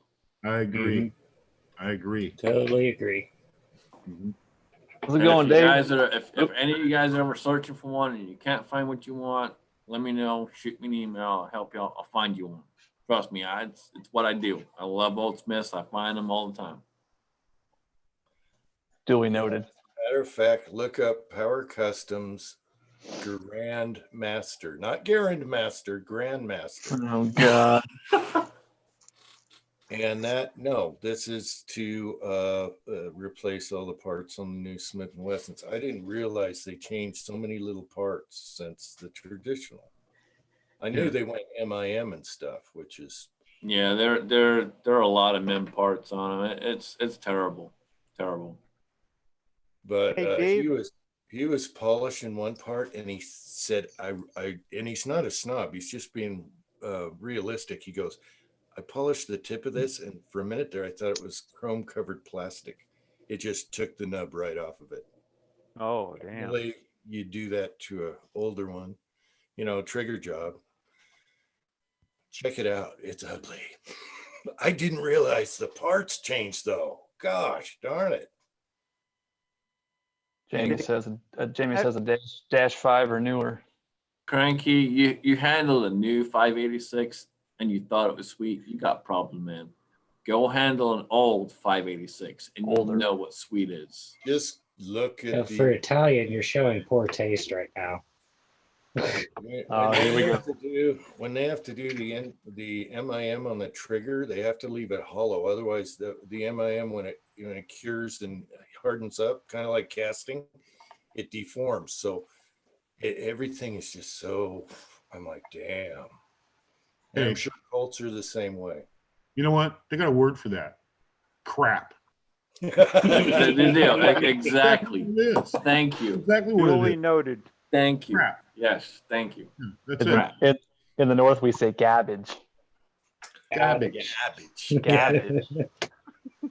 Well, they should be a lot cheaper if they're doing it that cheap to put the parts. Should Hey, you know what? That new Colt Python or the Python 2. I agree with Jim. They really should put like 2 strikes on there. Like Python. It should be a Python 2. It's not the same gun. Well, it goes back to the old thing of Smith & Wesson or Colt. And personally, if you ask me, I'm always going to say Smith & Wesson because Smith & Wesson always did it right. And some of you guys will probably disagree, and that's okay. But you're wrong. Well, I do because Smith & Wesson took the time. Their bluing was way better than Colt. Way better than Colt. No. And their triggers, their hammers, everything, all way better. Colt is famous for their royal blue from the 50s and early 60s. They're famous for it, but if you compare it to a Smith, no comparison. The Smiths is a little more muted. It's more metallic looking. And my buddy Blue did a blue take. And some people wanted that Colt blue, and it's like, oh man, can I give you the Smith & Wesson blue? It's all in the polishing. They polish. You had to work for 8 years to be able to touch a polisher at Colt. They are famous for their bluing and polishing. Back in the day, I don't know. Nowadays, no. Yeah, but now look at an 80s python and look at a 50s python or early 60s. You're talking piano, gorgeous blue to a black blue. They are, it is few and far between, man. Honestly, Smith & Wesson did it right. Colt, all day long, absolutely hell no. I will always take a Smith over a Colt. I love them both, but as far as bluing, the Belgian Browning high powers and the Colts win. Yeah. Jim, I'm going to tell you, the Colt used to, they would tumble their parts in bone marrow. That's how they got.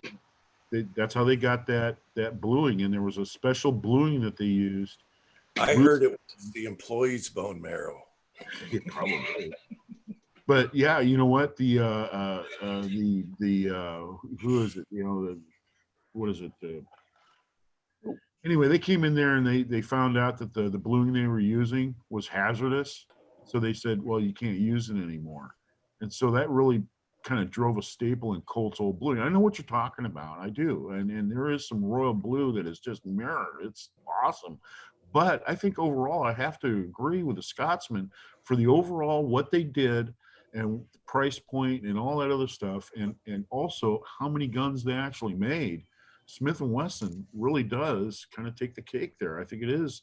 At the time, I believe it was a better Rand company for the amount of guns that they made. I mean, Smith & Wesson made a lot of pistols. Yeah, but you're forgetting, and I hate Colt. I can't stand Colt. So take it for what it's worth. You're forgetting they made all those single actions and 1911s. Mm-hmm. So they put out just as much, if not more, than Smith & Wesson did. But when it comes to revolvers, revolver-wise, Smith & Wesson has done it better. They've always done it better.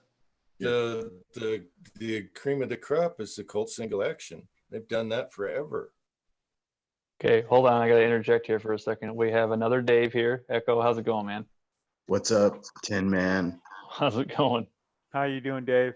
We have a cat. I'm hanging in there, dude. We're on lockdown. Yeah, I've been worried about you a lot with your health and this. Yeah, I've been avoiding everything. I've been locked up since this thing started. What's kind of spooky is I live about 2 miles from a 7-mile bridge that takes you into Tampa. And usually I can come out here in the garage and I can hear traffic, you know, going up and down streets or going across the bridge. And there's nothing. Every couple hours you hear ambulances and fire trucks. It's kind of depressing. Yeah, at night, all we're hearing is choppers coming in now because I live near a trauma center. That's it. At night, late at night at least. We're supposed to be locked down midnight to 6, but you know. We're locked down from 10 p.m. till 5 a.m. And the governor now has Florida Highway Patrol on Interstate 95 and 75, stopping any passenger vehicles coming into our state because we're getting overflows from hot spots in Louisiana and New York City. Everybody's bailing out. And now he's talking to the president about shutting down airlines coming into our state from these hot spots. Wow. My grandpa's been in Florida since the beginning of the month. I called him the other day. I didn't even know he was down there. I was talking to him, and he's like, "Oh yeah, I'm down in Florida. What the hell are you doing down there?" He didn't really say. He didn't tell me what area he was in. He just drove down there. He's got my aunt's husband. His parents are with him, and he's got somebody else with him. And he said he's coming back at the end of the month. And I don't know about that now. Yeah, I have a confirmed case that's like a mile from my house now. There's been 4 in my town confirmed. I think there's something like 30 in Arizona. I don't know about in Plymouth County. I haven't been keeping track.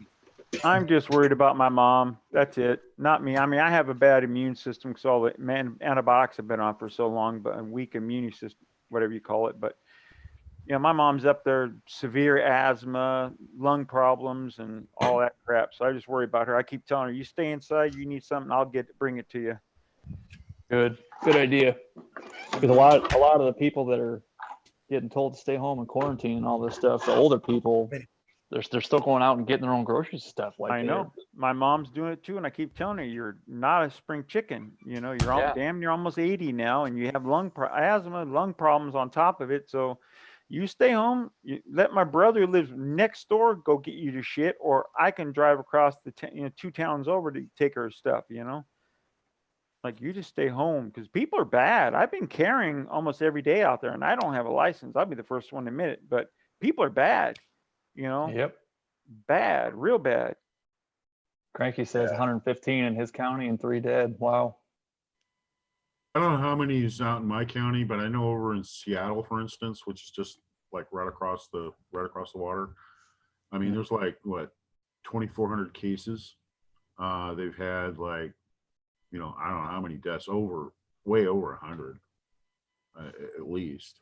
So, Wow. I mean, it's a real deal. And, here I am, even at my age, I mean, I got to go out to the grocery store. So when I go there, I'm in, I'm out, I'm gone. Yep. And that's it. I don't stick around and talk to anybody. All those people down there, the local grocery store where I shop, they know me by name. So, but I don't stop and talk to people or anything like that. I just get in, get out, man. As fast as you can. That's it. Yeah, my buddy I was talking to, his wife makes him go to the store because she's afraid to go, come home, strip in the garage, get in the shower in the garage, then you're allowed to come in the house. I'm like, you're getting a little carried away there. I come home, I wash my hands even more than I used to, but I'm not going to strip down and come in butt naked with a freaking plastic leg on trying to walk to take a shower. Ain't going to happen here. We can't stop life because of the virus. Exactly. Exactly. A friend of mine, and the way the media is treating this, the way they're promoting this, the way companies are promoting this, because a lot of companies are doing it too. They're promoting it to make more sales, and it's fucking ridiculous. Everyone's taking advantage of it, and it really needs to stop. Yeah, you're right. I'll give you that 100%. Yeah, Scotsman, it's federal money. Federal money. That's what they're after. That's it. I know. Their loans are all being forgiven if they keep employees on the payroll and take the loans out to bail themselves out. They don't have to pay any of it back as long as their employees are all still on the payroll. No, exactly. It's fucking disgusting. Yeah, look at Boeing. There you go. Boeing's supposed to be a private company. I don't know. They're a social health and welfare program. Sounds like to me. I mean, if they're going to bail them out, give them that great big old slice of, government cheese, just smiling ear to ear, melt in your mouth stuff, Taxpayer cheese. Yeah, that's corporate welfare. And I look at Boeing like, hey, you know what? If you guys can't make planes for a decent price and sell them, then why do I have to take my tax money to substitute for what you're lacking in your sales? And you know what? If most of the aircraft that we fly here in the United States says Airbus on the side, well, that's because you guys weren't doing your job. You guys weren't on the, that's just the way it was. You weren't managed properly. It's funny how Boeing's not popular in their own state, because I feel the same way. I hate Boeing. Yeah, Boeing is just, all they are is just corporate welfare. That's all it is. And you know what? Jay Inslee and all those guys, they go up there and they just kiss their ass. They sit there and go, oh, yeah, we'll give you tax breaks. You don't have to pay any taxes up in Everett. Oh, yeah, we'll build an overpass for you for all your employees to go over here. That all comes out of tax money. And I'm thinking, I'm tired of hearing tax breaks for all of these fucking places and these companies and shit. What about the American people? Dude, you know what the tax break is? It goes on our federal deficit. We pay for that. I know it does. And the deficit is so fucking high. I can't remember what the hell number is now, but it's in the trillions of dollars. Our great grandkids are going to be paying for this. And Yeah, There's no not way. to There's mention- no way. There's no way we're getting out of this deficit. No way. Yeah, That's trillions of dollars. And I think to myself, why do I have to pay income tax at this point? What am I doing? I mean, taxes are illegal, number one, anyway. Yeah. But at the end of the day, it's just like, Why are we even paying it? I mean, you see all these trillions of dollars, and yeah, all these, you get all these different politicians coming. Well, we can do this and we can do that, blah blah blah. And then, for example, they're we're going to do this package right now to help everyone suffering with this. Okay, great, but where's that money coming from? Because we don't have any. We're We don't printing. have any. We are And if we trillions look- of dollars in debt, but somehow you're going to pull out 2 million or 2 billion, whatever it is, to help everyone. Where's that 2 billion coming from? It's 50 billion, and they're taking it from the Fed. And if we learn anything from Venezuela, when they flooded their market with money, it made their money worthless. And we're going to start to see some repercussions from this with inflation, prices of food going up. I mean, it affects a lot of different things. And basically, years ago, I went to Venezuela and I bought probably $500 worth of Venezuelan money. And I literally got a garbage bag full of money. I mean, I thought it looked like I was Tony Montana when I came out of the bank there when I exchanged my money at their local bank. I was like, this is ridiculous. I need a knapsack to carry it.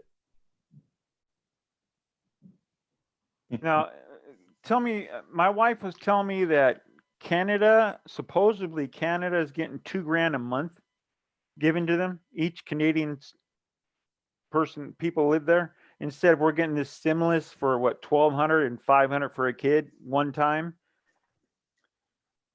Well, unemployment is supposed to be matching what you normally make, and that's kind of our thing, I think. Get real. Unemployment, you're going to get a quarter of what you're getting on unemployment, or half what you normally get on unemployment. You're going to get it plus $600. Yeah, it's about quarter. It's stupid low. It's stupid low. What do you mean we're going to get a quarter of what we normally get for unemployment? If you get I heard on unemployment, usually it's a quarter of your salary. When you get fired from a job, they're tacking money onto unemployment. They're adding $600 a month to that, or a week to that. Mm-hmm. Yeah, they said 80% is what you're going to receive.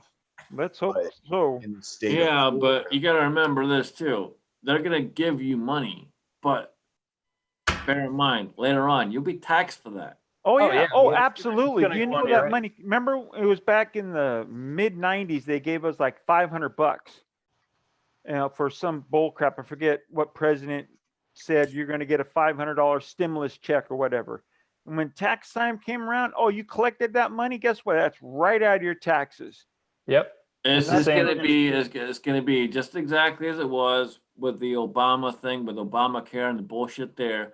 When you go to file your taxes, it's going to ask you the question: did you claim this? Did you do this? Did you do this? Did you do that? And you're going to get your ass taxed on it. Yeah. In you're going to in bend over. 2008, when we all got, if you bought a house in 2008, you got $8,000 handed to you. You had to pay that back over the next 3 years. It's really simple. It is. This It's is the not free. American way. This is the American way. Bend over, yeah. bend over, and how much can you take? Yep. Oh, speaking of the And don't American get me wrong, way, man. Don't get me wrong. I love where I'm at, man. But seriously, it's ridiculous to the point where it's literally all it is bend over and how much can you take? How is your thing going, Scotsman? that's what I was about to ask. I'm on standstill, man, until they open the courts. Jeez, I'm sorry, my brother. It's all approved, but until the courts open, I can't swear in. Are you sure you want to? I'm kind of stuck at this point, man. And you know what? I honestly, in all honesty, it's funny. I've been asked that by a few people over the last couple of weeks. But you know what? I do. And you know why I do it? Because I want to vote these motherfuckers out of office that shouldn't fucking be there, and put people in that will actually stand up and do what they're supposed to fucking do. Hey, Scotsman, aren't you dual citizenship now? Is that what you filed for? Yeah, I'll be a dual citizen once it actually goes That's through. the way to do it. So if I have to bail out and go home, I can go home. I'm Scotch Irish, Well, I'm brother. gonna shoot you with my Garand if you leave. Garand. Garand, motherfucker, Garand. You'll be Hey, climbing my on that wife boat. is from Canada, and I asked her this particular question, and it depends if you're French Canadian or if you're just regular Canadian, there's two pronunciations. And back in the day when they were designing it, Garand was the name that, was it Patton? Yeah, it was Patton. He when he came out and announced the new rifle, he called it a Garand, and ever since then it's stuck. Booyah, bitch! Booyah! Grand. I call it the Garand. Garand, motherfucker.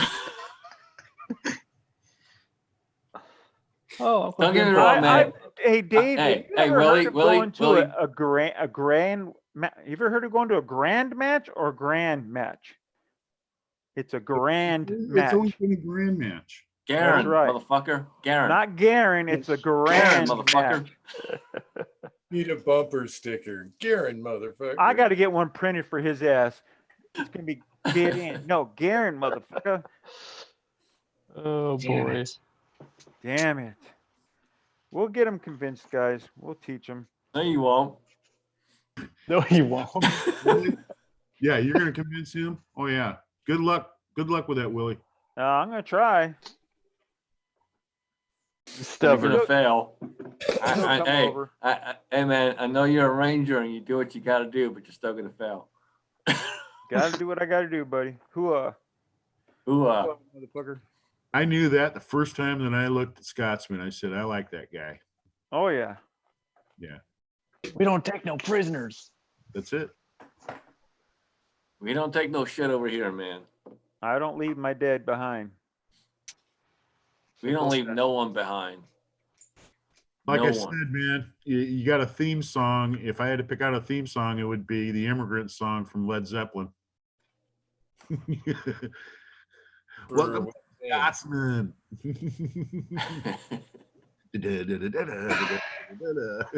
Oh yeah. Valhalla, I am coming. Yes. Man, this is weird. Like, I got my computer all the way up 100% on the volume, and I can still barely hear Uncle Jim. What? Oh. Hey, Meg says he likes your thing going on there, Thorzex. Oh, this? Yeah, Meg's got a big old long one now, but yeah, I've seen his. His is a lot bigger than mine. I'll tell you that. We should make Scotsman do it. Just boom, and then put two ball bearings and just flick them together. Bang, bang, bang. Get them both spinning opposite directions. Yeah, just who needs a gun? You just whack right in the head. Whack, whack. Oh boy. Shit. I don't think he heard. He can't hear me. Oh well. I was busy replying to Cranky's comment, and I'm probably going to be on Hillary's list after that comment. You mean Hillary? Fuck Hillary. Hey, Tread, what was the overall length that you put on those one bullets? Because I loaded them to mag length, and they will not chamber. Are those marks from the barrel? Yeah, from the rifling. Damn. I'll be right back. I gotta grab some. What caliber are you looking at? What do you got 300 there? black. Blackout. 300 blackout. It looks What long bullet? in the first You place. got a picture of the bullet? You got a bullet without the shell? How far is it in the shell? Is it down at the base of the neck? It's in there a little ways. Oh, dang it! Try to get my fingers to work. Oh, hey, Try Phil. 2.250. Yeah, it can go in a lot more. You can see it lower depending on what powder you're using. Is it for a semi? Yeah, it's for a semi. 1680 powder? No, it's MP330, so it's the H110 copy. I was That going to pull say down powder. H110. Hey, Yeah, fellas, it's got- I'm going to take out.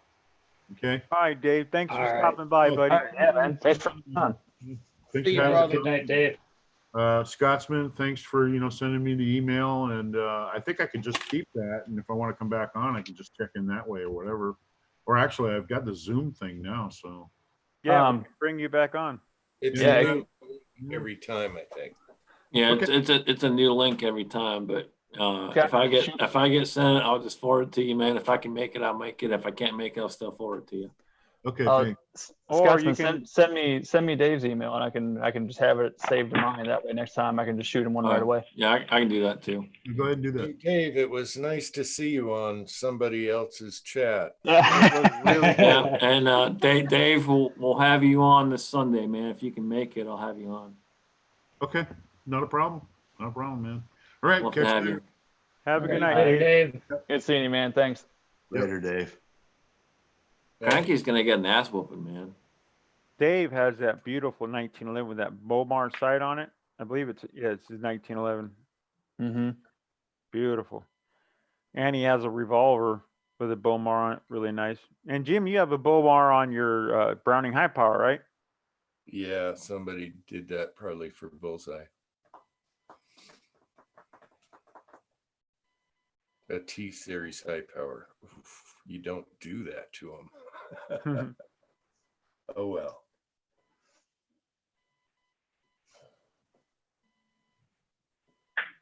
And it's I wonder gotten when quiet. I wonder when they're gonna start rolling these checks out to people. Well, he approved Junkie. it, so we'll see. They Couple- approved it. couple You know, weeks. what pissed me off is the Democrats threw abortion on there, the Kennedy Museum or some crap. All Oh kinds. yeah. Oh, the yeah. Kennedy, $30 million to the And the Kennedy Republican- Foundation. Yeah, the Senate should have said no. It's all just for this or nothing. But I then thought they Pelosi stuck the Planned Parenthood bullshit in there, and they took that out.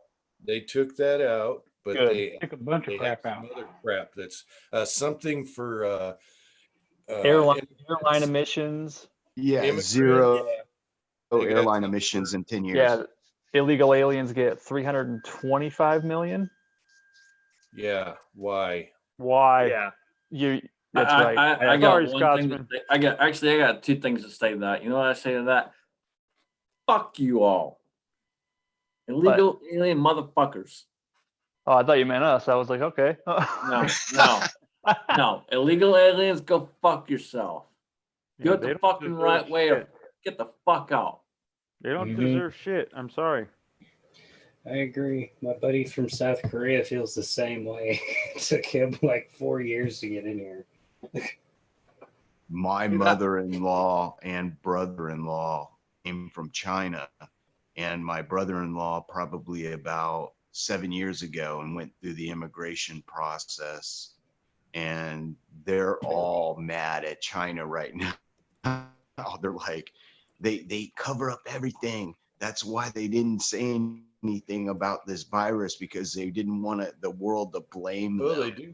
And I was like, They do cover up everything. When my wife was there, they had this big wall hiding all the slums and everything as you were touring through. Yes. oh yeah, yeah. And they'll say a lot of things like, well, you don't want to see that. You don't want to know about that. Ew. And they told her, we own you. We own you, America. What's that overall length you're doing there? Donkey. Yeah. 1.967. Wow, that's pretty short. Are you using H110 in that thing, or what you using? 1680. Oh, 1680? Yep. But these are subsonic now. Hmm. You want subs or supersonics, Junkie? I just want something that's reliable. Yeah, but you want your bolt to go back, you're saying, so you want supers. Yeah. You're doing 300 blackout, right? Yeah. Mm-hmm. All right, I'll check with Daniel and see what his What overall length is, gas 'cause he system are you does- running? What length barrel? 1680 is going to be reliable for you. What's the weight of the bullet again? I can It's probably guess. 209. 208, 209. So what are you using for 1680? You got about 11. I'm doing about 10 and a half grains. 10 and a half? Oh, wow. Yeah. Lighter than I thought. Okay, so like 9.7 grains of H110 is fine then, right? Because that's I what I couldn't was tell you looking about at. H110. Where's my book at? It say that was going to run closer to like 11 or like 1050, 1100. It'll just be past subsonic. I'm doing a 10 and a half in a 16-inch pistol length gas. Oh, mine's 8.5 and it's pistol length. That means Dad uses about 9.5 in his 8.5 inch. And just for giggles, mark your shell where your powder level is and check your bullet. That's a good idea. Because you don't want to be crushing that powder. No. You'll be nowhere near it. You'll get it at both ends. You don't want too much of a gap with H110. You'll get it either way. I said, if you got 1680 powder. Mm-hmm. If you got 1680, use it and do about, if you're not worried about going super, you can do 10 grains and be fine. Yeah, but he wants to have an operating bolt. He's gonna have to go. If he's pistol length, he's fine. He's 8.5 1680. inch. 1680 is a very gassy powder, and you can get it to cycle 300 blacks with very little bit of 1680.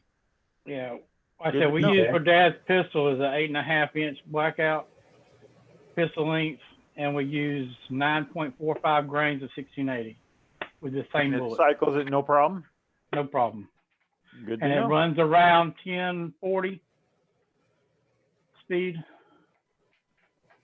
I was running on an 8-inch today, 8-inch with 1680 and a 245 grain bullet around 840, was it eight something feet per second, and it ran beautifully.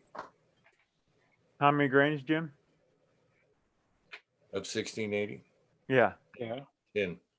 10 grains? Okay. Yeah, but the bullet's seated way down there. That's why But you're also, you also do a canned, right? Yes, it was the can was on it. So yeah. That's going to increase pressure a little bit right there. Yes. And it had an H3 buffer. It's all in the video. Tomorrow's video. No, I just uploaded it about a half hour ago. Oh, did you? Okay. Upload videos during the chat. I said Dad's 8.5. We don't use a can, obviously. And we're shooting subs in it at 945. Seeing it to 1.967 on that bullet. Because it's a relatively short bullet anyway. I'll run the Montana Gold, not Montana Gold, the Missouri 2. They come out to 235 grain. But this one right here, I'll run that one to 1050, and you can run it with or without a can. It's the weight of the bullet that's helping you also. Right. It's like, yeah, that's giving your blowback. Your The bullet is 1.210 length.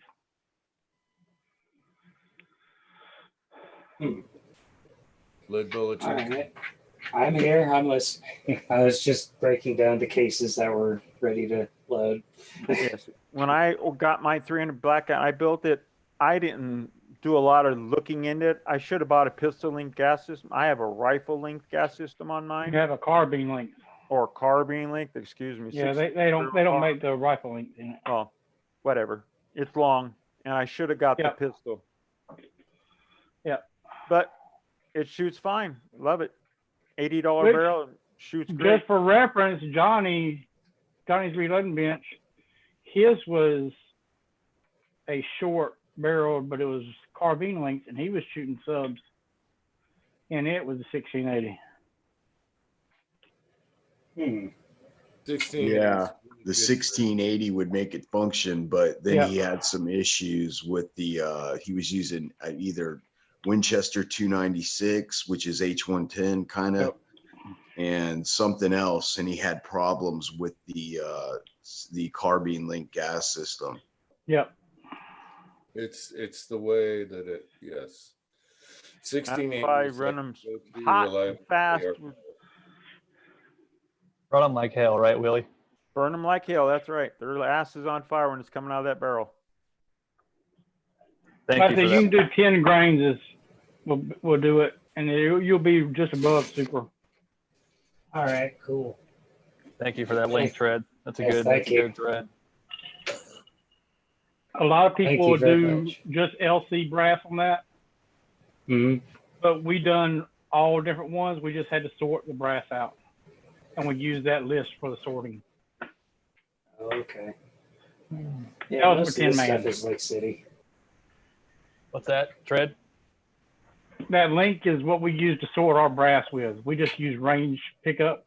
Actually, Right. at the time, Dad bought a couple 5-gallon buckets from the local shooting range, and we just sorted the bad ones from that list and cut the rest of them.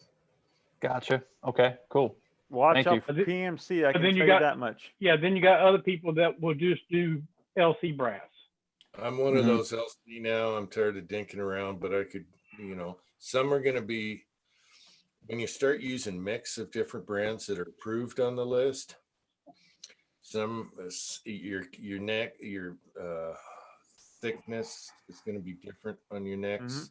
And that's, if you're planking, that's no big deal, but your tension's going to be all over the place. There's a lot of issues. I cut them. I cut everything. I trim everything, and I anneal it. Yeah, see, because PMC brass is super thick.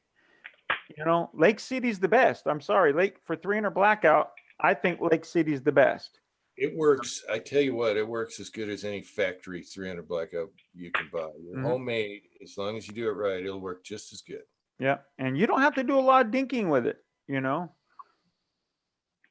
I got quite a bit of Lake City brass, and then Tread sent me a bag. Of mixed, yeah. And if you don't mind, you have the cutter already. Just cut them, so your thickness is right on the shoulder or the neck, excuse me, and everything's right. Anneal it. He got one of those where you can turn it and then just stick it on there and spin it on the neck. He has the RCBS setup. He just showed the box earlier. Yeah, I got the same one. The one I sent James Pollard, he showed it, and I thought, man, that's awesome. So I ordered one a while back. I've never used it. See, I hear good things about it. That the handle, it holds on to the case. They have these plastic little arms inside it, and I heard those wear out so fast. So I bought the one that Kenny was showing, where it grabs a hold of the back of the shell, and it locks in with a metal claw. And my cases I never have any problems with that. And I run them in a drill, coming in and out as fast as I can go. Right. Works great. I think I'm just gonna do if I cut brass, I'm just gonna do one big old batch. You only gotta do it once. Cut it, neck turn it, and it's use that brass over and over. You can use Blackout for a long time. It's low pressure. So that, and there's such a small neck on it. Yeah. It don't hardly stretch at all. No, you at least 10 rounds out of it. Right. And so if I do 500 rounds, I mean, that's 5,000 shots. That's a lot. If you shoot subs, you can go a lot further than that. And if you anneal, you'll forever. Primer pockets go out. But for me, it's just easier just to go LC, and then everything's pretty much the same thickness.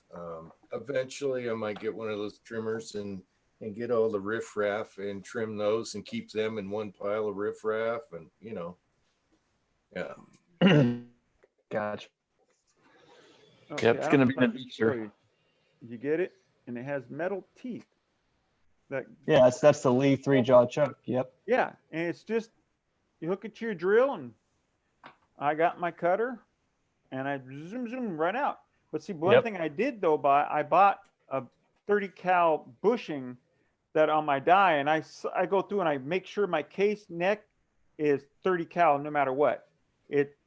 No matter, even if I use the RCB small base die, I still go through and make sure it's enough where I can get this expander into it where it's not dragging through the inside, basically. You know, And Willie, in order to use that, do you need to size your brass, or can you run it after shot? you can run it at, well, you can do it after or before. You know, But it's I do probably it better before. to do it after sizing. Yeah, yeah, I I size it, then I cut it. You know, and I've never had a problem. Even PMC, that cheap crap brass, it's so thick down there. After you cut the neck off, that brass is thick. But I make sure I anneal all my brass. That's why James Pollard made that annealer for me, and that I love the hell out of that thing. You know. And Tim, man, if you've got one of those and you're going to use that, you don't have to worry about which head stamp it is. Exactly. Right. Yeah. You can just use all of it if you want. Yeah, if you're going to use that, you can use. If you're going to make your own, you can use any brass. However, I recommend Art Lake City and anneal it. However, you're going to have different volumes and everything, so it's just easier to keep them in separate piles. See what I mean? I got my jug somewhere. I don't know where it is. Yeah, I get what you're saying. Full of brass gun. Home defense, 10 yards. 10 yards ain't gonna make that big of a difference. Exactly. But I hear you. You load 223, and you know what I'm saying as far as volume differences in brands. So and probably neck tension, and there's probably all kinds of weird. They're using different, you know. It's just I got to try it's going to be simple and easy. LC. So for powder, if I'm shooting 150 grain bullet, what do you think? I use H110. H110, 296, yeah. Okay. What about CFE black? Never tried it. I've heard people done it, but I've never tried it. I heard that's kind of like Varget. If you crush it, it's awesome. I don't know. Well, Tread, what's that, Tread? I can't read it. Shooter's World Blackout. Oh, Shooter's World Blackout. That's what you use? CFE black, I've been told, is a lot like 1680. But not quite. Not quite. Yes, sir. The coveted 1680. Because I can get CFE black all over the place around here. Everybody's got it. But then you want that for heavier bullets. Look at Chico. It's all quiet, sorting brass. Yeah, Chico looks like he's going through some range brass. 357. Yeah, 357. Actually, not that much 357. A lot of 38, a lot of 9, but I even find ammo in my range brass. I was gonna say, I saw you hold that up earlier. I was wondering if that you found loaded ammo in your brass pickup. I posted this on our Georgia Shooting Connection and on my Instagram, and Kyle was like the first one to claim it. Hit it again. 4460, 4488. Tap it. Just take a punch and tap it right now. 44 No, I can see it. Yeah, 44 44 special. 44 okay, I couldn't read it. Good stuff. Starline. Yep. I'm always iffy about when I find Starline at the range. I'm like, how many times has this been loaded? Well, I'm just assuming when it's got the stars on it, it's Starline, right? It's got a star with a star line, star. Yep, right, star yeah, line, star, a line, and a star. Yep. Yeah. But there are some places like what's the name of it? Silver Box. They sell ammo online. When I went to the range, the guy told me, I asked him, they were slow. I was the first one in there. Well, when I went in there. Right there, Jim. Yep, same thing. And I said, have y'all been slow all day? And he said, nah, man, we had 2 security teams, contract people come in here and they were shooting. I was like, okay, I knew I was gonna find all kind of good brass, and I got 38s and 45s, 9s. So you know, I even got one SIG, 357 SIG. This is one of them. No Tread Nice. shoots that. You know, I had a split case in one of my 44 mags, and I'm looking around. I'm like, oh, I'll just chop it and turn it into a 44 special and put it with the pile. Then I realized I don't have a trimmer for the overall length of the 44 special, so I'd have to do it by hand. But once I start splitting them, when they get really old, I can turn them into little 44 specials. Hey, just take your 44 mag trimmer and don't use the bottom thing and just run it down little by little. I was going to run it and measure it, but if Yeah. I eventually get a batch, I'm going to just get the trimmer for the 44 special. What is it? A couple, $7, whatever. Yeah, if that. And then cut it close, just like you do Blackout, and then trim it on the prep center. Yeah. I did that with the first time I tried to use that case prep center. I didn't have the back locking thing on it. I'm sitting there putting a 223 on with my fingers. I'm like, what the hell? This thing's super long. I know. I did that too. I think Tread straightened me out because I was trying to get sneaky and do it easier. And it has to head space off of the thing. But this thing's about to be a 9mm, son of a bitch. Yeah. That'll be a wildcat round. Make your own wildcat. Yep.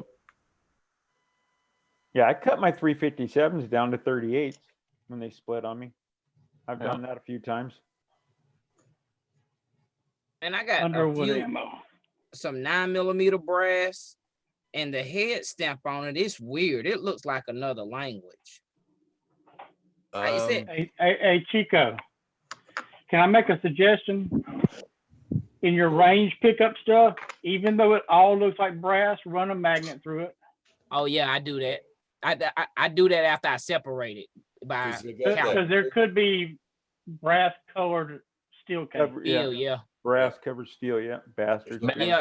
Max Tech and Freedom Munitions make that crap. And then watch for the step inside. Yeah, that's that Max Tech stuff. It's also FM Freedom Munitions. FM right there. There's an FM shoulder. Yep. I use these to measure off the Dillon. Like say I want to load something else, and I'm using the Dillon powder measure because I'm using Winchester 231. Did you? And so I don't care if this keeps getting belled out. So it's just to pour into something, What'd you do to that case to make it looks like you taped something to it so you knew not to use it for anything? No, I don't load it. Yes. At first, it looked like you put a hole in it with a drill or something. No, I made it so it gets stuck in the sizer in case. Yeah. Right. I noticed that you hold it up. I'm like, man, that thing looks goofy. I'll use the Dillon a lot. If it's got the powder in it I want, I'll load 38s with it or whatever, using a 9 shell or whatever what's set up for.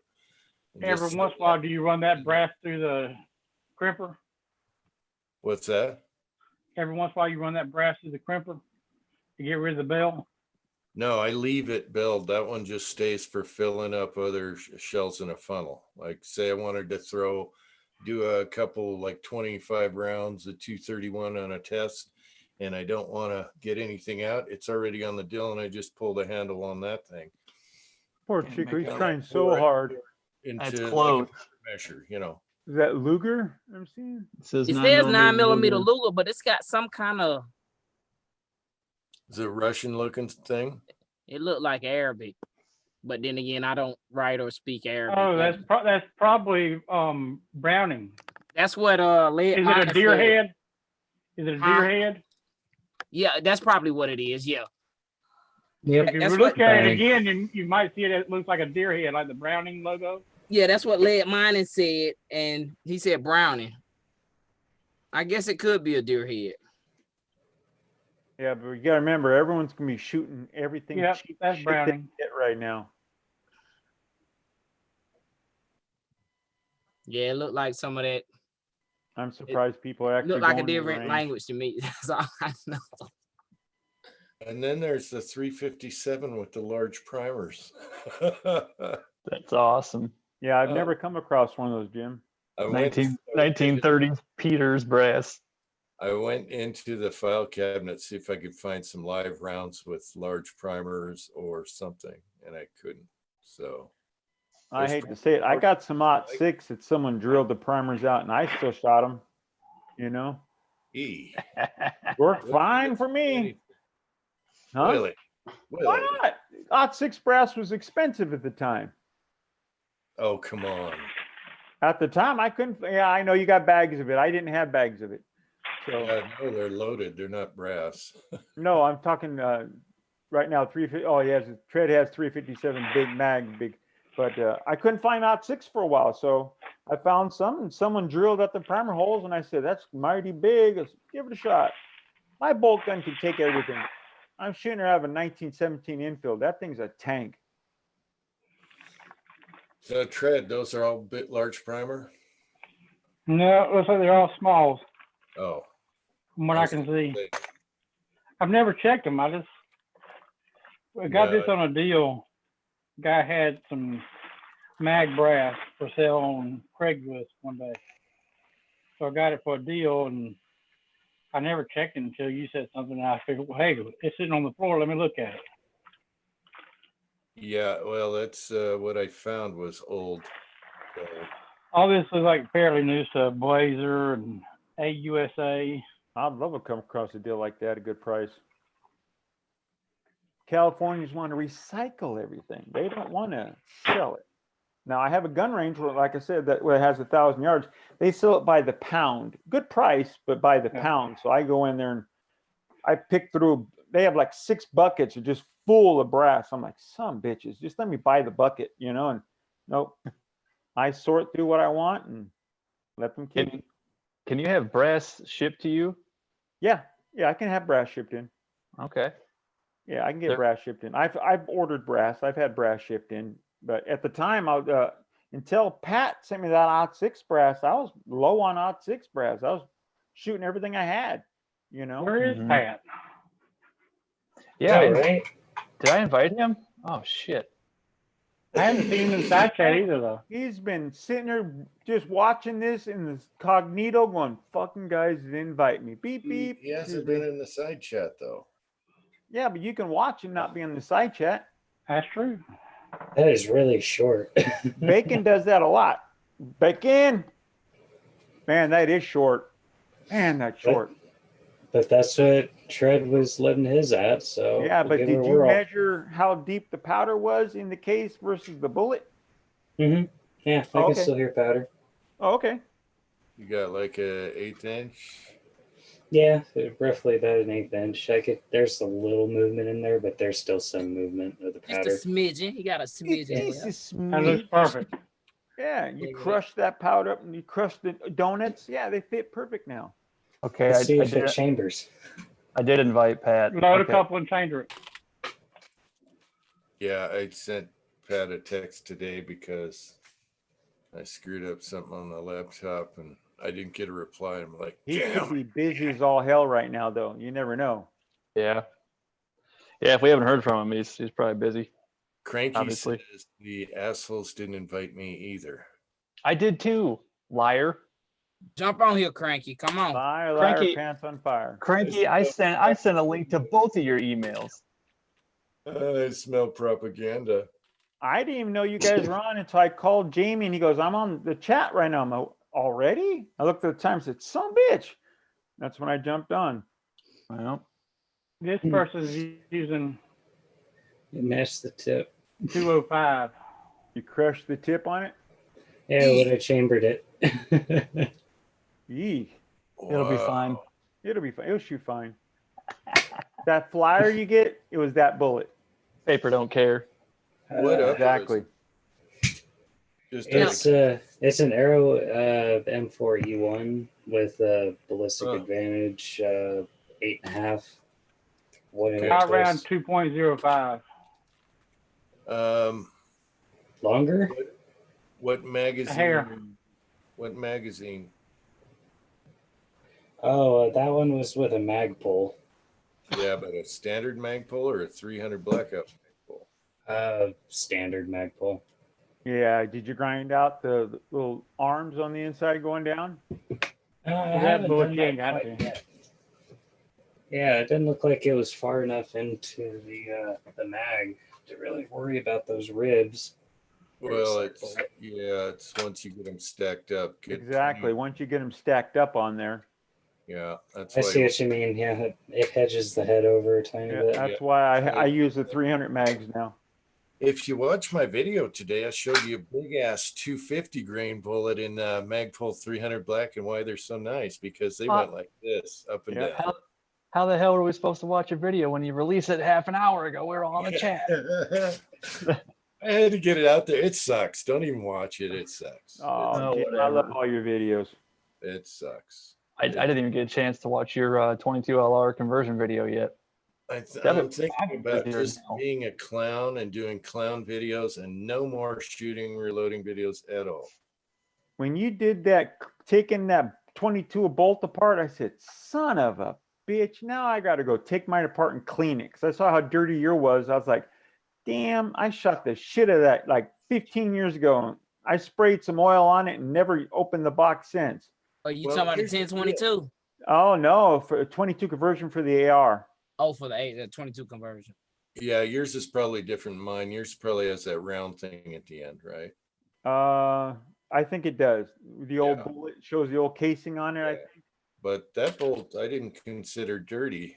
Mine, I didn't. Oh, I saw it when you took it apart. I saw the grime on it. I said, at least wipe it before you put it back together, Jim. Here's the thing that pisses me off. The only reason I did that video is someone replied to one of my old videos and said, mine came apart. Can you show me how to put it together? So I immediately said, the next morning I'll do a video for you. Did I get a reply back? Did he see the video? No. Probably not. He figured out he saw the clip was gone. So I'm a dumbass. I lost the clip. Let's put I a new go one in. over to his channel and tell him that I posted the video and we better check it out before I delete it. I'm risking myself doing parts and stuff, you know, all to help you out. And then you just snub me. You need to send all of his information because we can write to him saying, you son of a bitch and all that stuff. Yeah. Yeah. You get like 100 You're people. dissing my friend Jim. Who in the hell do you think you are? You got him a strike, you piece of shit. No, 100 thumbs down. What the hell happened? Exactly. What happened? I was showing you how I threw my lure in the water. All these down arrows. Everything I see online, Junkie, is anywhere from 2.05 down to 1.95. Yeah, it did it worse when I did it longer. Cranky, you should come on here, and James Pollard should be on here. You Yeah, know? Mr. Pollard needs to come on. It'd be good to see James. Zorzak's on here. Idaho's got to come back. What the hell? All you guys. Oh, yeah. I think Zoom's unlimited, ain't it? Yes, it is. Lead mining. Hey, lead mining. Lead mining. Yep. Come on. In other words, everybody that's in the side chat can come on now, and we ain't got to worry about side chat. Chris 338, he's been on forever on the side chat. Get your ass. Yeah, Chris has been there a lot. I mean, who else is here? Michael Signs, where are you? Give me emails, people. You guys can invite. You guys can invite. You need to get Uncle John on. Chat. I want Blue Healer on here with the horse in the background. His little horse and stuff. Oh yeah. No, I want Uncle John. Just post a link in the side chat. That may be a bad idea. What's that? Posting a link in the side chat. You never know who's. Just kick them. You never know who's watching. You never can know invite who him. can jump on. Floyd Hicks. Kick them out. Floyd refuses. Vanessa refuses. But that's okay if you don't want to come on. Meg, he always refuses. Meg's kind of in the same boat as me, man. I'm so behind on videos. I've been busier than hell. You're telling me I got plenty of time, but I ain't got nothing to make a video on. So that's why I'm sorry, Jerry. I mean, I'm behind on watching videos. I haven't really been watching that much. I felt bad to Jerry. 5 minutes to just say, this is what I'm printing today. Hello, this is Uncle Tin Man. This is what I'm printing today. Click, no editing, put it on YouTube. No, Jim, no. It's, hi, this is Tin Man, Uncle Jim's bitch. Yes, I'm printing this today. I love you guys. I am nobody's bitch, I promise. I know. I know. What'd you say? What was that, Tread? Dealer. No, the Hey, I was man. asking Mig if he used any of that orange stuff. Oh, is Meg on the side chat? Yes, he is. Hello, Says I'm Mr. Meg. slicing. Basement is flooded. Big's been busy. He had a setback he had to take care of. Wait, lead mining, does that mean you want to come on tonight? I do have his email. Shoot him an email. You guys can shoot emails. You got Come the on, option. Mining. Answer You yes just or no. forward the link you got. See, Yeah. Uncle Jim, I read that as a yes because he says Uncle Jim has my email.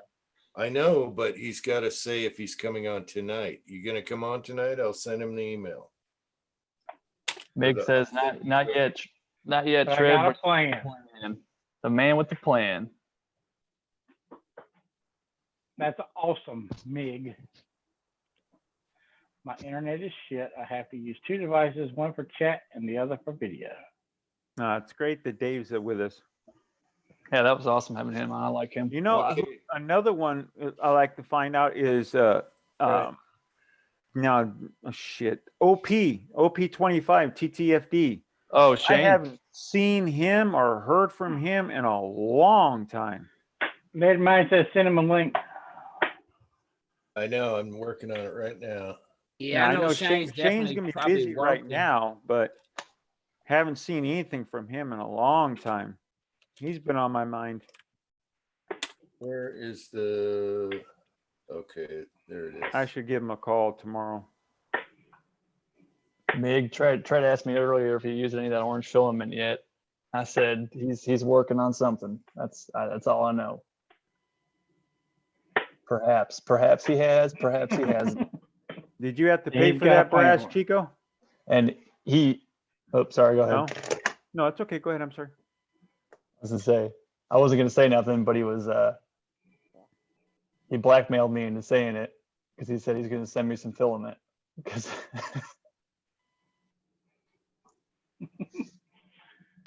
They had pink and magenta. Oh, that'd be tempting. That'd be fun. Hang on, I got a whole bunch of this purple. Which one, the pink or the magenta? Either or. Shit, you can print your own Frankfurt Arsenal tub now. Placenta. Okay, lead mining, I sent you a link. All you need is your camera and it'll ask you to test your camera. If you want your camera and microphone on, click those and be ready. And you don't have to be ready till you say, okay. Frankie. There's the purple. And it's not showing up for the shit. That's good purple. That's cool. That is I cool. got a whole bunch of it left. I haven't used a whole lot of it. Chico likes purple. You got a whole reel of it, or? Oh yeah, hang on, I'll bust out the roll real quick. There's a bunch left on it. It's damn near a full roll. Do you think 1942 is too short? Do what? 1942 is too short? Because that was about as far as I had to go to get this thing to seat without it screwing up the side. No, it should be all right. I can still you're hear loose only powder in there. You're doing subsonic, so I mean, as long as you're doing near subs, you should be all right. You just might need to adjust your powder based on your pressure. I'm just a little worried about shoving a bullet like an inch into a case. I said a lot of people are using the 1.95. I bumped it up to 1.967, but other people are having to go up to 2.05. Yeah, I wish I could do that. Longer could be good too. So I've never run into where I had to shove that bullet that far in though, for it to feed in right. Do you know what kind of bullet that is, lead bullet junkie? Palmetto projectiles. There you go. Is there a comparable bullet length or something like that? I mean, comparable bullet manufacturer? No. that looks a lot like the Ozark bullet actually, without the grooves in it. The smooth side, slick side. I know, but look at the ogive part. Yeah. Feeds like butter. I said, if I remember right, that Palmetto Projectiles posted a 2.0 overall length on their site when they were up. Oh, okay. They're not in business no more. I could see why, because their driving band is so long and fat. Like that's what was causing me issues. Well, the problem that wasn't the problem. The problem was getting them to actually send it out and deliver it. Oh. Okay.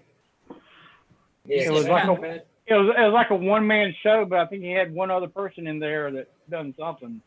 But for the most part, he worked strictly at night. We went up to his place during the daytime, and nobody was there. Wow. And then, there was one person there, and he said, well, he does all this stuff at night because he can't get no work if everybody shows up here on the daytime. So it's one-man show, and then he ended up going out of business. My buddy placed a 2000 order and ended up having to get his credit card to reimburse him the money because he never received it. Then it wasn't a few months later, it showed that he was out of business. Oh, that's a shame. Well, I think a lot of the problems I've been having is, like I was saying, with the driving band being so far forward on these guys, on these bullets. Oh. Like when I go and mic my NOE bullets, the nose on them in front of the driving bands is like 304.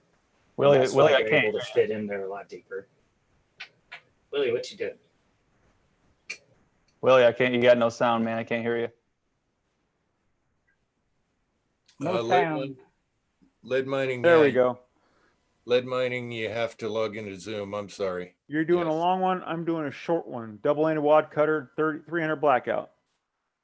A very short double-ended wad cutter and a blackout. And it chambers like butter. Really? That's cool. Yes, sir. PC Bullet Empire sent them to me, and they weigh 86 grains. And I'm gonna send these bitch down my barrel screaming. I smell it. It's going, baby. It's gonna be going. I smell lead. Ooh. It's all right. Looks sweet. It'll be good. They look a little longer than mine. These are 1.967. Those look a lot longer than yours. Mm-hmm. I tried loading them at that. Are you measuring correctly? Dead horse. All right. Dead horse in the side chat was saying, I don't know if he's talking about this bullet, 1.830. Some people. So hopefully he's talking about that bullet. 1.968 on that one. Yeah, I ended up going with 1942.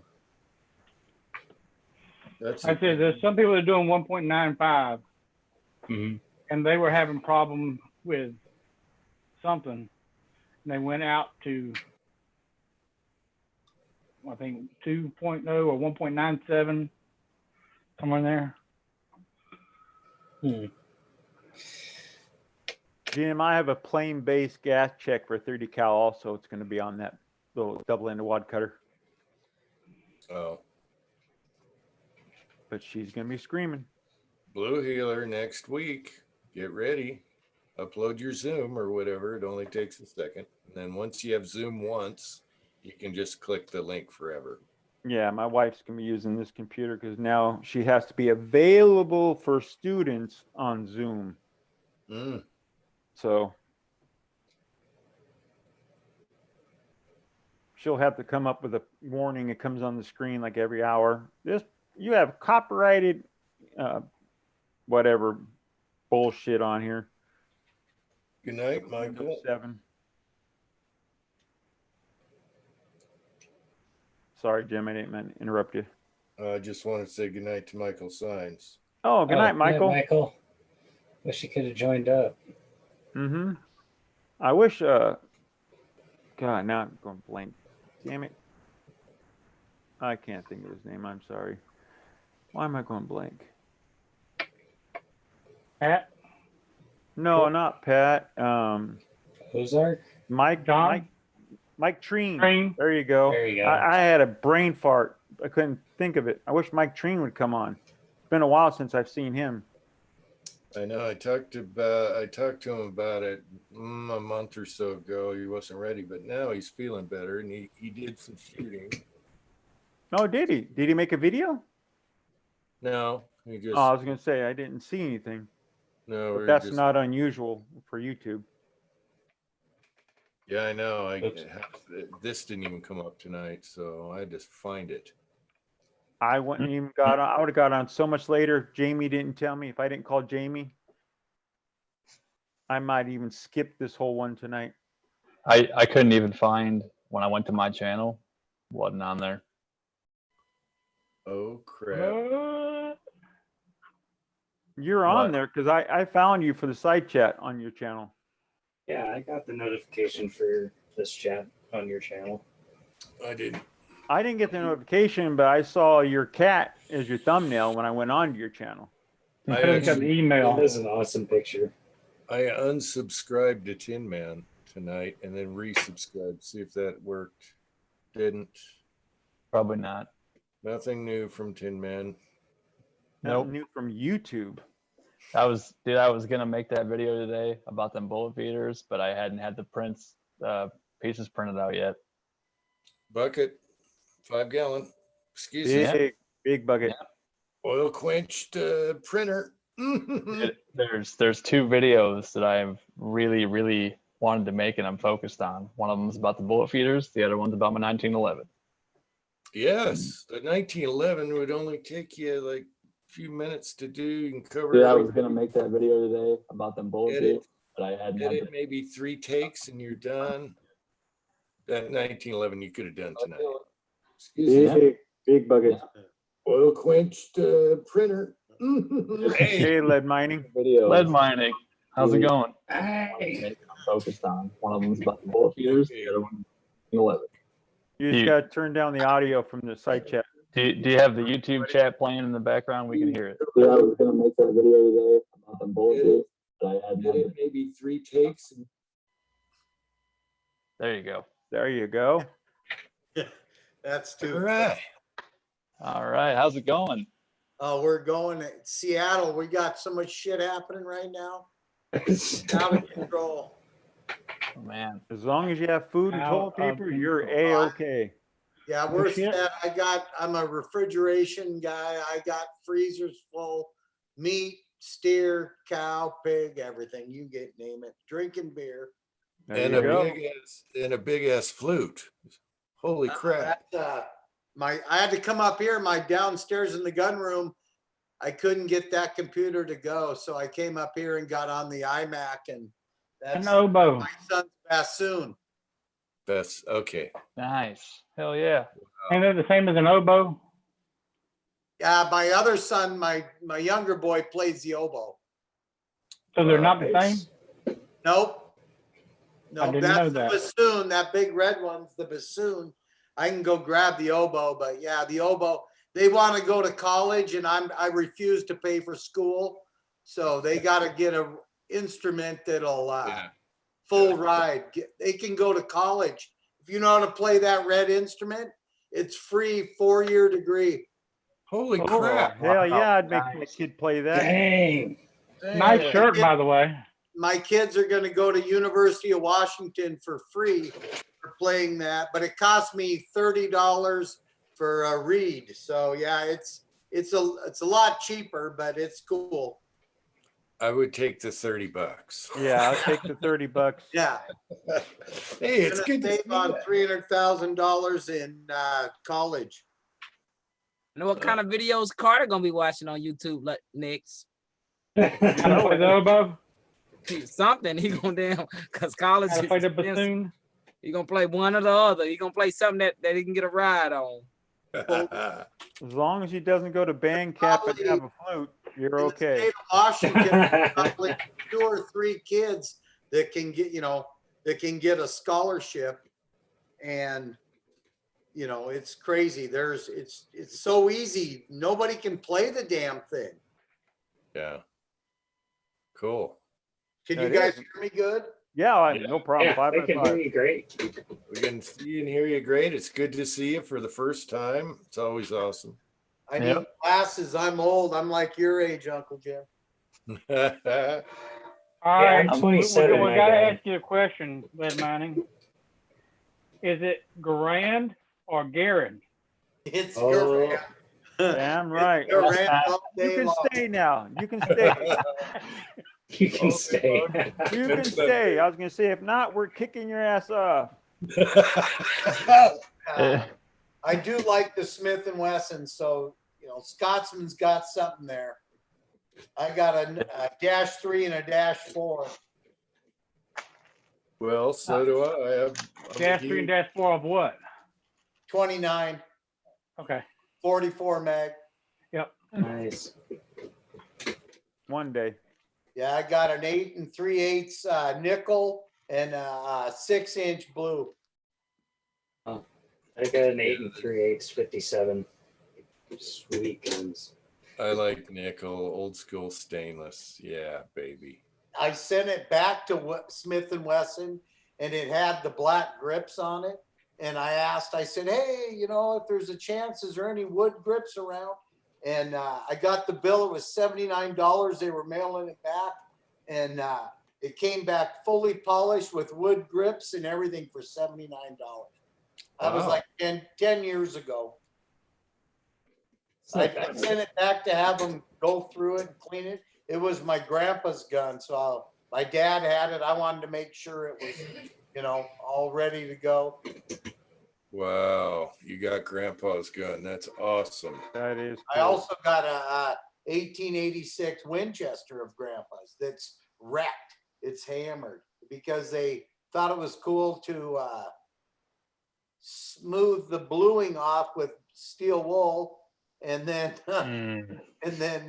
he never cleaned them. So the black powder. Yeah. Right. That's a shame. That's a It's shame. cool. Yeah. No, I got the serial number when he bought it, everything. It's all cool. It's all documented. Yeah, if it wasn't rusted the barrel out, say go ahead and reblue it. What's going to hurt it? You've already had the bluing taken off, Right. Turnbull said they'll redo it for $5,000. That's out of control, but yeah. Yeah, that's a chunk of change. Yeah.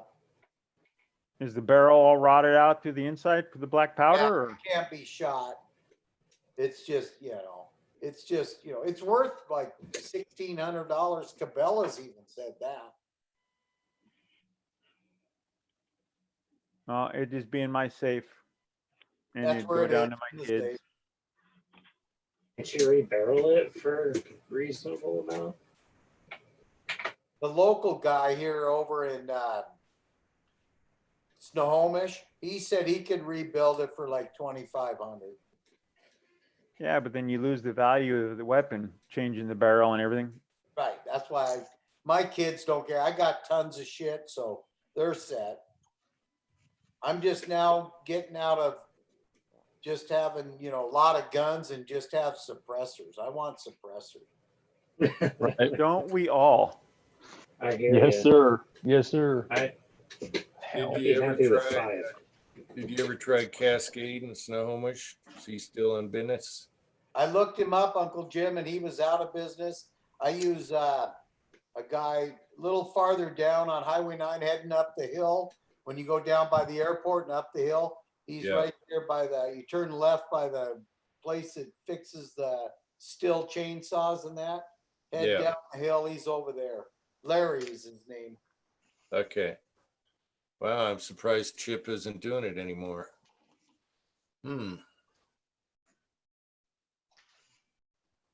Well, that's good. Do you have any come in yet?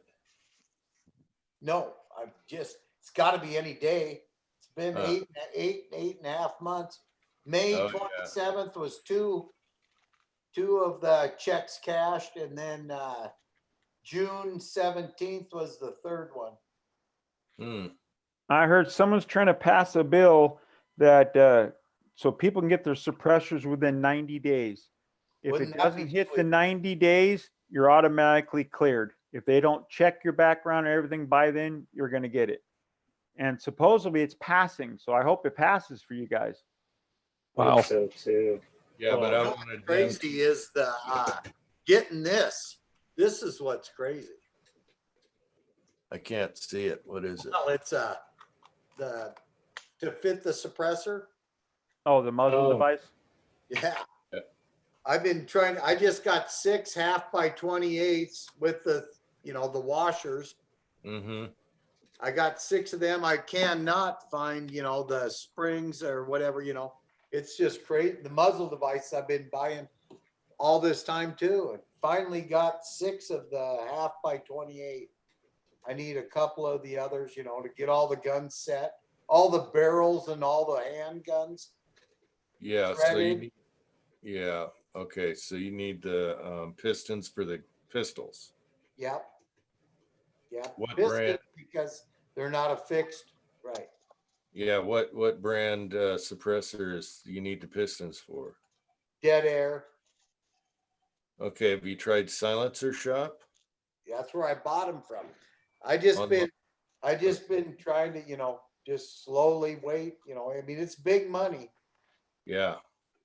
I know. Yeah. Yeah. I got $5,000 into just suppressor stuff already.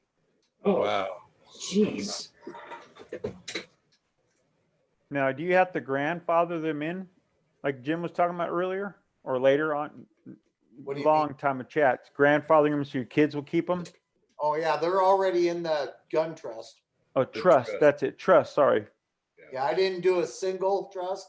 I did a gun trust with the family, all tied to the will. Everything's separate. So when it's, because you buy guns that were prior to, in Washington, we have to make sure, what is it, 2009 or whatever they said, you have to have it transferred and all that. Where prior to that, I got guns that I just bought it, from So Billy do Bob. I have And guns so and gun shows. those guns are in the trust as labeled as, these are non, whatever. And then these are these, everything's labeled, everything's done. So when the will, the family knows how to handle the gun. Yeah. Yeah. And you can add to it. Right. Oh, I add to it every couple of weeks. I wish I could. That's nice. Wasn't that the good old days, going to a gun show and walk out with 3 or 4? Yeah. No problem. You got to realize over here in Washington, my wife works, I work, you make good money over here. It's like you, Willie, down there in California. I do HVAC. I make good money. They pay us good up here, to fix something. Yeah, I made good money when I worked, but not since I've been hurt. Right. Sucks. Yep. So do you go into any outdoor ranges up there? I belong to the local range right here by my house. We have a 220-yard net, and then the one over there, the Seattle Police, that's got a 500. Cool. 220. Is that up on over by Lake Goodwin? What's it called? Private? Is it a private one? One of 500 members. Is it the one where they have the fence with the remote control? Nope. Do you have a key? Yep. Does it have a gate? Yeah. Yeah. To have a key, you got, yep. And his old man, what's his name, still running it? It's on the other side of. We're right by the lakes. All the lakes over in north, way north of 6 miles north of Everett. And east, right? No, just west, a little bit of I-5.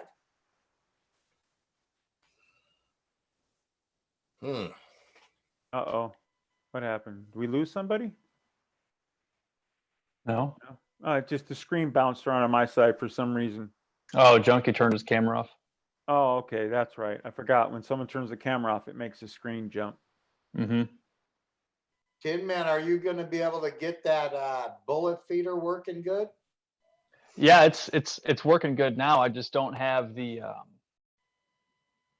powder funnel for the Dillon. Okay. So Double Alpha makes some that has a step right before where it flares. So when the bullet drops into the case, it doesn't tip over and go all cattywampus on you. It sits perfect, and that thing is in there real nice. And I was having an issue with them tipping over because I didn't want to spend the $30, $35 on the powder funnel. I didn't get one at first, but I realized I kind of needed it for what I want to do. So I'm just waiting on them. I ordered them Thursday. I think they should be here sometime this week. Can you print them, or are they metal? They're metal. They're they call it a powder funnel, but it's a powder through expander. So you do sheet metal? I do. Yep. Okay, cool. I'm HVAC. I do refrigeration. Yep. I heard you say that. I was wondering if you did refrigeration. I used to do supermarkets. Now I work at a big casino where we just got laid off, and then these Indians think they can just shut it down for 2 weeks, 3 weeks.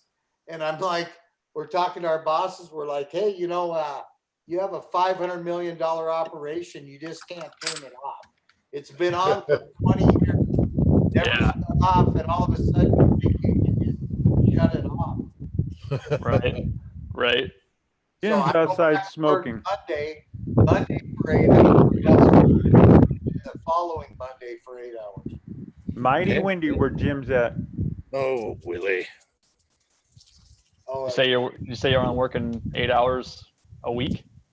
I'm gonna go. Yeah, 8 hours next week, 8 hours the weekend. Well, they're paying us. Yeah. Yeah, my son did refrigeration for a long time. Now he's doing low voltage and maintenance. And they walked up, they fired everyone. They said, you're all fired, but keep your work truck. When business starts back up, you're coming back. It's like, wait a minute, why are you saying I'm fired? They paid out their vacation pay, everything. I'm like, what the hell are you guys doing this for? You're just laying people off. You don't need to classify them as being fired, My son's like, oh, they fired me. I got a company vehicle, company gas card, company credit card. I'll max this bitch out if they want to fire me like that. I'm like, don't do it. Just chill out. You'll be fine. They classified us as furloughed. Oh, I don't understand why they did that. They said right on his thing, fired. Well, when you're furloughed, you get all your benefits still. They're still going to pay our medical, dental, all that. That's awesome. That is cool. So they're scamming the government. They're going to get some money. Yeah, they're at work right now. They're talking. So I do second shift. We make boiler stacks for high efficiency boilers and generators and all that kind of stuff. We make double wall boiler stacks. That's the department I work for. So there's a second and third shift. And everybody on second shift, besides the journeyman, which is me and the shift supervisor, and everybody on third shift, besides the 2 journeymen, are laid off. The week after that, they're talking about just having the supervisor be there and sending me out in the field doing some shit that I have barely any experience doing. And I'm like, why? You're getting a government grant if you lay people off and keep them on the payroll. Why not just lay me off instead of me losing money going to day shift? You know what I mean? I don't understand. We heard it out here is if your company does not lay nobody off and they furlough them, the government will turn the loan into a grant, and a grant doesn't have to be paid back. Right, but technically, if they're laid off, are they still on the payroll? And I don't know how all that crap works. I don't know. That when I go back, our week's in Monday, so I go to work tomorrow or Monday, and then I go the following Monday, and then I'm laid off. And like out here, we get a lot of money because Boeing, Amazon, Facebook, everybody makes a lot of money. So it's like, 860 a week, plus, like you guys were saying earlier, it's another 600 on top of that. I mean, after my 401k and everything, I took home only like, 1,600 a week. So if they're going to pay me 1,400 a week to sit home, sweet. Yep. Yeah, I'll take that all day long. And they said it's only 39 weeks. I'll sit on unemployment for 39 weeks. That's like 8 months, dude. Yeah, hell yeah. They're supposed to give the 600 on top of your unemployment every week. Yeah. Apparently. I don't know what the hell my son's worried about then. Shit, he's gonna be making, he's $28 an hour normally. And I'm like, you're going to be making max unemployment. And if they're going to throw another 6 bone, he's going around doing DoorDash right now. What the hell are you doing that for? Stay at home with your son. Yeah, Willie, Yeah. they don't, they, $28 an hour though, that's not much, Well, nowadays. it's not now, but just starting in the For company. kids, it was a lot. We looked up to them people, but now, I mean, I make a lot more than that, and they, 28 Yeah, but that's bucks just an hour walking is in like as a new employee at 28. I'm like, barely a second year apprentice in HVAC is the $28 an hour. yeah. Man, it's crazy how different everything is. Yeah, On he the just West got hired Coast, on. Kid man, on the West Coast, it's stupid. I mean, a fixer-upper house is $300,000-$400,000. Your cockroach is a $300,000 house. Wow. You're going to be bars so on your window expensive. and everything else in a crime area for that price. I bought my house back in 2003, north of Seattle, and I paid $230,000. It's 550 now. I got 3,000 square foot, 5-bedroom. We love it. We're just sitting here. You want to quarantine us? Life's good. What do you want? Yeah. Oh, yeah. Now, is your range still open even though it's private, or they closed your range? Because of being private. Oh, okay. I have a key that opens and closes a gate. I wonder if I belong to a paid range too. I wonder if they're still open because they're a paid range, but you can drive in there. There's no gate keeping anybody out, so maybe they are closed. I don't know. I have to call Uwe. Now, on your ranges, do they allow you to pick up scrap lead, shot lead? I did. That's cool. I suit up and I take all out of the traps. I get all the, it's crazy. That's cool. I have Nice. over 1,000 pounds of range scrap That already is melted down. nice. You got to look at my video when I'm melting it down with the weed trimmer. The weed, it's funny. That's nice. I wonder if you're I'm talking indoor. Which indoor range? Not indoor. You were at the indoor up there by Boeing. How do you know that? I know where you worked. How do you know that? Wait a minute. Who you been talking to? Don't say the name of. I know a bunch of people you worked with. Oh yeah. You know Leroy. I know that. Huh? You know Leroy. I know that. You asked me one. So yeah. So I mean, Stop farting. Jesus. Leroy. You need to go see mommy. Come on. I was always kind of curious what Come on, Uncle baby. Jim did before he retired. He told me, and I never said it. Yeah, that's called something else now. Don't say the word. I'm not. There you go, Bo. Bo, go. Come on. Go see mommy. Go fart on her. Wait. Never mind. I won't say it just in case I'm right, but I doubt I am. I work with. Did you ever know? Did you ever go in there back in years ago? No. Oh, okay. No. So you don't know Howard? I've heard of you, and then I went to work one day and I got a bunch of buddies at the casino that are gun gurus. And I said, hey, this guy and everything. And I had a snapshot of your picture. Oh, geez. And a bunch of people went, oh, fuck, I know that guy.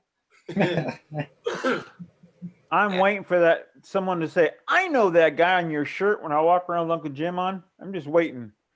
Because back in the day, that was the only place to go over by Boeing, and they all worked at Boeing. Okay, the guys worked at Boeing. He's thinking Little that light does bulb is lighting everybody up. know. Hey, Willie. Yeah. Uncle Jim was a tabletop dancer. He was an exotic dancer. How did exotic dancer? Yeah, right by the Home Depot. He was working his way through college. He worked at Honey's. That's how. That's why my Uncle Jim on YouTube, because the guys used to call me Uncle Jim, the younger guys. Yeah. That's horrible. No, it was affectionate name from the employees anyway. You got the best freaking email, Jim. I wish I would have thought of that though. Oh. You're just like, it's okay. I wish I would have thought of that email. Classic. I had to desperately do that to do Uncle Jim. Yeah. So, guys from Boeing, let's see. I don't know. I don't remember names anymore. It's been too long. I had a lot of good friends that I met there. A lot of them are probably passed away. Howard passed away. He worked there. It's crazy how, the whole place, the whole city's shut down. You'd freak out. You can't, there's no cars downtown, Jim. Wow. Yeah, that's crazy. I mean, it's like 1955 traffic. Yeah, I lived south of there, so it was You live Linwood. south of Seattle? Linwood. Oh, north?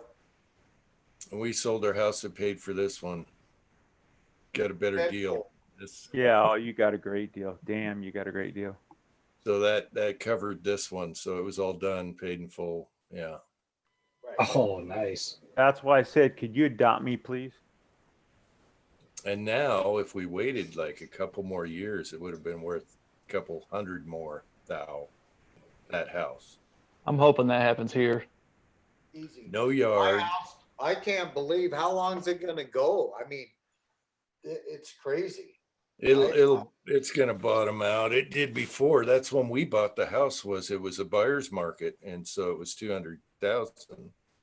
And last I heard, it was over $500,000. It was 550 or something. I bought my house and it was like 200 grand. And then I looked at it and I dug the whole basement out.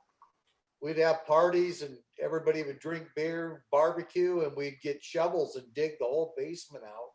And I added a whole 1,100 square feet to the bottom of my house. Wow. Got a daylight basement now with a gun room and all the shit and a bar. And yeah, it's pretty cool. My kids right now are down there playing Xbox. I was say you've been digging for a while, my friend. You guys were filling the 5-gallon buckets. Oh, it was funny. Yeah, you wouldn't believe, Willie, how much 12 shovels can do an hour when you're all free food and beer and having fun. It only took 2 weekends. Wow. Damn. Wow. You had some good friends breaking their back. They did it for Phil, so the dirt wasn't packed. It was loose. Oh, okay.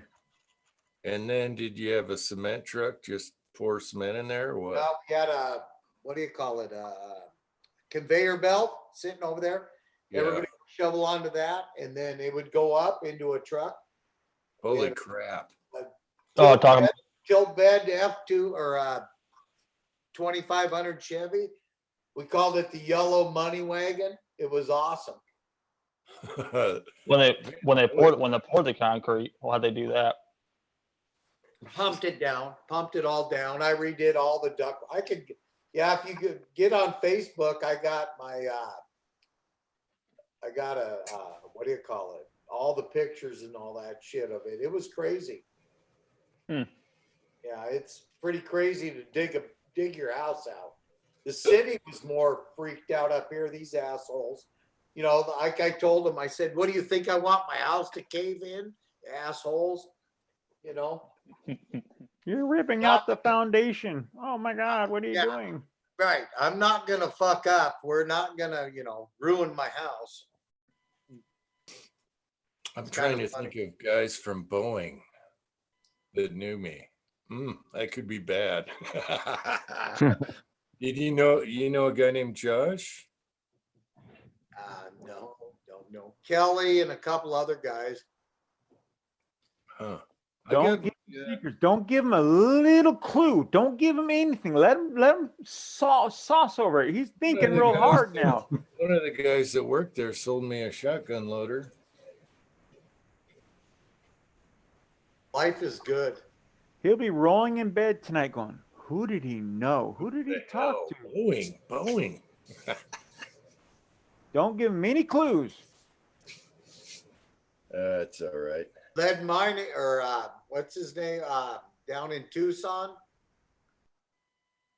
I lived in Arizona for 10 years and I remodeled I built a couple Safeways and remodeled all the Trader Joe's down in Tucson. Really? Huh. Yep. Wow, that's awesome. Yep. Green Valley, Safeway.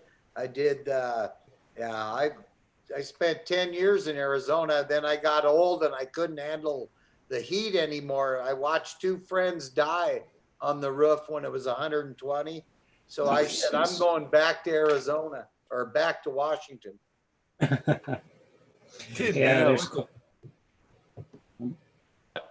You left a free state to go there. I had to. The money. Just to leave, Willie, you get $10 an hour more. I got you. I understand. Trust me. I drove 80 miles a day for money. Trust me. I went from 80 grand a year to 140. Quit trying to make me leave my state. Uncle Jim, did you catch my reference there? I'm trying to figure out painted. What are you talking about? That old mafia reference. I heard you paint houses. So if I turn on the YouTube and see the chat on my phone, will it make it feedback? You just need to turn your phone volume all the way Or down. You can either pause the video. I can pause the video. Mm-hmm. And that way you can type in the side chat. Yeah, Would you pick up shotgun shells too, Chico? Oh, I thought I see colored shells right by your right hand. Right yeah, there. I had them from another range pickup, but not yesterday. Chico, how's your work? Is there any quarantining in your work, or can you still work? I'm considered essential employee because I work on all the police cars. Ah. Yeah, but they've cut our man hours down to keep that 10 number under 10. So it's normally 13 or 14 of us in the shop, so they cut us in half. So it's 5 or 6 of us each day. And I'm surprised. So like, I'm sorry, go ahead. No problem. So like I work a day, I'm off a day. I work a day, I'm off a day. Everywhere else in the government where I work in my local county, if they can do teleworking, they can. So they're at home getting paid on doing teleworking. I'm surprised they're not making you. Right to work state? Georgia is a right to work state. Oh, okay. So your unemployment's low. Yeah. You'd make more on unemployment if you weren't a right to work. I think unemployment is, I think the max is $360 a week. So they're going to add 500, 800. Yeah, not worth it. Better to work. Yep. Wow.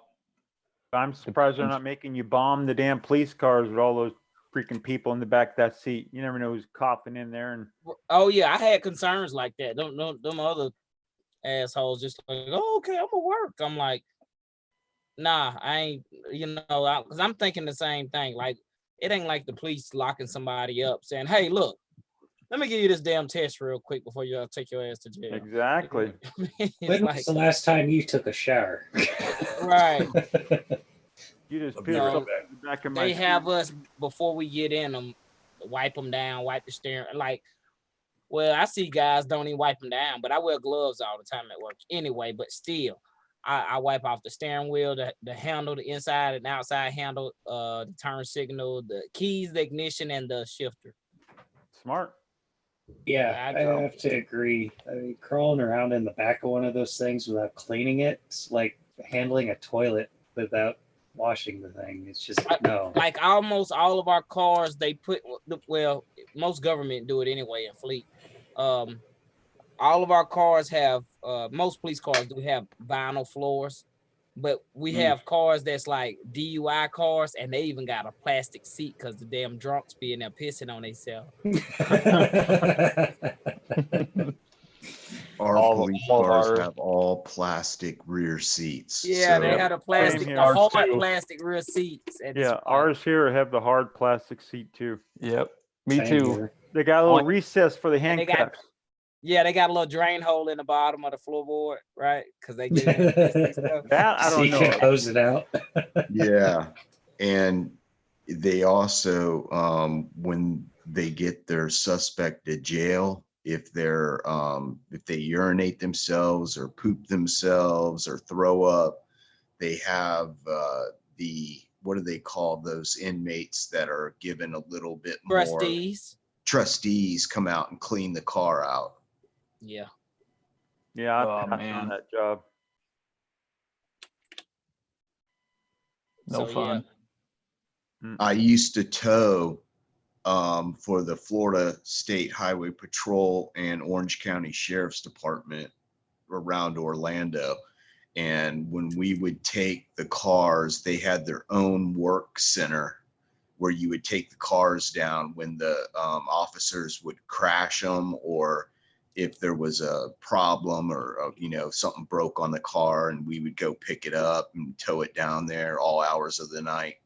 And they had a complete garage that was set up with an impound yard with all their crashed cars, and then they would fix them and put them back into service. Yep. I see Simpson Road Larry. He's in Minnesota. I spent 7 years over there in Thief River Falls, way up north. Worked at Arctic Cat. That's funny.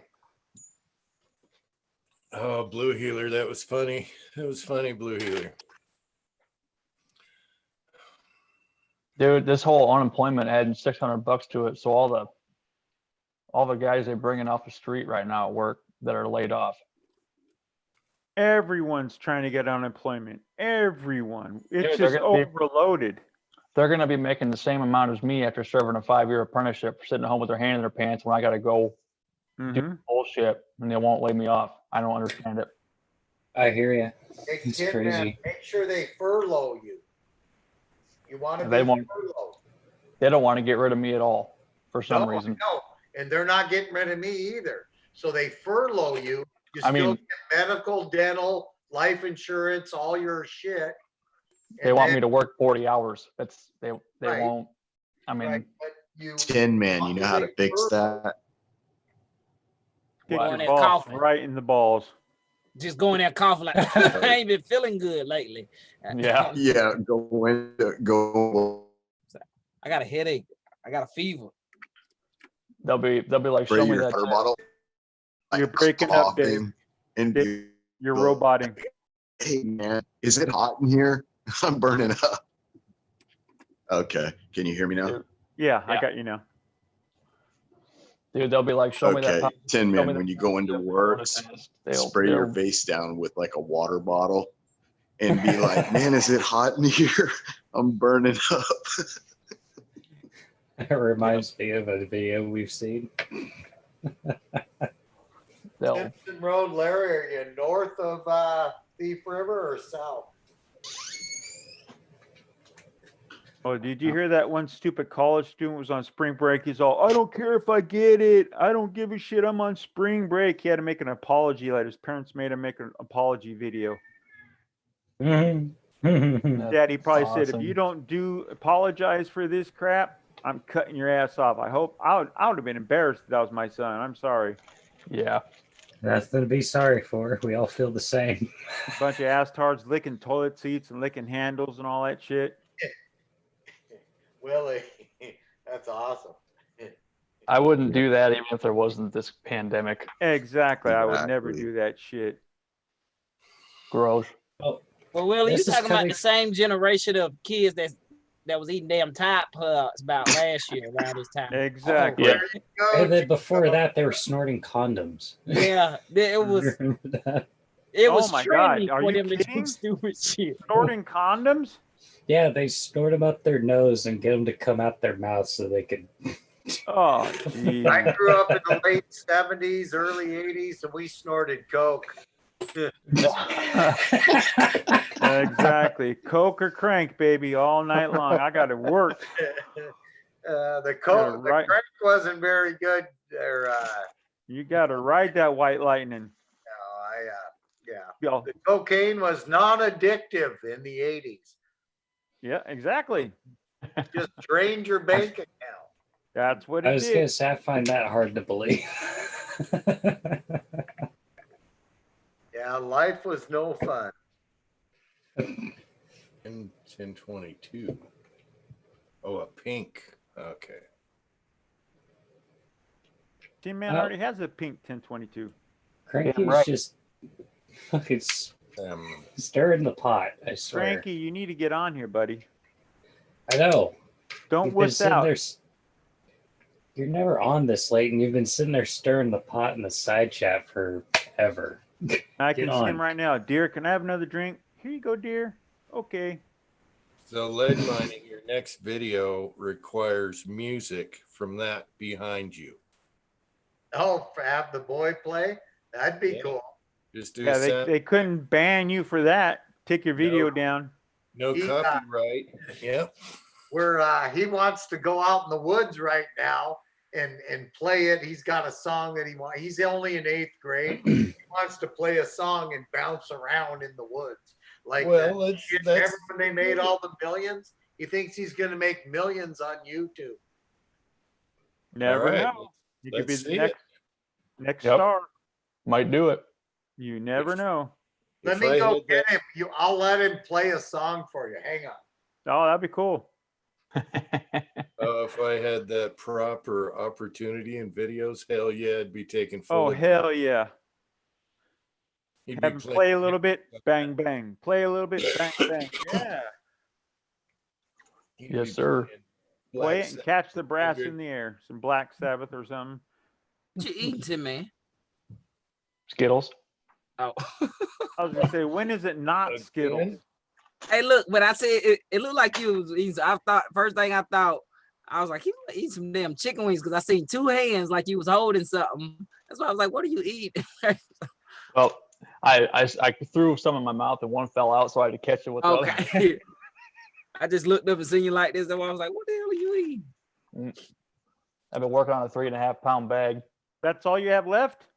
No, I poured Oh. the big bag into the small bag, so I don't have to lug the whole damn bag down Thing here. downstairs. I got you.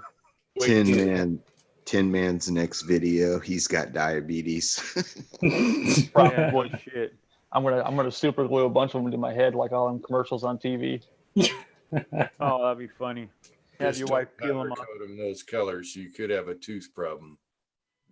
Dude, you need to try the Starburst jelly beans. They are freaking phenomenal. Those are pretty good. Yes, this is my favorite snack right here. I get so excited around Easter time. I don't like candy. I don't like sugary shit at all. The Skittles I will eat all day. Cranky said he didn't get the link.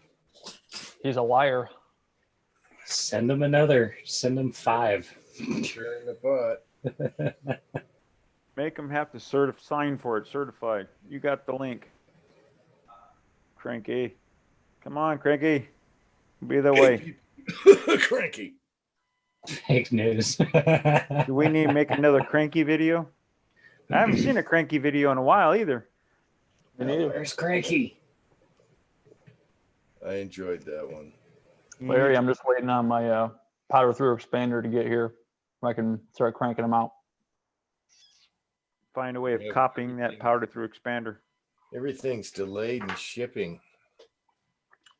See, they haven't emailed me the shipping confirmation yet. I wonder what the hell's going on with that. What company? Double Alpha. Oh. I don't know. I was surprised I got my dies in 2 days. I was really shocked from Midway. Chico. That's what I want. I got like a Christmas coupon for Amazon, or Christmas birthday one, my sister or whatever. And so I bought that thermometer, right? And then did the free trial for the 2-day shipping. What do you guys all use? Prime. Free trial Prime, cancel that right away. Free Prime, all that. It says 1 month before you get it. Yep. Well, I think that's because of the current state we are in. Yeah. I know. It was Only essential stuff is you ain't sitting Prime. It was Yeah, they're only sending medical stuff right now through Prime. That's what gets priority right now. Cleaning Yeah, but it supplies, was medical stuff. Is it really? I got this light from No. Scotsman Prime. They're only stocking their warehouses right now with essential. They still have the stuff. Some of the stuff they still have in their warehouses that Right. they're going to send Prime, but once that stuff's out, it's going to take a month to get restocked. Hey, there he is. That's How you Dan. doing, buddy? Hey, how's it going, bud? You gonna play us a song? Get jam out. He played, that's my 12-year-old. That's Tanner. He plays the oboe. Oh, okay. How you doing, bud? The Did red Dad one. take you off the video game? Yeah. Did Got him Dad off take that- you off the video game? Yeah. Mean old Dad. Can you imagine what the bandwidth these kids are taking up? That's all they do, you know. Right. They Oh, do we like know that. 4 hours a day. They got to play.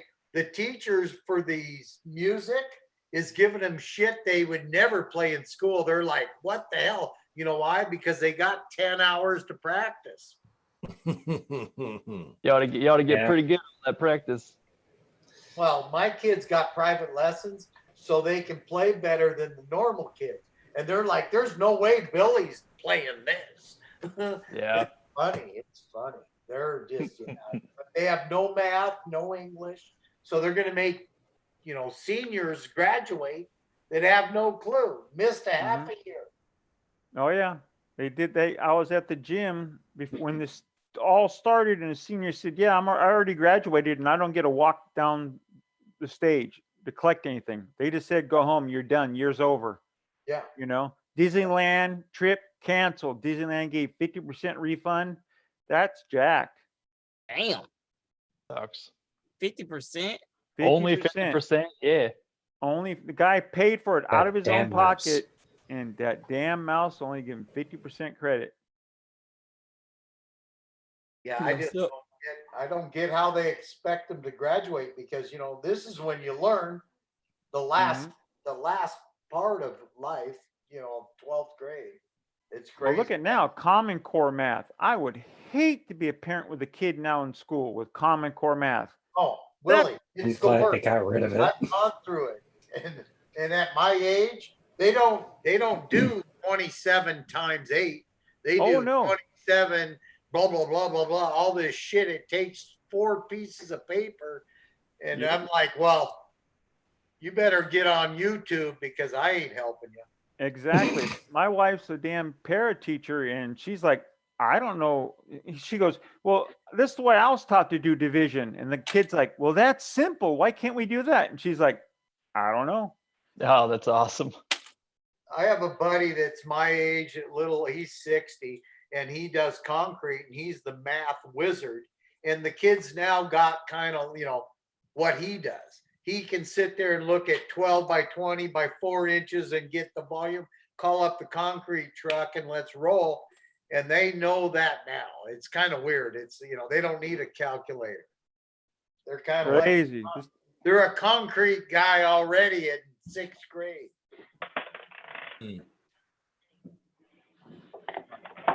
Here we go. We're Boo-boo, getting come on. ready. They're freaking out. They don't know what to do. There's Uncle Jim, guys. Boo boo. Come Oh, on. there's Uncle Jim. Get in here. Come on. All right. You can stay out there. Hello, there's Uncle Jim. Sorry, Jim. Oh, yeah, there's Willie. How you doing? Join the army. Now their grandpa was 32 years Air Force. He makes $9,800 a month, and he's broke. Oh boy. Willie, what do you think of that deal? Yeah, oh yeah.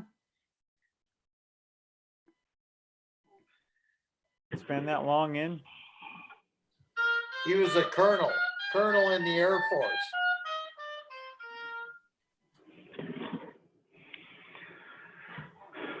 So when was the last time we had an oboe and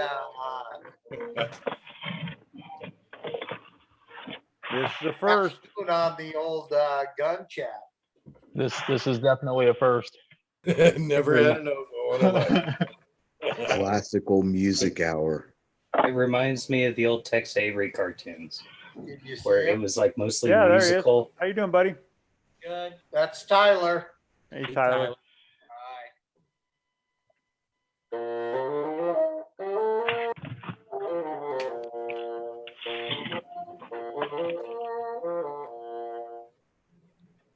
That actually sounds really good. That does. Yeah.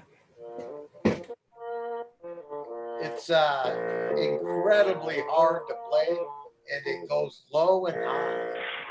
I like the lows. Yeah. Yeah. Low-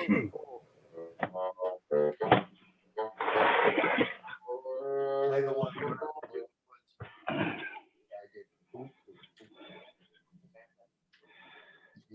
Just play. It's pretty Yeah, good. have fun.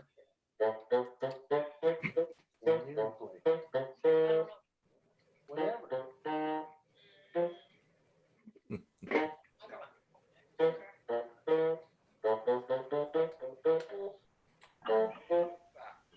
So yeah, if you guys have any grandkids or kids coming up and you don't want to pay for school, let them play this.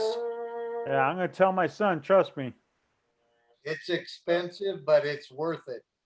I'm gonna have about 10 grand invested instead of 300 grand.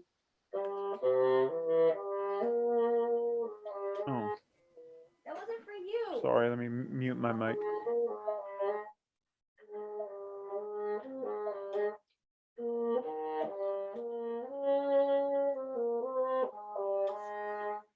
So you guys got a clue what it is.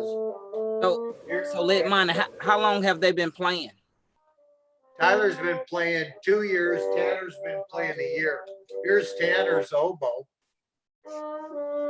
This thing's like a clarinet, but it's a double reed. See, that's the whole key, that part. The double reed. You think loading ammo's hard? Play this shit. Yeah, my world go round. my son played the clarinet. Yeah. They started early, so you know it's been a I looked into it when I got had children. I was like, holy Christ, I can't afford $1 million in school. So I went out and did a lot of research on how to get free college. Double reed instruments is real hard. That's pretty cool, man. I've been thinking about getting my son in some music lessons, but I was thinking piano, violin, something. Hey guys, Chico, have him play the bassoon. The bassoon? Well, because you make good money, you're decent, you can afford it. It's not cheap. I pay $110 a month to rent it. If you go and buy one, they're like 50 grand. That really? Oh yeah. Wow. When I was in high school back in the late 70s, early 80s. Guys, go play. Thanks, guys. Thanks, Tyler. And what'd you say his other name? Awesome job. That was awesome. Very cool. Yeah, that is cool. Yeah, but you can buy a used one for like 20 grand, 25 grand. Even a trumpet is $2,500 For a shitty one. Yeah, for a shitty one. I'm in the wrong business. If you want to play good, it's like, do you want to buy a Smith & Wesson 29-2 or do you want a 29-10, Now, piano, do you mean keyboard or bringing a piano in the house? No, I just gotta, they try to do, it's a keyboard thing, or I don't know what happened. Behind me, that thing? Yeah. Well, they play what it is, this thing.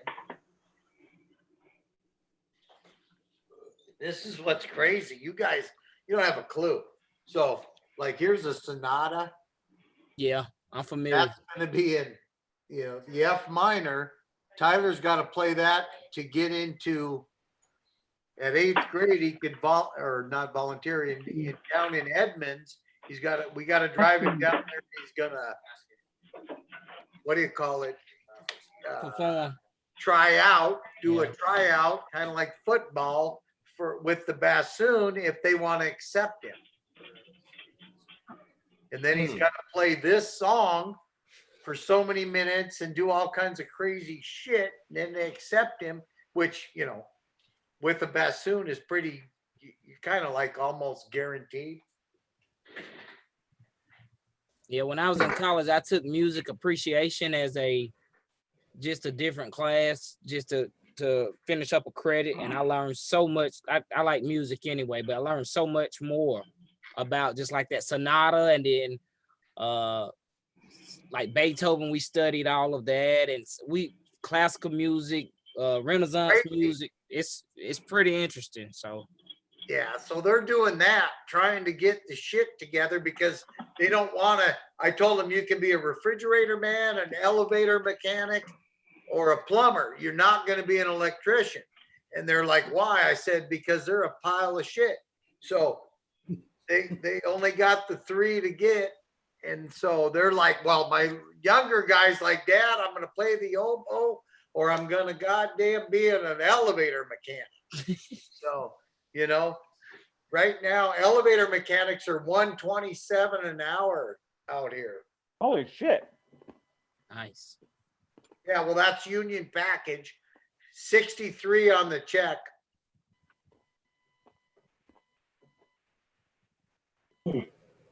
We got to make sure the escalator's going, don't we, Willie? Mm-hmm. For my handicap ass, you do. Exactly. Out here, it'd be 34 on the check. No Yep. way. Elevator mechanic? Oh, the elevator guys are probably like 40, 45. Oh, yeah, they're more. Mm-hmm. They're the I most. thought you meant HVAC guys. No, HVAC is how much? Service is 32 now. No way. Cheap metal. That's it? That's you got to remember, dude, a house around here, a damn nice house, is 250, 300,000. That's high though. My son did AC and it was only like 25. You know. Well, we make 55, but I only get 44. Sheet metal is a little bit higher, and then they give you shift differential, so it's 15%. That's crazy, yeah, but it's not, you know, it's a trade. You know, you're not gonna blow up their house. Right. I was trying to get my son into iron working, be an iron worker, but it fell through, unfortunately. You got to know trade. someone to know someone to get in, you know. Yeah, but iron worker Willie's not, you know, anybody can do that. You just oh no, my boy can do it. My boy, I trust my boys. Right, but why not be a, you know, low voltage? He does it. He did that too for HVAC. My son's done low voltage, HVAC. He does all that crap. But right now, 28 is starting here just to get in the door. So give him a little time. He'll get the big money. I'm happy for him. Oh, I know. But what I'm trying to say is it's just, there's so much work right now. Yeah, there is. But right now with this thing all shut down, that's why he's stressing out right now going, hey, how am I going to pay my mortgage? How am I going to do this? You know? But with this extra money they're going to get on top of unemployment, he'll be making good money. Shit. He doesn't need to cry. They want to send me to some shithole. I'm trying to see if they're going to give me anything since I'm on Social Security. I don't think I'm getting shit. But my wife said you are. she read something. Yeah, you are. You'll get the $1,200 stimulus check. Yep. I'm getting it too, and I've been on disability for quite a few years. Mm-hmm. I went on in 2002. Did you file a tax return last year? Absolutely. Well, you're good. Yeah, I told my father-in-law he doesn't file. I'm like, go freaking file a tax return so you can get this money. How do they determine 150,000? What do you mean? Well, I mean, after 150 grand, every 500 you make above that, they deduct. Yeah. Why wouldn't it be $500,000? $2 million. You think because you make a lot of money, you don't deserve it?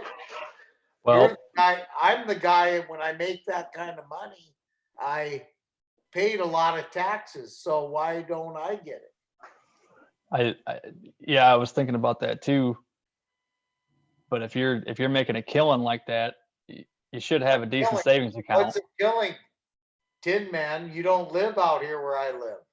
Yeah, but you gotta remember. Look at the right now. My wife was telling me, Billy and me pay the sports guys are saying, "I want money."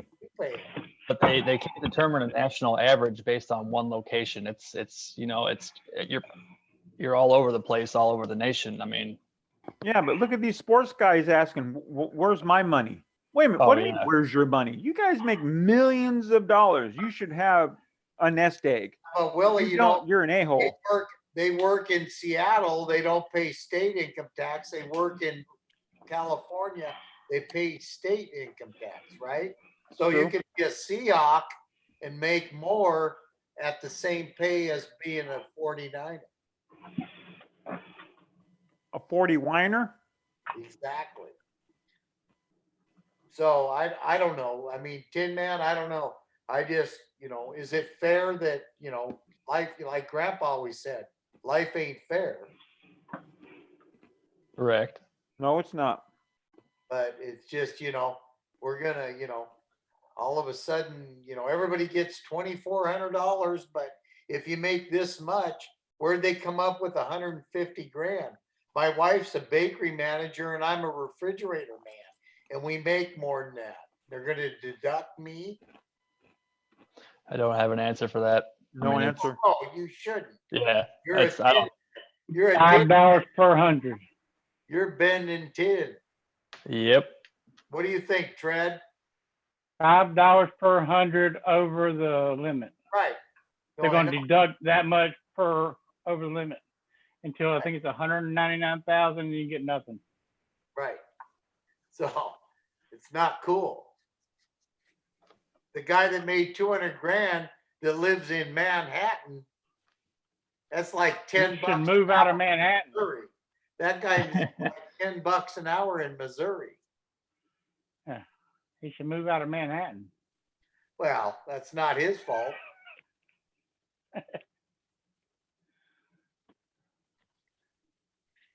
Yeah, it is. You think so? He can move. The government's going to say it's not our fault. No, I understand. Right. If I wasn't married, I would not be in California. Hell no, would I be in California? Hey, Uncle Jim, can you take a picture with your Chromebook camera? I never try. Have I tried it? Yeah, I think I tried it when I first got it. Yeah. Did you have to put an app in? No, you should be able to go to your camera, and you can even just, I think, just search. You just put right camera on, and it'll pop up. Are you using it right now, though? No, I'm using my phone for this. Oh. That's why I wanted to use the Chromebook to take a picture of something to show Tin Man. The problem is though, the camera's only facing this way. It's not on the other side like a iPad. Right. So if you're able to get what your camera is seeing up on your computer screen, the button on your keyboard. Take a screenshot. Yeah, the button on your keyboard that says print screen, PRT-SC, hit that. And then that basically puts it on your clipboard, so you can go into your Messenger or whatever, and then paste it, kind of like you're pasting text, and it should work. Yeah, I don't use it as camera because it only has a camera facing this way. So how the hell are you going to see something when you're taking a picture? You know? Spin your laptop around. Yeah, why didn't they put one on the other side? Yeah. There we go. Get her. Found it. Attaboy. On the little search when you hit for your apps and everything, you got your little Google search. I just typed in camera and pulled it up that way. There you go. Is this YouTube or is this on? So you can't show a gun.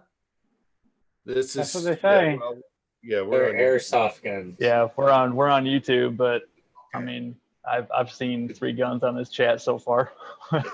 airsoft. They were airsoft guns. Those are all airsoft I don't guns. have no airsoft. That's an airsoft right there. But I make reloading and casting videos too, so Cool. Right I don't there. want to get Tin Man in trouble.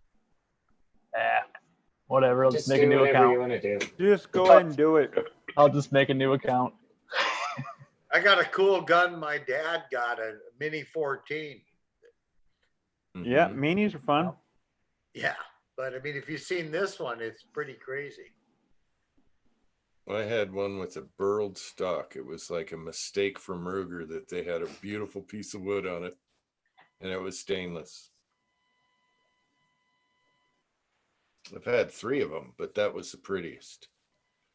MCK.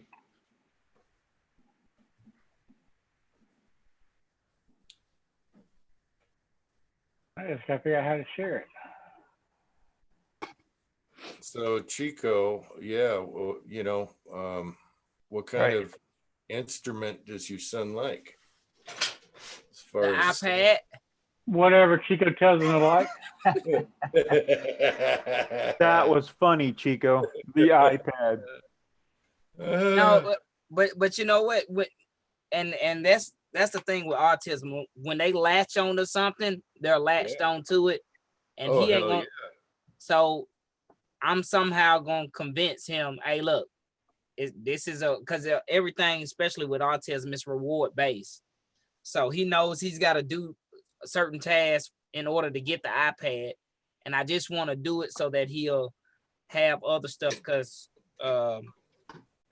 You know, it's good for them to have variety. Like I said, he may like it. Oh, I've seen some kids with autism. They're just like Mozart, you know. Yeah. There was a kid who had autism and he was blind and he went on that singing show and he belted it out. It was amazing what came out of his mouth. Just blew my mind. Yeah, whenever they latch on to something, and it's sort of like me being a mechanic or whatever, and kind of I don't want to say build hot rods, but mess around with cars. I've swapped motors and different stuff like that. When I latch on to something like reloading, like when I started in the reloading, I went like full fledged and I'm like in it. But same thing with him, man, because he can work these damn electronics better than some adults. So my 18-month-old grandson gets your damn cell phone and flip through stuff and find all kinds of crap. I'm like, how in the hell did you do that? He's adding people to live streams. We're doing live videos and he's adding people in. I'm like, you're 18 months old. How in the hell do you know how to do it? I know he's just pushing buttons, but it's amazing what these kids can do. You know what's crazy, Willie? They can do the electronics, but they're clueless. My kids are clueless. I sit there and argue with them. I mean, try to teach them to cook. I'm like, Jesus Christ, you got to learn to cook. You got to. You know how you do that? I can tell you right now, sir. Don't feed them. No, Don't feed them. They're good. They know how to cook all the shit. But it's like tonight we made halibut and chips and it's crazy. I just French fries and halibut. Earliest I can remember, I had a wrench in my hand from my dad. No, and I my know. mom a spatula. My mom made me hella fat, and my dad taught me a skill. Right. We flipped their bikes over and they put them on the seat and handlebars. Just wait until they start stealing mini bikes and selling mini bike chop shop. Tear the damn thing apart. But here's one. This is the cool one. This one. That's a heavy barreled one. Yeah, heavy barrel. 14. Nice. I like the stock on it. Got the big comb on the back. I redid it all. It's got the thick threaded barrel. With the got a big brake on it. Blast converter or whatever. That stock is awesome. Yeah, I've always liked minis. It's going to be really badass with a dead air on the end. What? It's the 30 mini 30. No, mini 14. Oh, it's a 14. Yep. Yeah, but the can's gonna be loud because of you're going sonic out there anyway. Right. That was Sonic for you, Jim. You know, the barrel was threaded. That was what was cool. My dad ordered it. Oh, that is cool. It's so. Amen. I wish my dad had guns. What's Check out that, the Fred? sports channel. Get the action too. Check out what? Sports channel.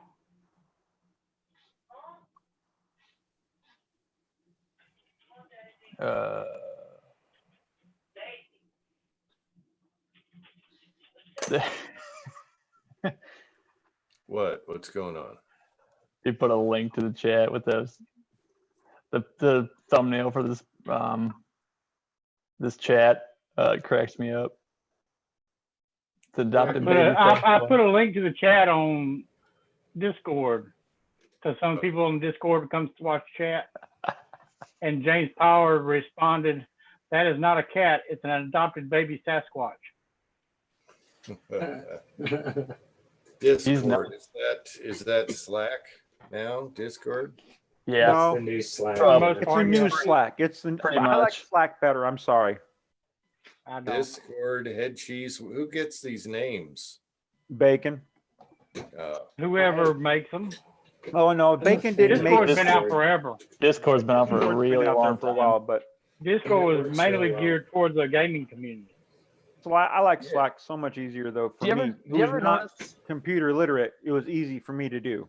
On Discord, there's always people that I've never heard of that it shows you they're online, and it'll tell you like, oh, this guy's playing Rainbow Six Siege and stuff like that.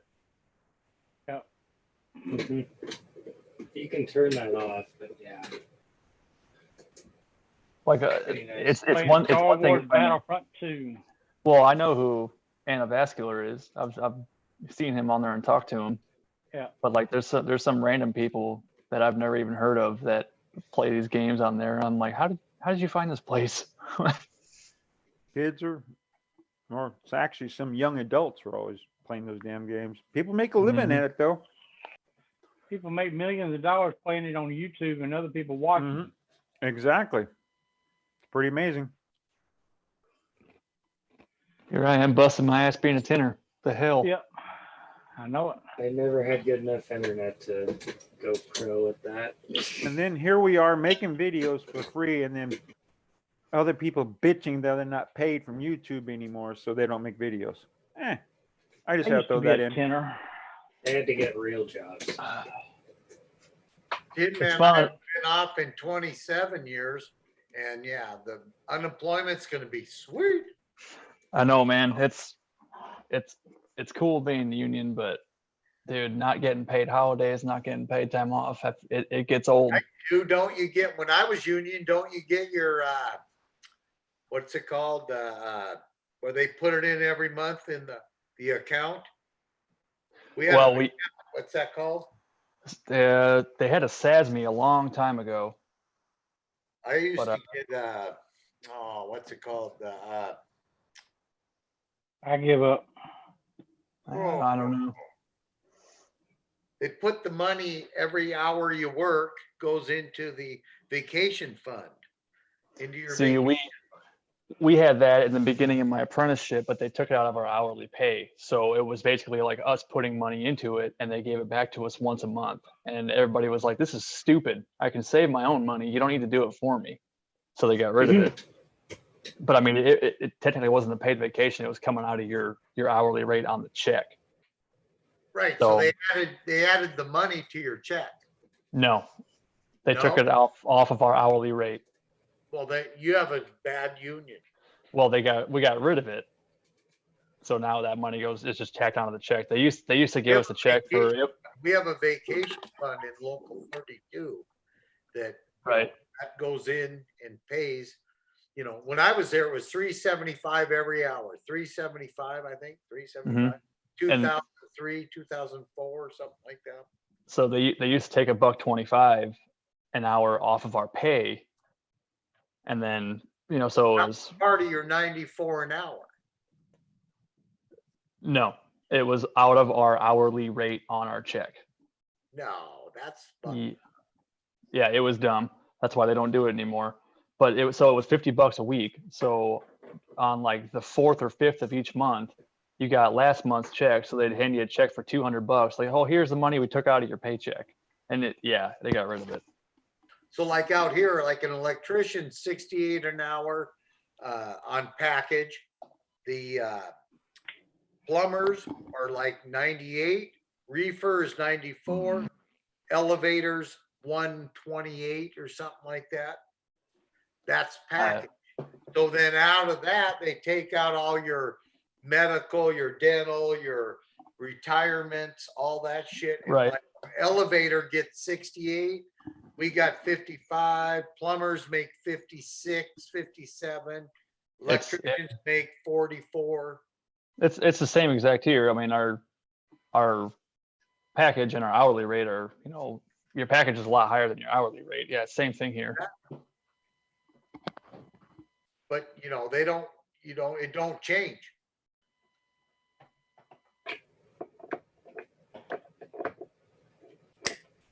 How about those Braves?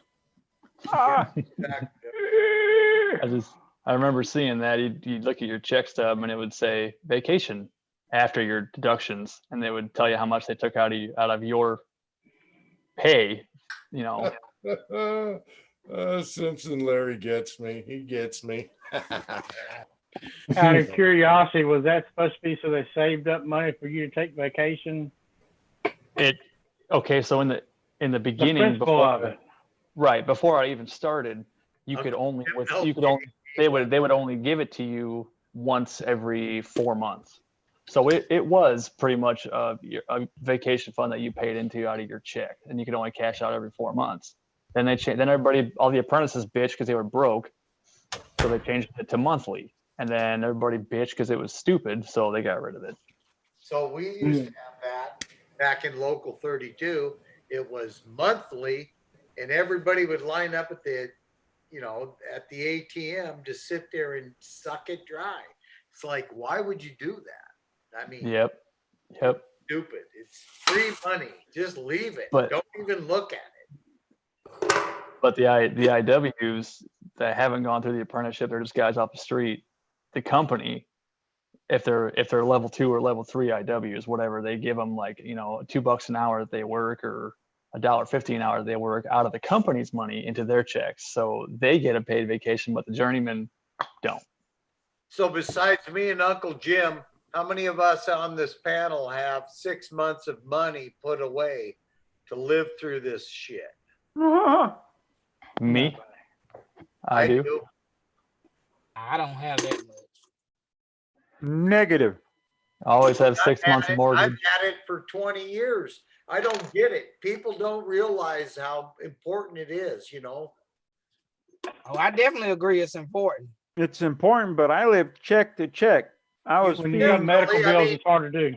You know what's funny? When I was a kid, I was in like, I was in bad people. I did a lot of shit. I used to do a lot of drugs and alcohol, and I sold hash for $5 a gram. People used to give me a silver dime and quarters and all this stuff, right? But I would exchange it for money, and it was just crazy. People didn't have a clue. I miss hash. I miss hash. Hashish. I miss hashish.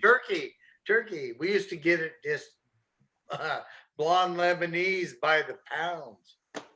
I miss hash. Souls of hash. Yeah. I used to sell hash, so $105 an ounce. You remember Tie Stick? Oh yeah. Oh, Uncle Jim. Remember Tie that stick. shit all tied up? And if it had too much goddamn fishing line on it, it's fucking fake. That's the shit I used to like. It was Oh yeah. Tie sticks. Oh, Lord. And once in a while you get elephant stick if your parents knew somebody. But you know what? Now the shit they have out now trumps that crap. That was ragweed what we were smoking. I took a hit off one of my son's pin. because I was in bad pain. I took a hit off one of his pins. I swear to God, I'd never touch weed again because it went up my. I thought I was on acid again. I was so bad. It was up my back, up my shoulder, in my hair. I was like, what the freaking 98% THC. Like, At your That's age, some serious shit, Willie. oh man, he's like, he can drive on it. He drives on it, no problem. I can smoke this crap. It ain't nothing. I'm just indica. like, You can't be doing the indica. You got to do sativa. man, Or a I was hybrid. The hell are you guys talking about? weed, baby, weed. I got it. Mother Earth. There's a video. Willie stoned out of his gourd. Was there? Oh yeah, I should do that. I was flying. I was in my wife's car looking at my wife and going, I was about to say, take me to the hospital. I don't feel, I need detox. I was just like, damn. They want to keep 78 degrees year round. So I've built a lot of them. The grow rooms are incredible. This house was a grow room. The money they pay you is so cool. It's all cash. It's sweet. I got to do a video of my garage, the holes in the garage where they built up walls and everything, making a grow room in the garage. The neighbors all around here kept calling my landlord, it smells like weed from that house. They never opened the garage door. Oh man, they had the whole garage wired. That's awesome. I can't touch Well, that it's stuff. Tin Man would know. It's all, it's the ductwork, everything's perfect. It's I all will bring, I buy a pin, Jim, and bring it to you. I paid $3 grand for ductwork.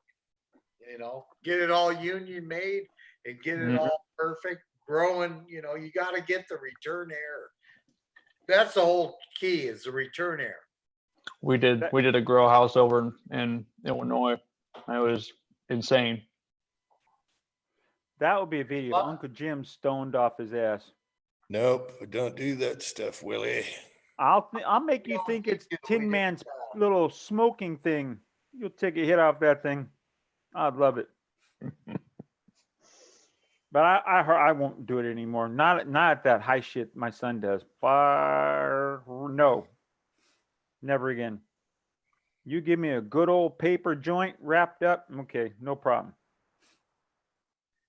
It's for my eyes, my glaucoma. They sell them at the shop. It's for my glaucoma. I think you have a more valid excuse to get your card there, Willie. Oh, just because I have a leg and back destroyed? One leg in the back. No big deal. Pussy. You can't walk with 1.5 legs, you're a puss. If you get a card, Willie, it's right there on the form. No more guns. Yeah, that's true. Yeah. It's all right. I'm not buying it anyways. I don't need the card.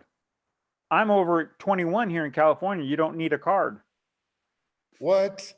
As long as you're over 21 in California, it's legal, baby. You can walk in and buy recreational. Uncle Jim, Seattle's the same way. It's like the I liquor know, store. they passed the law before I left. Like the liquor store. If you're California, and those are never closed. The government's not closing that down because they want that tax money. They tried to close down in Edmonds, Washington. They tried to close the gun store, and I don't remember what happened. I heard they're getting a lawsuit because they're trying to cut. They opened back gun stores. The mayor of Edmonds tried to close the gun stores. Yeah, that's what it was. Because there's the rash of people going and buying all the guns.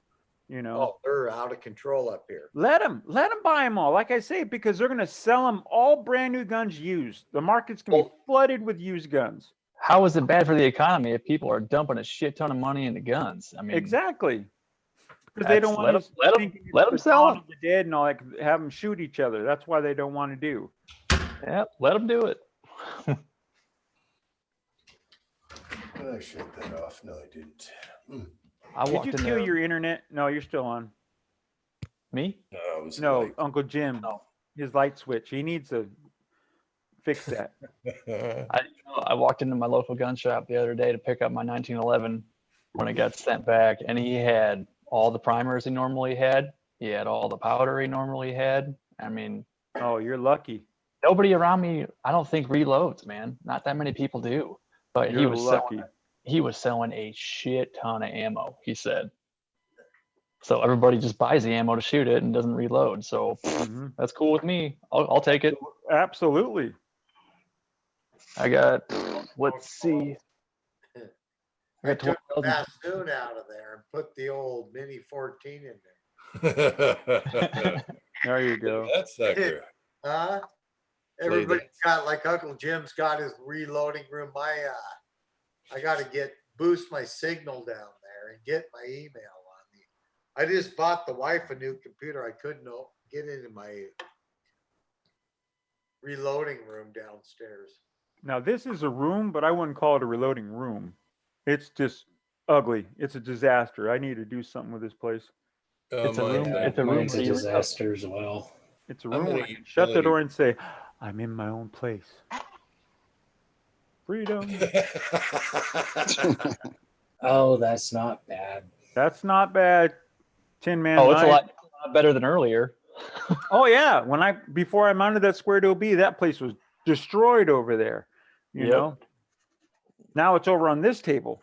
I'm like, son, I got to figure out something. Dude, building these bullet feeders says I have to dig so much shit out to get it done, and it's all over the bench. I understand. Jim was busting my balls in that last video. Jim was busting my balls. He's like, "Yep, you're almost there. Almost 100% of your bench is covered in shit." You know what's crazy, man, is like I have a big house. I have a lot of room. I got a yard. What are these people doing that are in apartments in New York? You know, fuck. Can you imagine me locked down? Hey, my wife and me might be moving to a 2-bedroom apartment soon. Jim, your house is big. You got room. That means I lose this reloading room. I'll be going back to a small little table reloading off of. No, I just mean by this lockdown. Oh, no, I got you 100%. The virus. I mean, it's crazy. I got a big old house. We've been pressure washing. My kids, a 12-year-old and 14-year-old, they are the pressure washing gurus. They know how to manhandle a pressure washer. They know how to plug it in, how to work it, how to hook it up. You know, it's funny. They hate it. They hate it so fucking bad. Yeah, but you're teaching them a skill later on in life. No, I know, but they think it's punishment. Torture, your punishment. All my friends are on Xbox right now. I can't spend 8 hours pressure washing the fucking deck. No, the best one was, well, my friend has a PlayStation 2. Why can't we have that? Well, I can't afford that right now. Well, I'll look for him to get it here. Eyes when I went downstairs and told them, get your ass upstairs right now. You're going to play your instruments for the gun guys. And they went, fuck. They, that ruined their whole life. Yeah, they had to tell their friends online. I'll be right back, guys. Yeah. Chico said, I got to go play now. It was funny, though. They love it. They know you guys. It's funny. I show them Uncle Jim, all you guys. They know you guys. That's cool. Yeah, it's funny. We're warping their little minds. Warping their little minds. No, they can't wait for the suppressors. Oh, I bet. I didn't order suppressors before they were born. I'm like, fuck, I wish I'd have known. No, I'm telling you. Well, I knew about them because I used them, but I wanted one. I've always wanted one, but they've never been legal here. Lead mine is so does your boys enjoy shooting? Oh, they live for shooting. Now, do you have them reload with you? Yeah. That's good. Teach them that skill. We just separated all the 9mm brass. They hate it. Why would we do that? Let's just make it. I said, let's see how many we get. We go out and go to the police range and we pick it all up. So we get 5-gallon buckets of the shit. Damn, our police ranges won't even let us get near their brass. Well, I the have a friend Indian who volunteers for Folsom Police Department, and they gave him one small box one time because they recycle it all for the money. And I'm like, I want it all because it's all single shot brass. It's all brand new brass. Once fired. once fired, they do not. They do not reload. It's all brand new. They only get 60 grand a year to buy ammo. Shit, you can make probably a killing sorting it and selling it on eBay. Yeah, my local, where I work for my local government, the range is like I just literally sent it to Uncle Jim. less than a mile from our shop. And I talked to one of the guys, the range master over there. He was getting his car worked on. I said, hey man, what do y'all do with all the brass? And he says, whoever we buy the ammo from, they give it to them and they get something off. Where I work, they buy it from Cabela's. Because they built the building on tribal land. So they get a good price. Oh, the Cabela's up there. Yeah, I remember when they opened that one.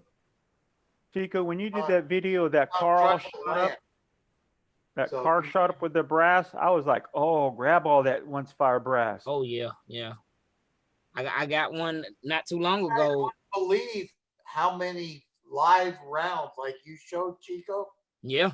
I get thousands of because the gun jams, they just rack it. If it falls on the ground, they don't just yak it they out. didn't pay for it. You need my address? Huh.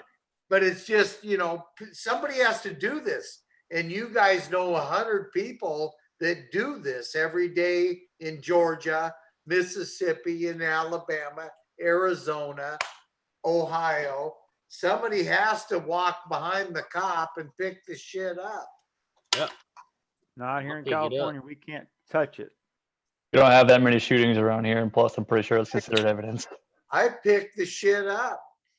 Hell, that guy got shot on the freeway, and I was telling my wife I want to pick up the brass because you guys are giving me shit. I got 5,000 rounds of 223 because their guns jam. They think everybody's going to attack them with a 223. I talked to them and I said, hey, what do you think of this 44 Magnum? They look at the barrel and go, oh, that would suck. I said, yeah, your little 223. Yeah, that little 223 goes in your shoulder and goes out your right foot, though. I know, but I'm just, It can be deadly.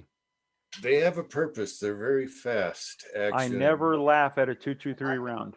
I know. But it's just, they have no clue. They shoot and shoot and shoot. It's just. Hey, at least your department shoots. A lot of them, like I said, that my friend works for Folsom, and they don't shoot a lot because they have a very low amount of ammunition allotted to them. Is it Everett PD or Snohomish County Sheriff's? Tulalip. 223 Chico? Yeah, I don't know what I picked that up from the range, but it looks either like the coppers came off of it, or it's a frangible round. Yeah, that looks right. What caliber is that? It's 223. Let me Is it see. a Molly? It looks Is that a huge. Molly bullet? Yeah, that looks Molly. Well, That could be a looks just like my. It could be a frangible round. Could be a frangible. Yeah, that's what I think. It's a frangible. That looks like the Molly coating on it, though. The color. Because I've got frangible 9mm, and it looks similar. Like the copper washes came off. I didn't know they made frangible in 223. Oh yeah. Oh yeah. And they charge like $40 a box for it too. Oh, do they really? Yeah, this frangible 9mm. I bought 1,000 of these because I was gonna do some steel shooting at the range. And this range where I got this from, I tried to shoot my AR pistol, and the guy was like, "You can shoot it if you buy our frangible ammo." I was like, "How much is it?" $35 a box of 20. I was like, "You can keep that shit, but I'll be back." I'll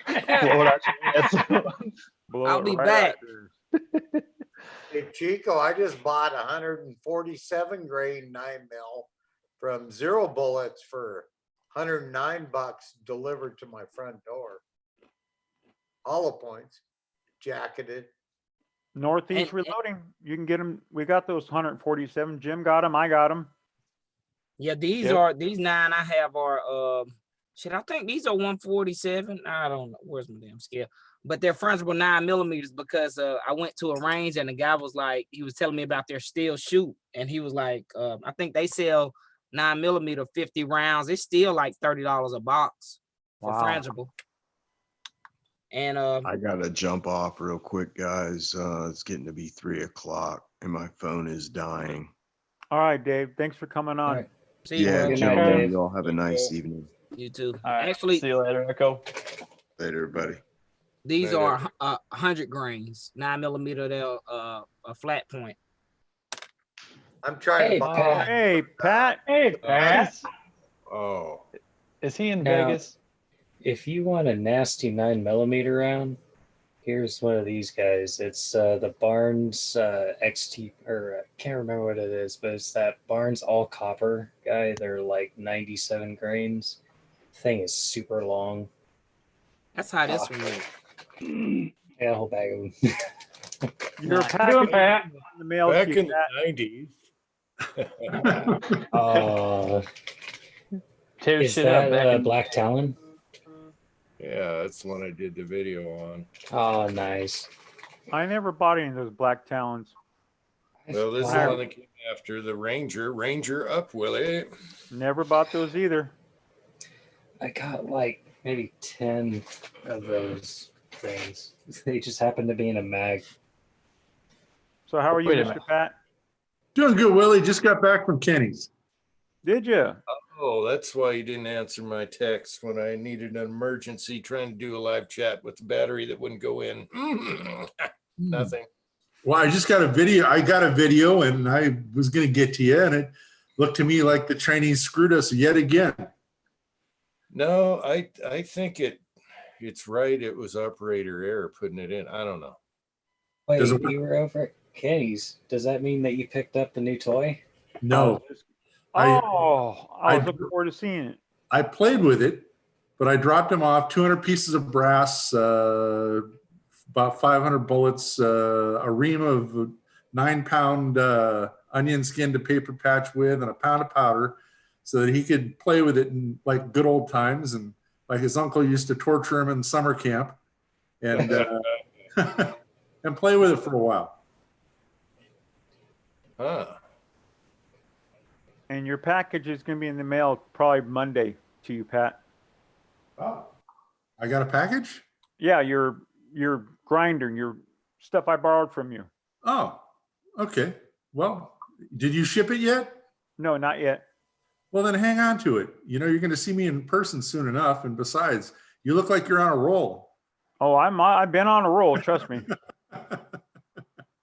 All right, then I'll hold it tight to you then. It's no rush right now, Willie. So if you've got a couple more to do, then please be my guest. All right. Well, after this plastic one breaks, I'm sure I'll have an aluminum one to do. So. The boy just wouldn't listen. And it's gone quiet. Crickets. How's everybody else doing? I mean, I'm sorry I'm late, guys. I just got off the freeway. No, it's fine, Pat. It's all good, man. Now, how was Vegas? I heard Vegas is pretty empty. Oh, it's crazy. It's like one of those sci-fi movies. It's really, yeah. We didn't drive down Las Vegas Boulevard or anything because word out is that the police are sitting on the steps on all the casinos just to make sure you don't get any ideas. Mm-hmm. But no, from the freeway, all the hotel lights are off. Wow. You know, so there's nobody staying in any of the rooms. All the casinos are closed. A couple of them are still leaving the outside lights on, but for the most part, it's just shut down. The mob bosses are losing millions of dollars. Well, yep. No, they already had it put away. Oh, I'm sure they did, but they still want that chunk of change every single day. Well, I'm getting paid. I work for a casino and they've paid me 3 weeks and then they're going to put me on furlough. So then tomorrow I got to go in and make sure everything's working. And then a week from tomorrow, I go in another 8 hours. So I've already worked 40 hours of, they're going to give me time off sick leave later. And then I'm furloughed and I cannot answer the phone. I cannot do anything, no email, no phone, no nothing. I go on unemployment and I don't know how long that'll last. They say 39 weeks is what they'll pay. I'm hoping 39 weeks of about 1,400 a week. Wouldn't that be sweet? That's what I'm saying. Lay me off. Exactly. Tin Man knows. Lay me Oh, yeah. off. That's Yep. It's not laid off. It's called furloughed. Yeah, but I want to be added on that extra $500 a month too. That'd be great. But I know I ain't getting it. It's all cool. I'm good with it. I get paid for sitting on my ass anyways. That's weekly. I know. That's I know. crazy. 1,500 a week. Yeah, but I made more than that, Tin Man, working. I hear you. Me too. But sitting on your But butt, just still, chilling, it's having better that than what check they rolling give us- every month is mighty nice. Still better than what they gave us before. I just want my $1,200 so I can buy a lever action 357. That's all I want. Your wife's letting you keep the whole thing? No, she gets 12. I He get gets 12. 1,200 too. Oh, is it 12 a person? I thought it was 12 for married couple. It's No, 12, 24 for a per married couple. person or 24. Yeah. Except for I got to give her 100 out of mine for shoes because they spent the Cabela bucks. Willie, do you have a dependent under 18? Shoo. I wish I Okay. did. That's $500. Me too. My Name your young dog. turning 22. We're going to put ours into the 6-month fund. You can't, you got to have it. I do. I have guys at work that don't even have a clue what that means. I understand what you're saying, but my wife worked, but I was the main money maker. And after I got hurt, it was done deal. You got to put money in the bank. That's if you have it to put in the bank. Well, Got to have it to put it in the bank.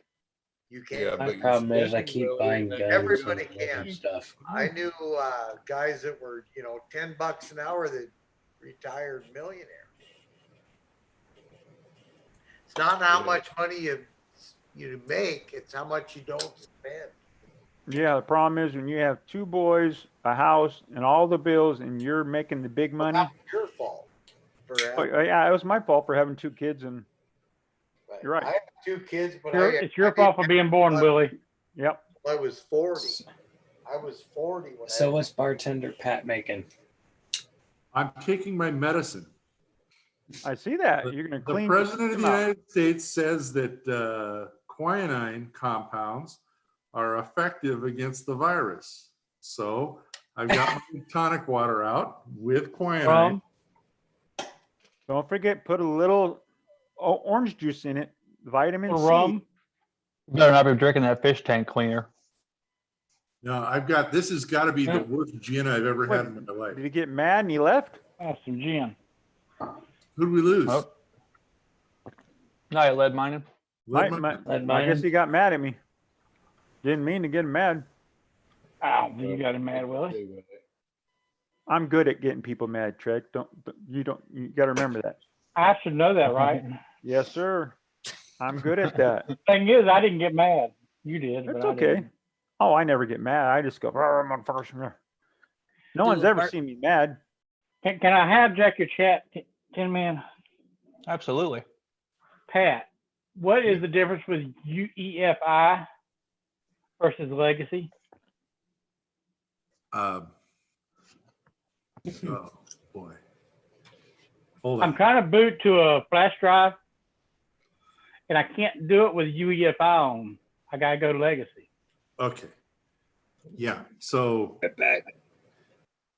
easiest way to explain it is back in the legacy days, there was the operating system fired off from a little spot on the hard drive. The BIOS booted and it went to a spot on the hard drive, and then the operating system started and everything was peachy. That's called legacy boot. UEFI is like a small little operating system that's on a partition in the drive. So when you turn something on, it boots off the UEFI partition, and then that hands it over to Windows. So that if you jack up Windows or something ugly happens in Windows, it can't get to the hardware on your motherboard as easy. That was their bright idea. The other bright idea was that other operating system vendors like Linux would have a harder time running on new hardware. It's like a small little operating system that's on. Yeah. So I never tried to throw a UEFI partition onto a flash drive. I'm pretty sure it can be done, but there's no point in doing it, really. Might as well just run it legacy. Secure legacy, secure boot off, and boot it off the thumb drive.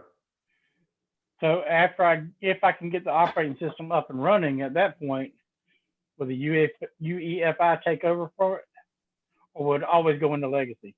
Well, let's back up. So are you trying to install Windows 10?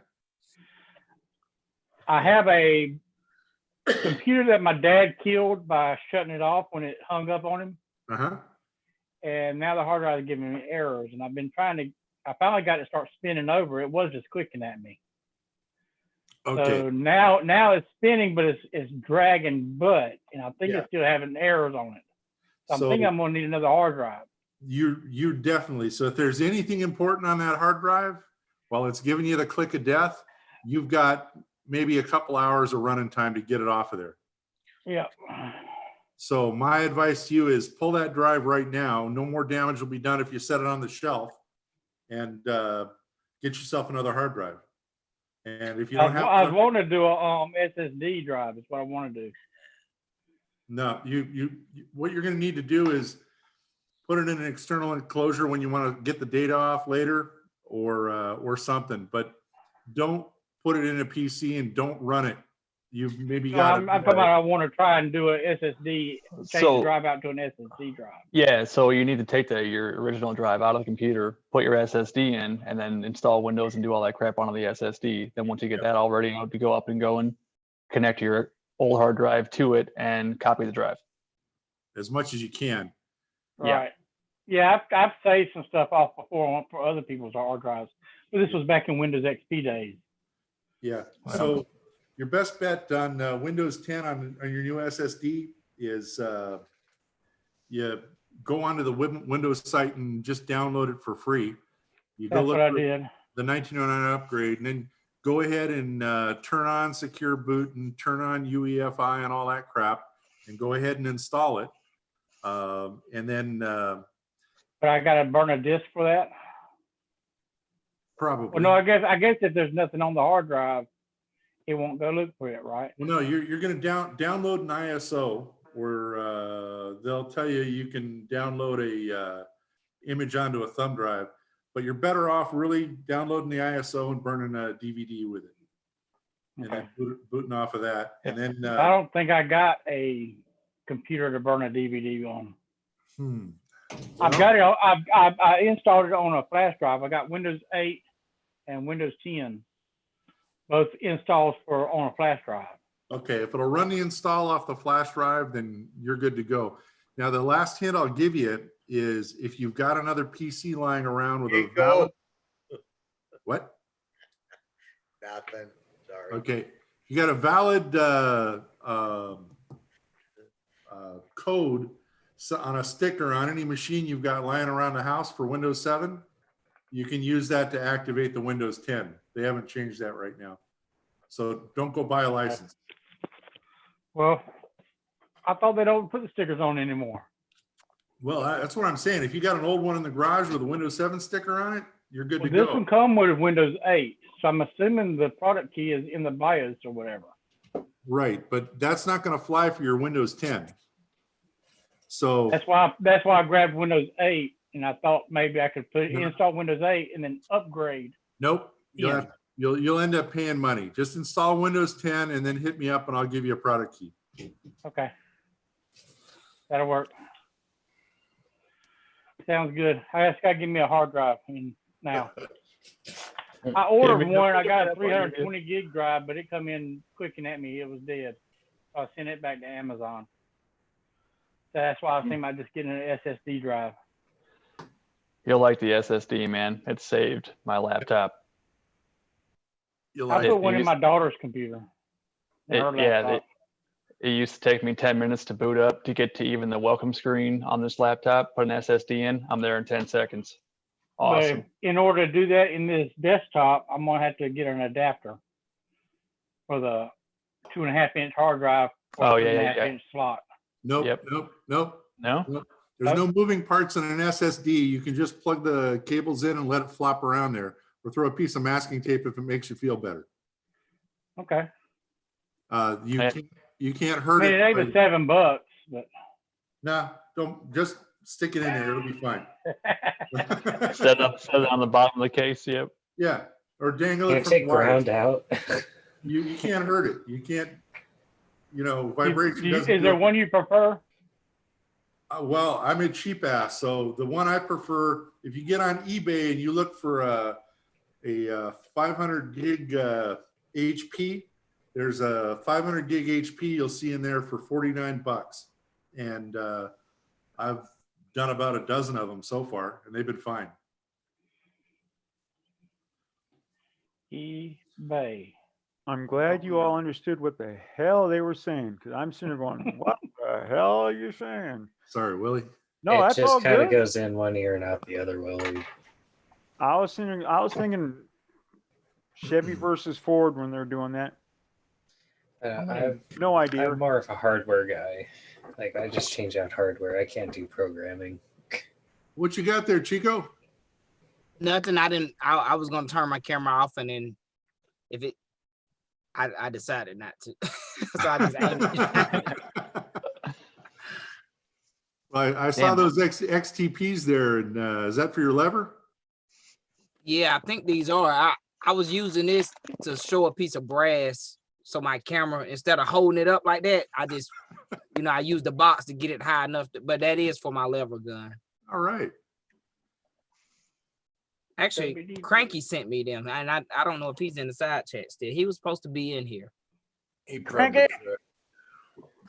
Saying he's never received a link. My dang tablet. went Pinocchio. off. Pinocchio. I've been ignoring the side chat. Dang. I've been kind of glancing over. Well, it's 2:30. I think I'm going to end the YouTube stream, but I'll keep the meeting going so we can all still sit and bullshit. But I'm getting ready to go to bed soon, so I'm going to pass it off to somebody else. I gotta go to bed too. Wow. All right, side chat. Sorry, side chat. Thanks, side chat. Sorry, I wasn't able to see you guys. My phone died on me. I couldn't see the side chat. Yeah, it's been awesome. Yeah. Larry, Mig, Chris 338, Floyd Hicks, all you guys, Jag 1. Thanks for coming by. Absolutely. See you everybody later. Oh, I'm totally bummed. I thought I was going to get 500 free bullets from this damn Hornady dies. I only get 100. Damn it. Yeah, for that you only get 100. Bastards. You got to buy press